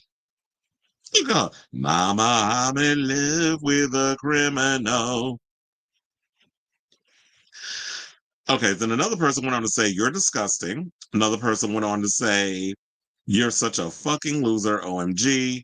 Mr. Donovan, as in Ricky Donovan, said this post reeks of performative outrage. If it was really about doing the right thing, you wouldn't be parading it online like a medal. It's giving clout chasing snitch energy. More look at me than actual principle. Yeah, I definitely get that from him. Like, I feel like you know, some people crave attention, and you taking like 89,000 loads, and the fact of you getting, you know, gut punched through your anal canal to the point where you have no walls and your asshole whistles when it walks. What do you expect is going to happen with you? Like, you need another sense of attention. Kind of like with Kanye and all of his antics. So I need to jump on something for attention because I have nothing else to offer besides being a tired ass, rotten behind cum dump and a tired ass, roided out queen with a loose pussy.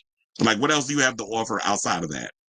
So another person, so he went on to continue to say, you're out here begging for MAGA approval like they don't actually work to strip rights from people like you. Clout chasing with ICE, tips, and public drama won't earn you a seat at their table. They will see you as disposable. Absolutely. And the sooner you faggots learn that, the better. Another person said, your body count is in the hundreds. Worry about how many HPV strains you have and not immigrants, you butterface. That was a read. Oh, I did that on purpose. I saw that when I was like, oh, I need to put that on here so I can read it to the audience. Another person said, you are a disgusting individual and you always ruin every porn scene you're in. Another person said, your job is to take it up the ass, not tell us about your politics. And last but certainly not least, name cannot be blank, went and said what ES underscore Andres said. Meth really fucked up your brain. You are disgusting. But at the end of the day, look, Devin Franco has remained defiant. He's standing 10 toes down on his beliefs on this. And he dismissed the criticism of his political views as fascism. Really, girl? You calling what you people opposing the bigotry that's coming out of your stupid ass mouth as fascism?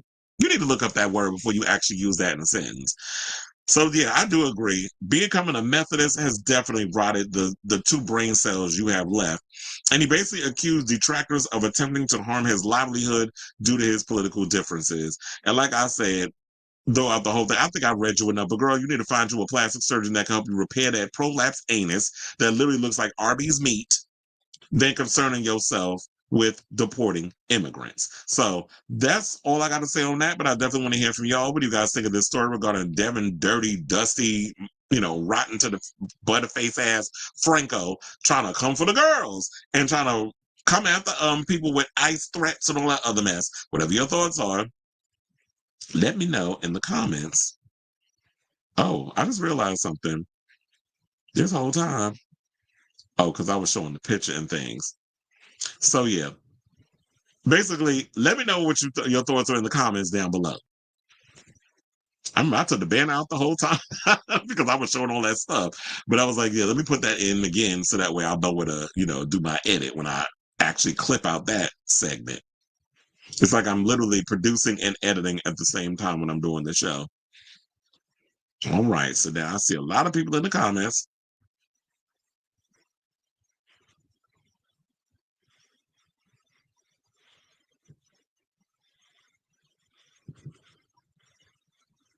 Oh, hold on. Because I think I got to go up further. Felix says being MAGA is not something. Hello. Well, they think it is. Now it's kind of embarrassing.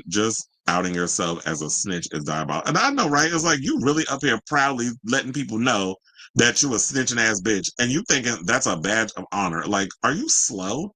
It's like they said, is that, you know, you doing all that meth rotted out your damn brain and common sense. The first Black rock group I knew was Living Color with their song Cult of Personality. Also, Skunk NNC, Skin, the lead singer, she's a lesbian. So, but I don't think a lot of people know her music outside of the UK. They actually had a song in what is it? Strange Days with Angela Bassett and Ray Fiennes. Blank Men. Like someone said, he needs to be worried about how his low T cell count. I would not be surprised if she walking around with a high five.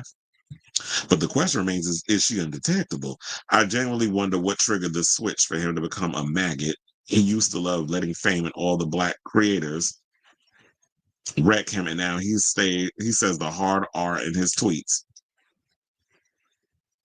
Well, them probably them Black queens that dug his guts out, they ruined his hold, and now it's prolapse. So I do wonder what the whole situation, or was he like that the whole time? It was just that he was using people that, you know, have the career in porn, because all of a sudden now you out here just saying the N-word and all this other stuff.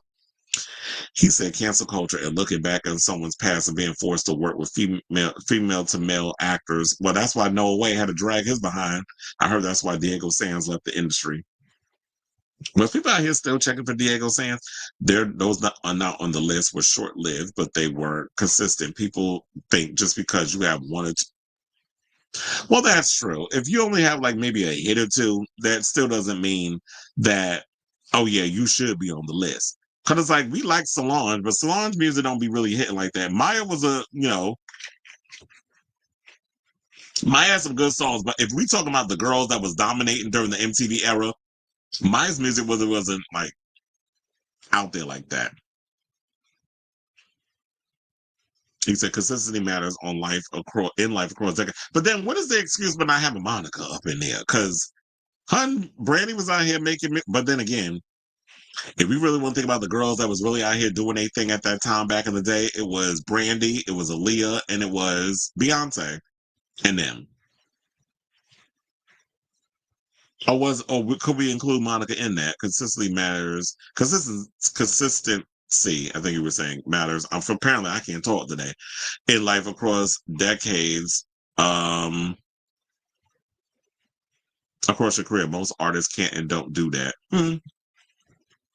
I remember when Billy Santoro would. Oh, please don't even. I almost forgot about that. I actually forgot about her. You had to remind me of Billy Santoro trash ass. I think we ended up blocking each other because we went in on each other on social media. So yeah, that bitch is blocked. He said, I remember when Billy. Yeah. Oh, she don't like me. And it was like, that's why it's called the greatest list. You can be good, but you're not part of the greats. The word is Proud Boys January 6 members are in ICE, hint the mask. Somebody need to rip their damn mask off so they can be exposed. He can shove that flag up his They probably could, and he wouldn't even get no splinters. That's how wide the walls are.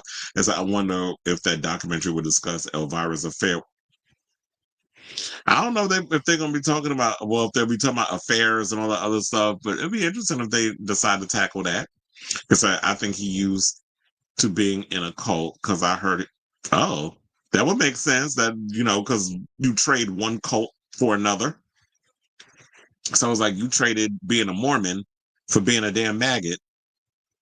So I would not be surprised if that's where all the root of all that has come from. Oh, look, another 4-hour episode. We did today. I've been doing these 4-hour episodes. All right, so now let's get into some Drag Race news, because it looks like we have the Drag Race world is expanding, because now after conquering the Vegas Strip, looks like Drag Race bosses and World of Wonder co-founders Fenton Bailey and Randy Barbato they recently did an interview with Variety, and they were talking about how now they've got their eyes set not only on the movies, so they're working on a Drag Race movie, but they're also So why not? So they basically say that not only that, but they're also setting their sights on Broadway. So since crash landing on our screens back in 2009, RuPaul's Drag Race empire has changed pop culture forever and committed to world domination. Over 16 years, the show has spawned numerous spin-offs, including All Stars, with All Stars 10 airing right now, and more than a dozen international franchises. Plus, RuPaul's Drag Race live show has been storming Las Vegas since 2021, and with the concert residency featuring Drag Race alumni, taking to the stage nightly at the Flamingo, Las Vegas. Now the Drag Race universe is getting even bigger as Bailey and Roboto have confirmed a musical and movie about Drag Race are being worked on right now. Speaking to Variety, Roboto says that the stage show may come in both the US and London's West End. Drag Race Live just celebrated its 1,000th show, and we are taking that and developing it for stage, ideally Broadway and London. We were thinking about starting in the West End, but fuck it, let's go to Broadway. That's what he teased. Billy then added, I guess it's no secret there's an Untitled Drag Race movie coming. It's shooting in Los Angeles. We're keeping it local. Well, I guess with all the acting lessons that they be having these girls do on the show, who knows how many of the queens are going to be in it. Now, the latter also confirmed that more international Drag Race franchises are coming soon, but they can't be revealed yet. Now, fans of the 29 Emmy Award-winning reality show have speculated in recent months that upcoming franchises will include Drag Race Japan, Drag Race South Africa, and Drag Race Ireland. Now, maybe with Rosie O'Donnell living out there, they could probably get her to they can basically get her to come on board and be a judge. I don't know if they would make her a permanent judge, but she could be a guest judge. Now, during their chat with Variety, the pair also addressed whether the wrath of anti-LGBTQ plus orders Donald Trump has attempted to introduce since his re-election has put drag performers off applying for Drag Race. He said, we had a 30% increase in auditions. There's been growth every single year since the franchise started. This is what Roboto revealed. This current season, season 18, which recently finished filming, we had a lot of young queens, and that wasn't a reflection of the demo. It reflected who we wanted to cast and who popped.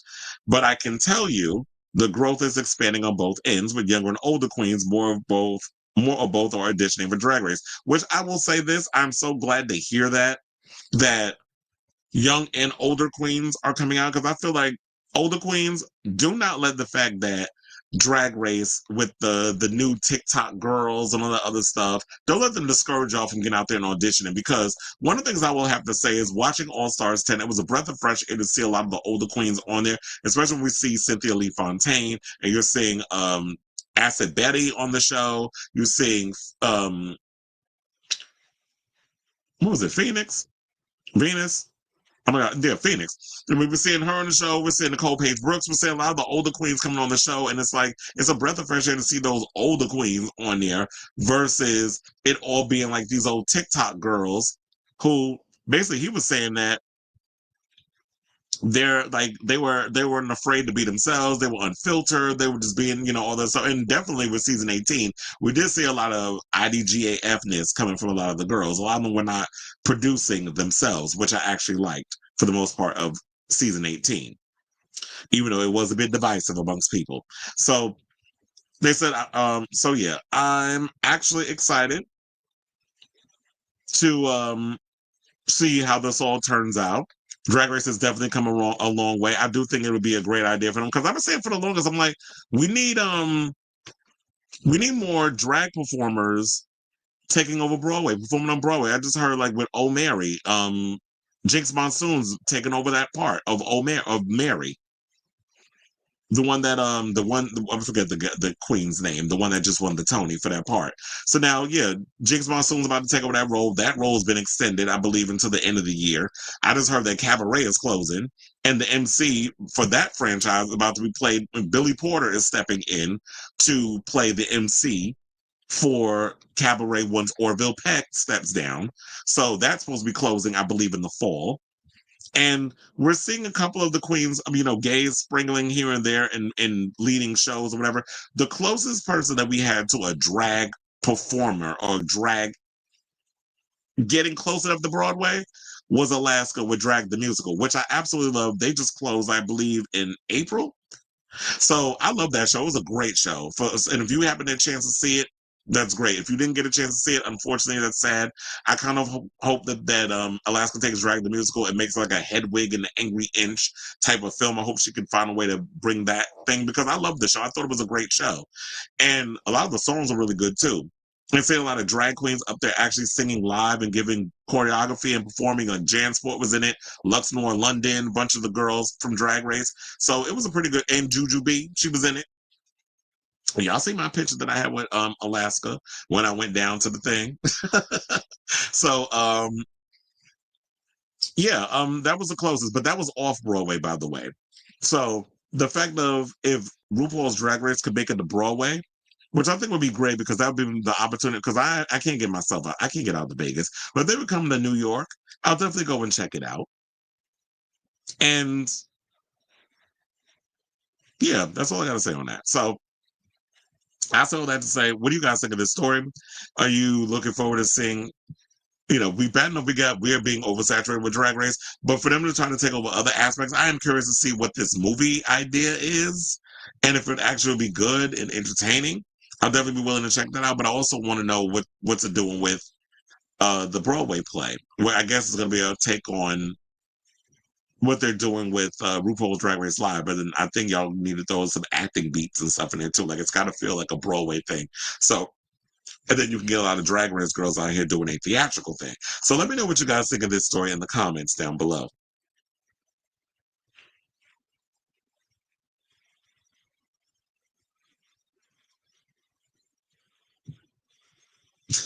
Not explain David Archuleta. Well, David Archuleta is a different kind of Mormon.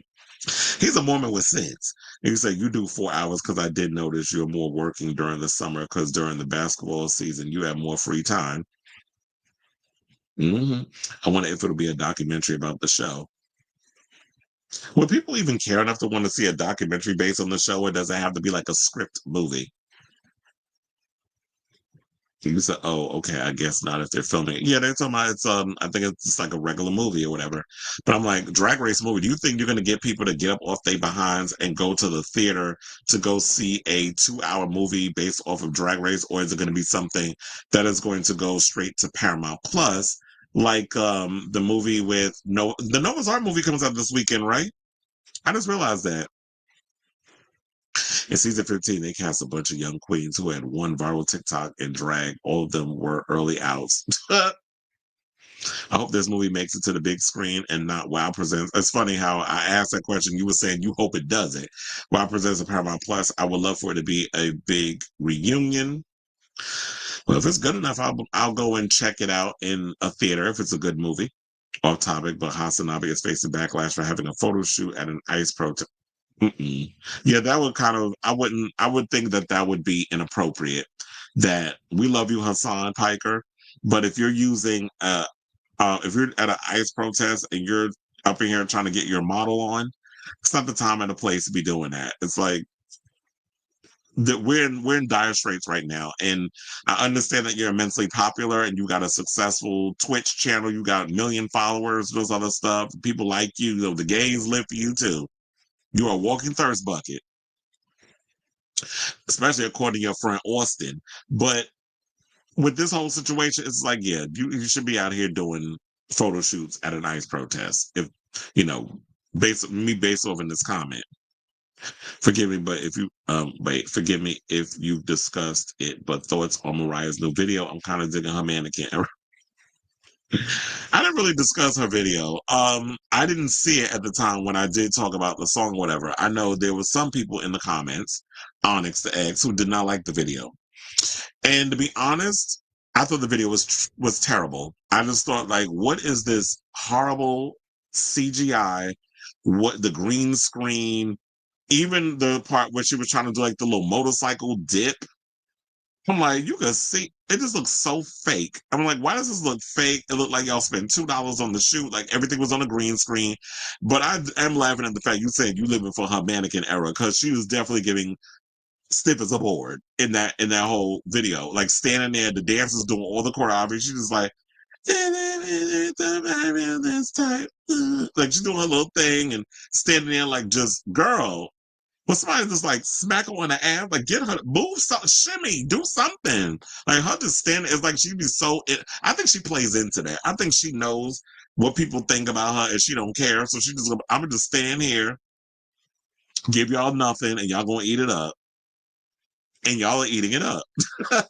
But I was the video felt anticlimactic, but all the eye candy I was living for, I'll give her that. Her song loves to piss off the right, and I'm here, and I'm like, it's going to give him a few years. Yeah, you don't want to end up in getting locked up over this stuff. And they are out here just grabbing people and throwing them in jail without due process or any kind of reason. They just grabbing people, be like, they'll provoke you, and then even when you didn't do nothing bad, they'll be like, oh, you hit me. It's kind of like what they said with the journalist. The guy went and shot the journalist with a rubber bullet while she's on air. The camera caught it, and the guy was like, y'all touched him. How? This is what era we in now. Now we're in this whole handbook that they're using of they provoke you, and then they'll say, oh, you hit me first. I'm like, we're filming you. We have it on camera. Cameras don't lie. There's no edit in this. This is literally, it's streaming live, and you shot me. Mimi was on Madonna era, chasing the youth with that Mr. Beast. Yeah, she went and said, with the Mr. Beast, she's like, I don't know him. And child, neither do I. He said his dual citizen with his family from Turkey. Yeah, because, he's related to Cenk Uygur, which I just heard, and I need to see this, but I'm probably going to have to pay for it. Cenk is going to debate Kyle Kalinske and his wife, Crystal Ball, on their show tomorrow. So I was like, oh, I need to see that. Child, they're going to eat him up because Cenk think he know everything. And he think just because he loud, it makes him right. No, it just makes you look more stupid. And then we had Jillian Michaels hating Bulldagger having ass that went and just said something totally ignorant about gay pride that I had read. I'm trying to look for where's that article because I know I saw it in here somewhere. She likened pride to adult fetish conventions. I'm like, really, bitch? You like a whole man, and you out here saying this shit. Talking about somebody who looked like she transitioned. If you want to sit up in here and talk about I'm going to compare pride to adult fetish conventions, and that's because you're in that stupid talk show that nobody's watching, and they're all trying to find ways to come out and say stuff because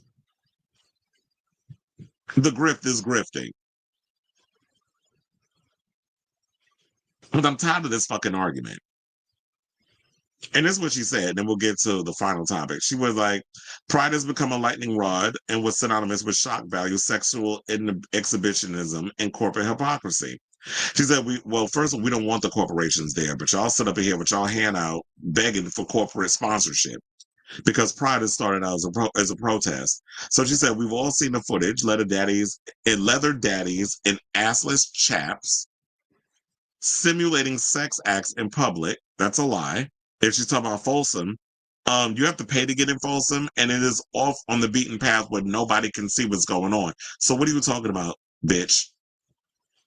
Drag queens twerking in thongs in front of children, parades that look more like adult fetish conventions than civil rights celebrations. Well, pride is a protest, but it also is a celebration. So what are you talking about? Maybe because your ass don't go to none of them, you just out here going about the sensationalism. We know media loves sensationalism, but the leather community is a part of the queer community. Therefore, they're going to be there to celebrate pride. And if you are going to pride, if you're bringing your kids to pride, you should know that this is about sexual revolution, sexual revelation. People are not out here in public fucking and all this other stuff as y'all like to put out here. And then y'all always want to use this whataboutism. What about the kids? What about the kids? The kids, you're about to abuse the children and you're showing them all this sexual stuff. Kids know where babies come from. And they know a lot about sex. And if you're bringing kids to these type of celebrations, it's a lot of times it's queer parents with their children or parents who have queer children or people who are open-minded and love the queer community and want to celebrate. I've done enough of these prides and I worked enough of these prides, especially Queen's Pride, where people will have their kids out there on the floats and everybody's having a good time. A lot of the ones, I'll tell you, Queen's Pride is way more conservative. You don't really be seeing like the go-go boy types and stuff. Now you will see some scantily clad queens that'll be coming and hanging out at the parade and watching the shows and all the other stuff, and the drag queens and the trans girls. You'll see all of them out there. But the main Pride and stuff, you'll see way more people out here who are maybe a little more scantily clad. And yeah, with the floats, it's a wider spectrum. So you're going to see all the different aspects. But you out here trying to make it seem like Pride is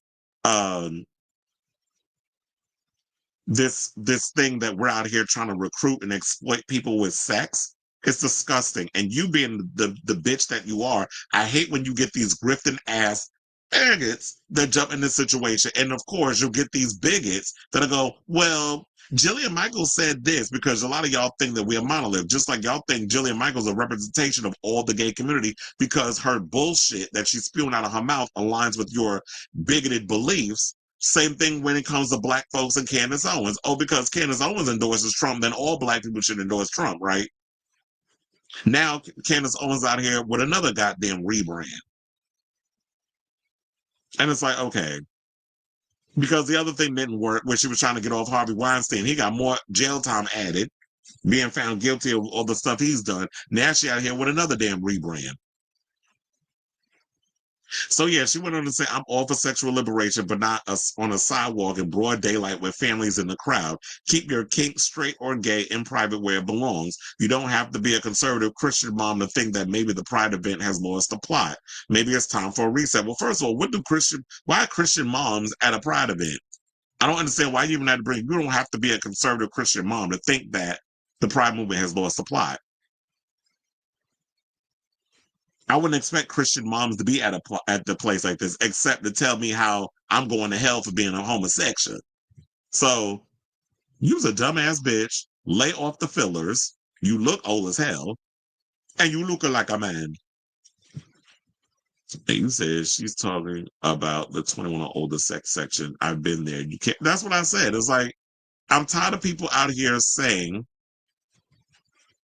I'm really tired of. Oh, you talking about Bob Halford?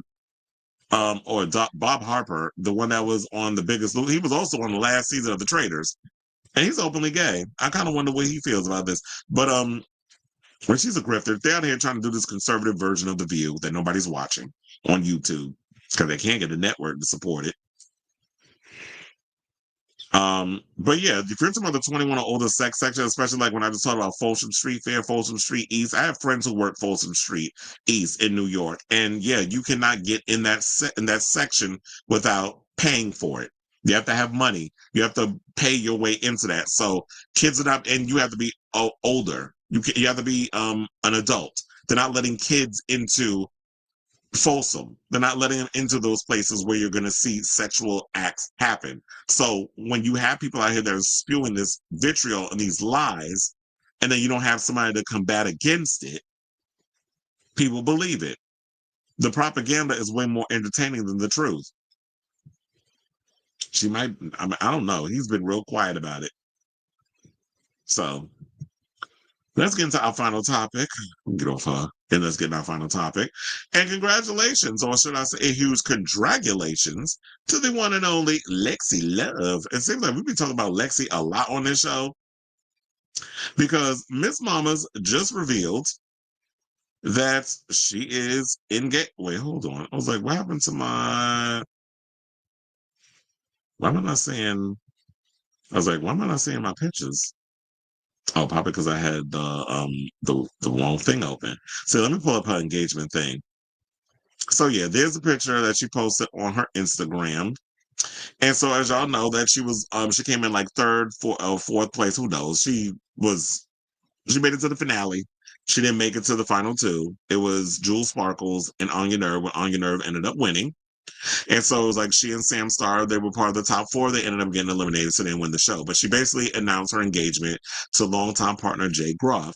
Now, in a joint post on the 18th of June, which was yesterday, Groff, alongside a picture of the pair, stood underneath a wedding veil a la Lexi's Betsy Johnson design challenge runway, wrote, "We got engaged." Say, I could write a book about my love for you, but I'll just say this. I promise to love you to my fullest capacity every day for as long as we both live. The pair have been congratulated by multiple Drag Race alum, including All-Star 6 winner Kylie Sonique Love, who wrote, "Congratulations, love," and several of Lexi's season 17 sisters. Susie 2 wrote, "OMG," and "Congrats, baby," and 2 separate comments, while the season's runner-up Jules Sparkles commented several crying emojis.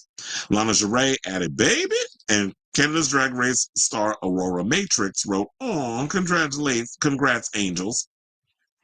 Now, Love has been somewhat of a turbulent, had somewhat of a turbulent time since her season finished airing on the show. She did open up about her past on the season, including drug use, a terrifying human trafficking ordeal, as well as disclosing her HIV status, and talked about also her past, the drug use. Remember recently she was talking about that she was going to be in rehab, then she was taking a step back from drag. She went to rehab, and she complained about the conditions of the rehab facility, so she ended up leaving, and she felt like it wasn't helping with her sobriety and that sort of thing.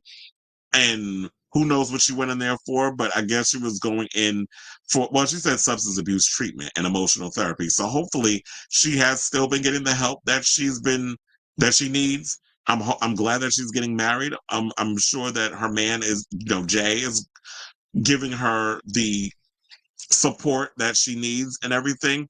And I love it when a plan comes together. And congratulations to all the drag girls, especially someone like Lexi. I like Lexi. I'm glad that she's out here getting what needs to be done with all that. And congratulations to you, niece. So I say all this to say congratulations once again to Lexi Love. What do you guys think of this story? The latest Drag Race girl to announce that she is engaged to be married. So congratulations, sis. Now, so let me know what you guys think of this story in the comments down below.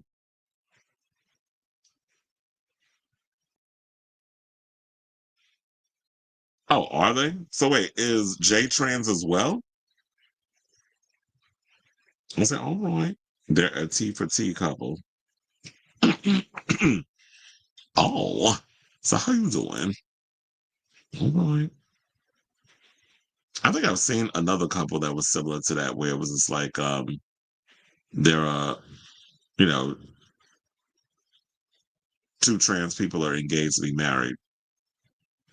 And I want to say huge congratulations to Kevin Amion. Shout out to him. He out here, he's back at work performing. I saw Out Magazine did a big article on him. I definitely need to read that article when I can get around to it. So yeah, let me we are at the end of today's show. Thank you all for tuning in. I'm ready to go. It is like 11 o'clock at night. Oh, you said yes, it's a trans man. Okay, all right. It's a T for T, as we was calling it. So, excuse me. So I want to thank you all for tuning in. Tune in next time for a brand new episode of Chris Simon Unfiltered, which will probably be this weekend because tomorrow I'm not going to be able to do a show because I'm going to be busy. I want to go see 28 Years Later, and then I'm probably going to work afterwards. Well, I'm not probably. I am working afterwards. So I'll see if I can try to squeeze in a show over the weekend. And, all that good stuff. So love you all for watching. Thank you all for tuning in to this mess of a show. If you have not already, please do me a favor and hit that like button. If you're new to the channel, hit that subscribe button. And also be sure to smash that notification bell so that way when we go live with a brand new episode of Chris Avalon Unfiltered. So love you all for watching. Thank you all for tuning in and supporting continuously. And until next time, excuse me. Ciao, darlings. I'm losing my voice. I've been talking for so damn long.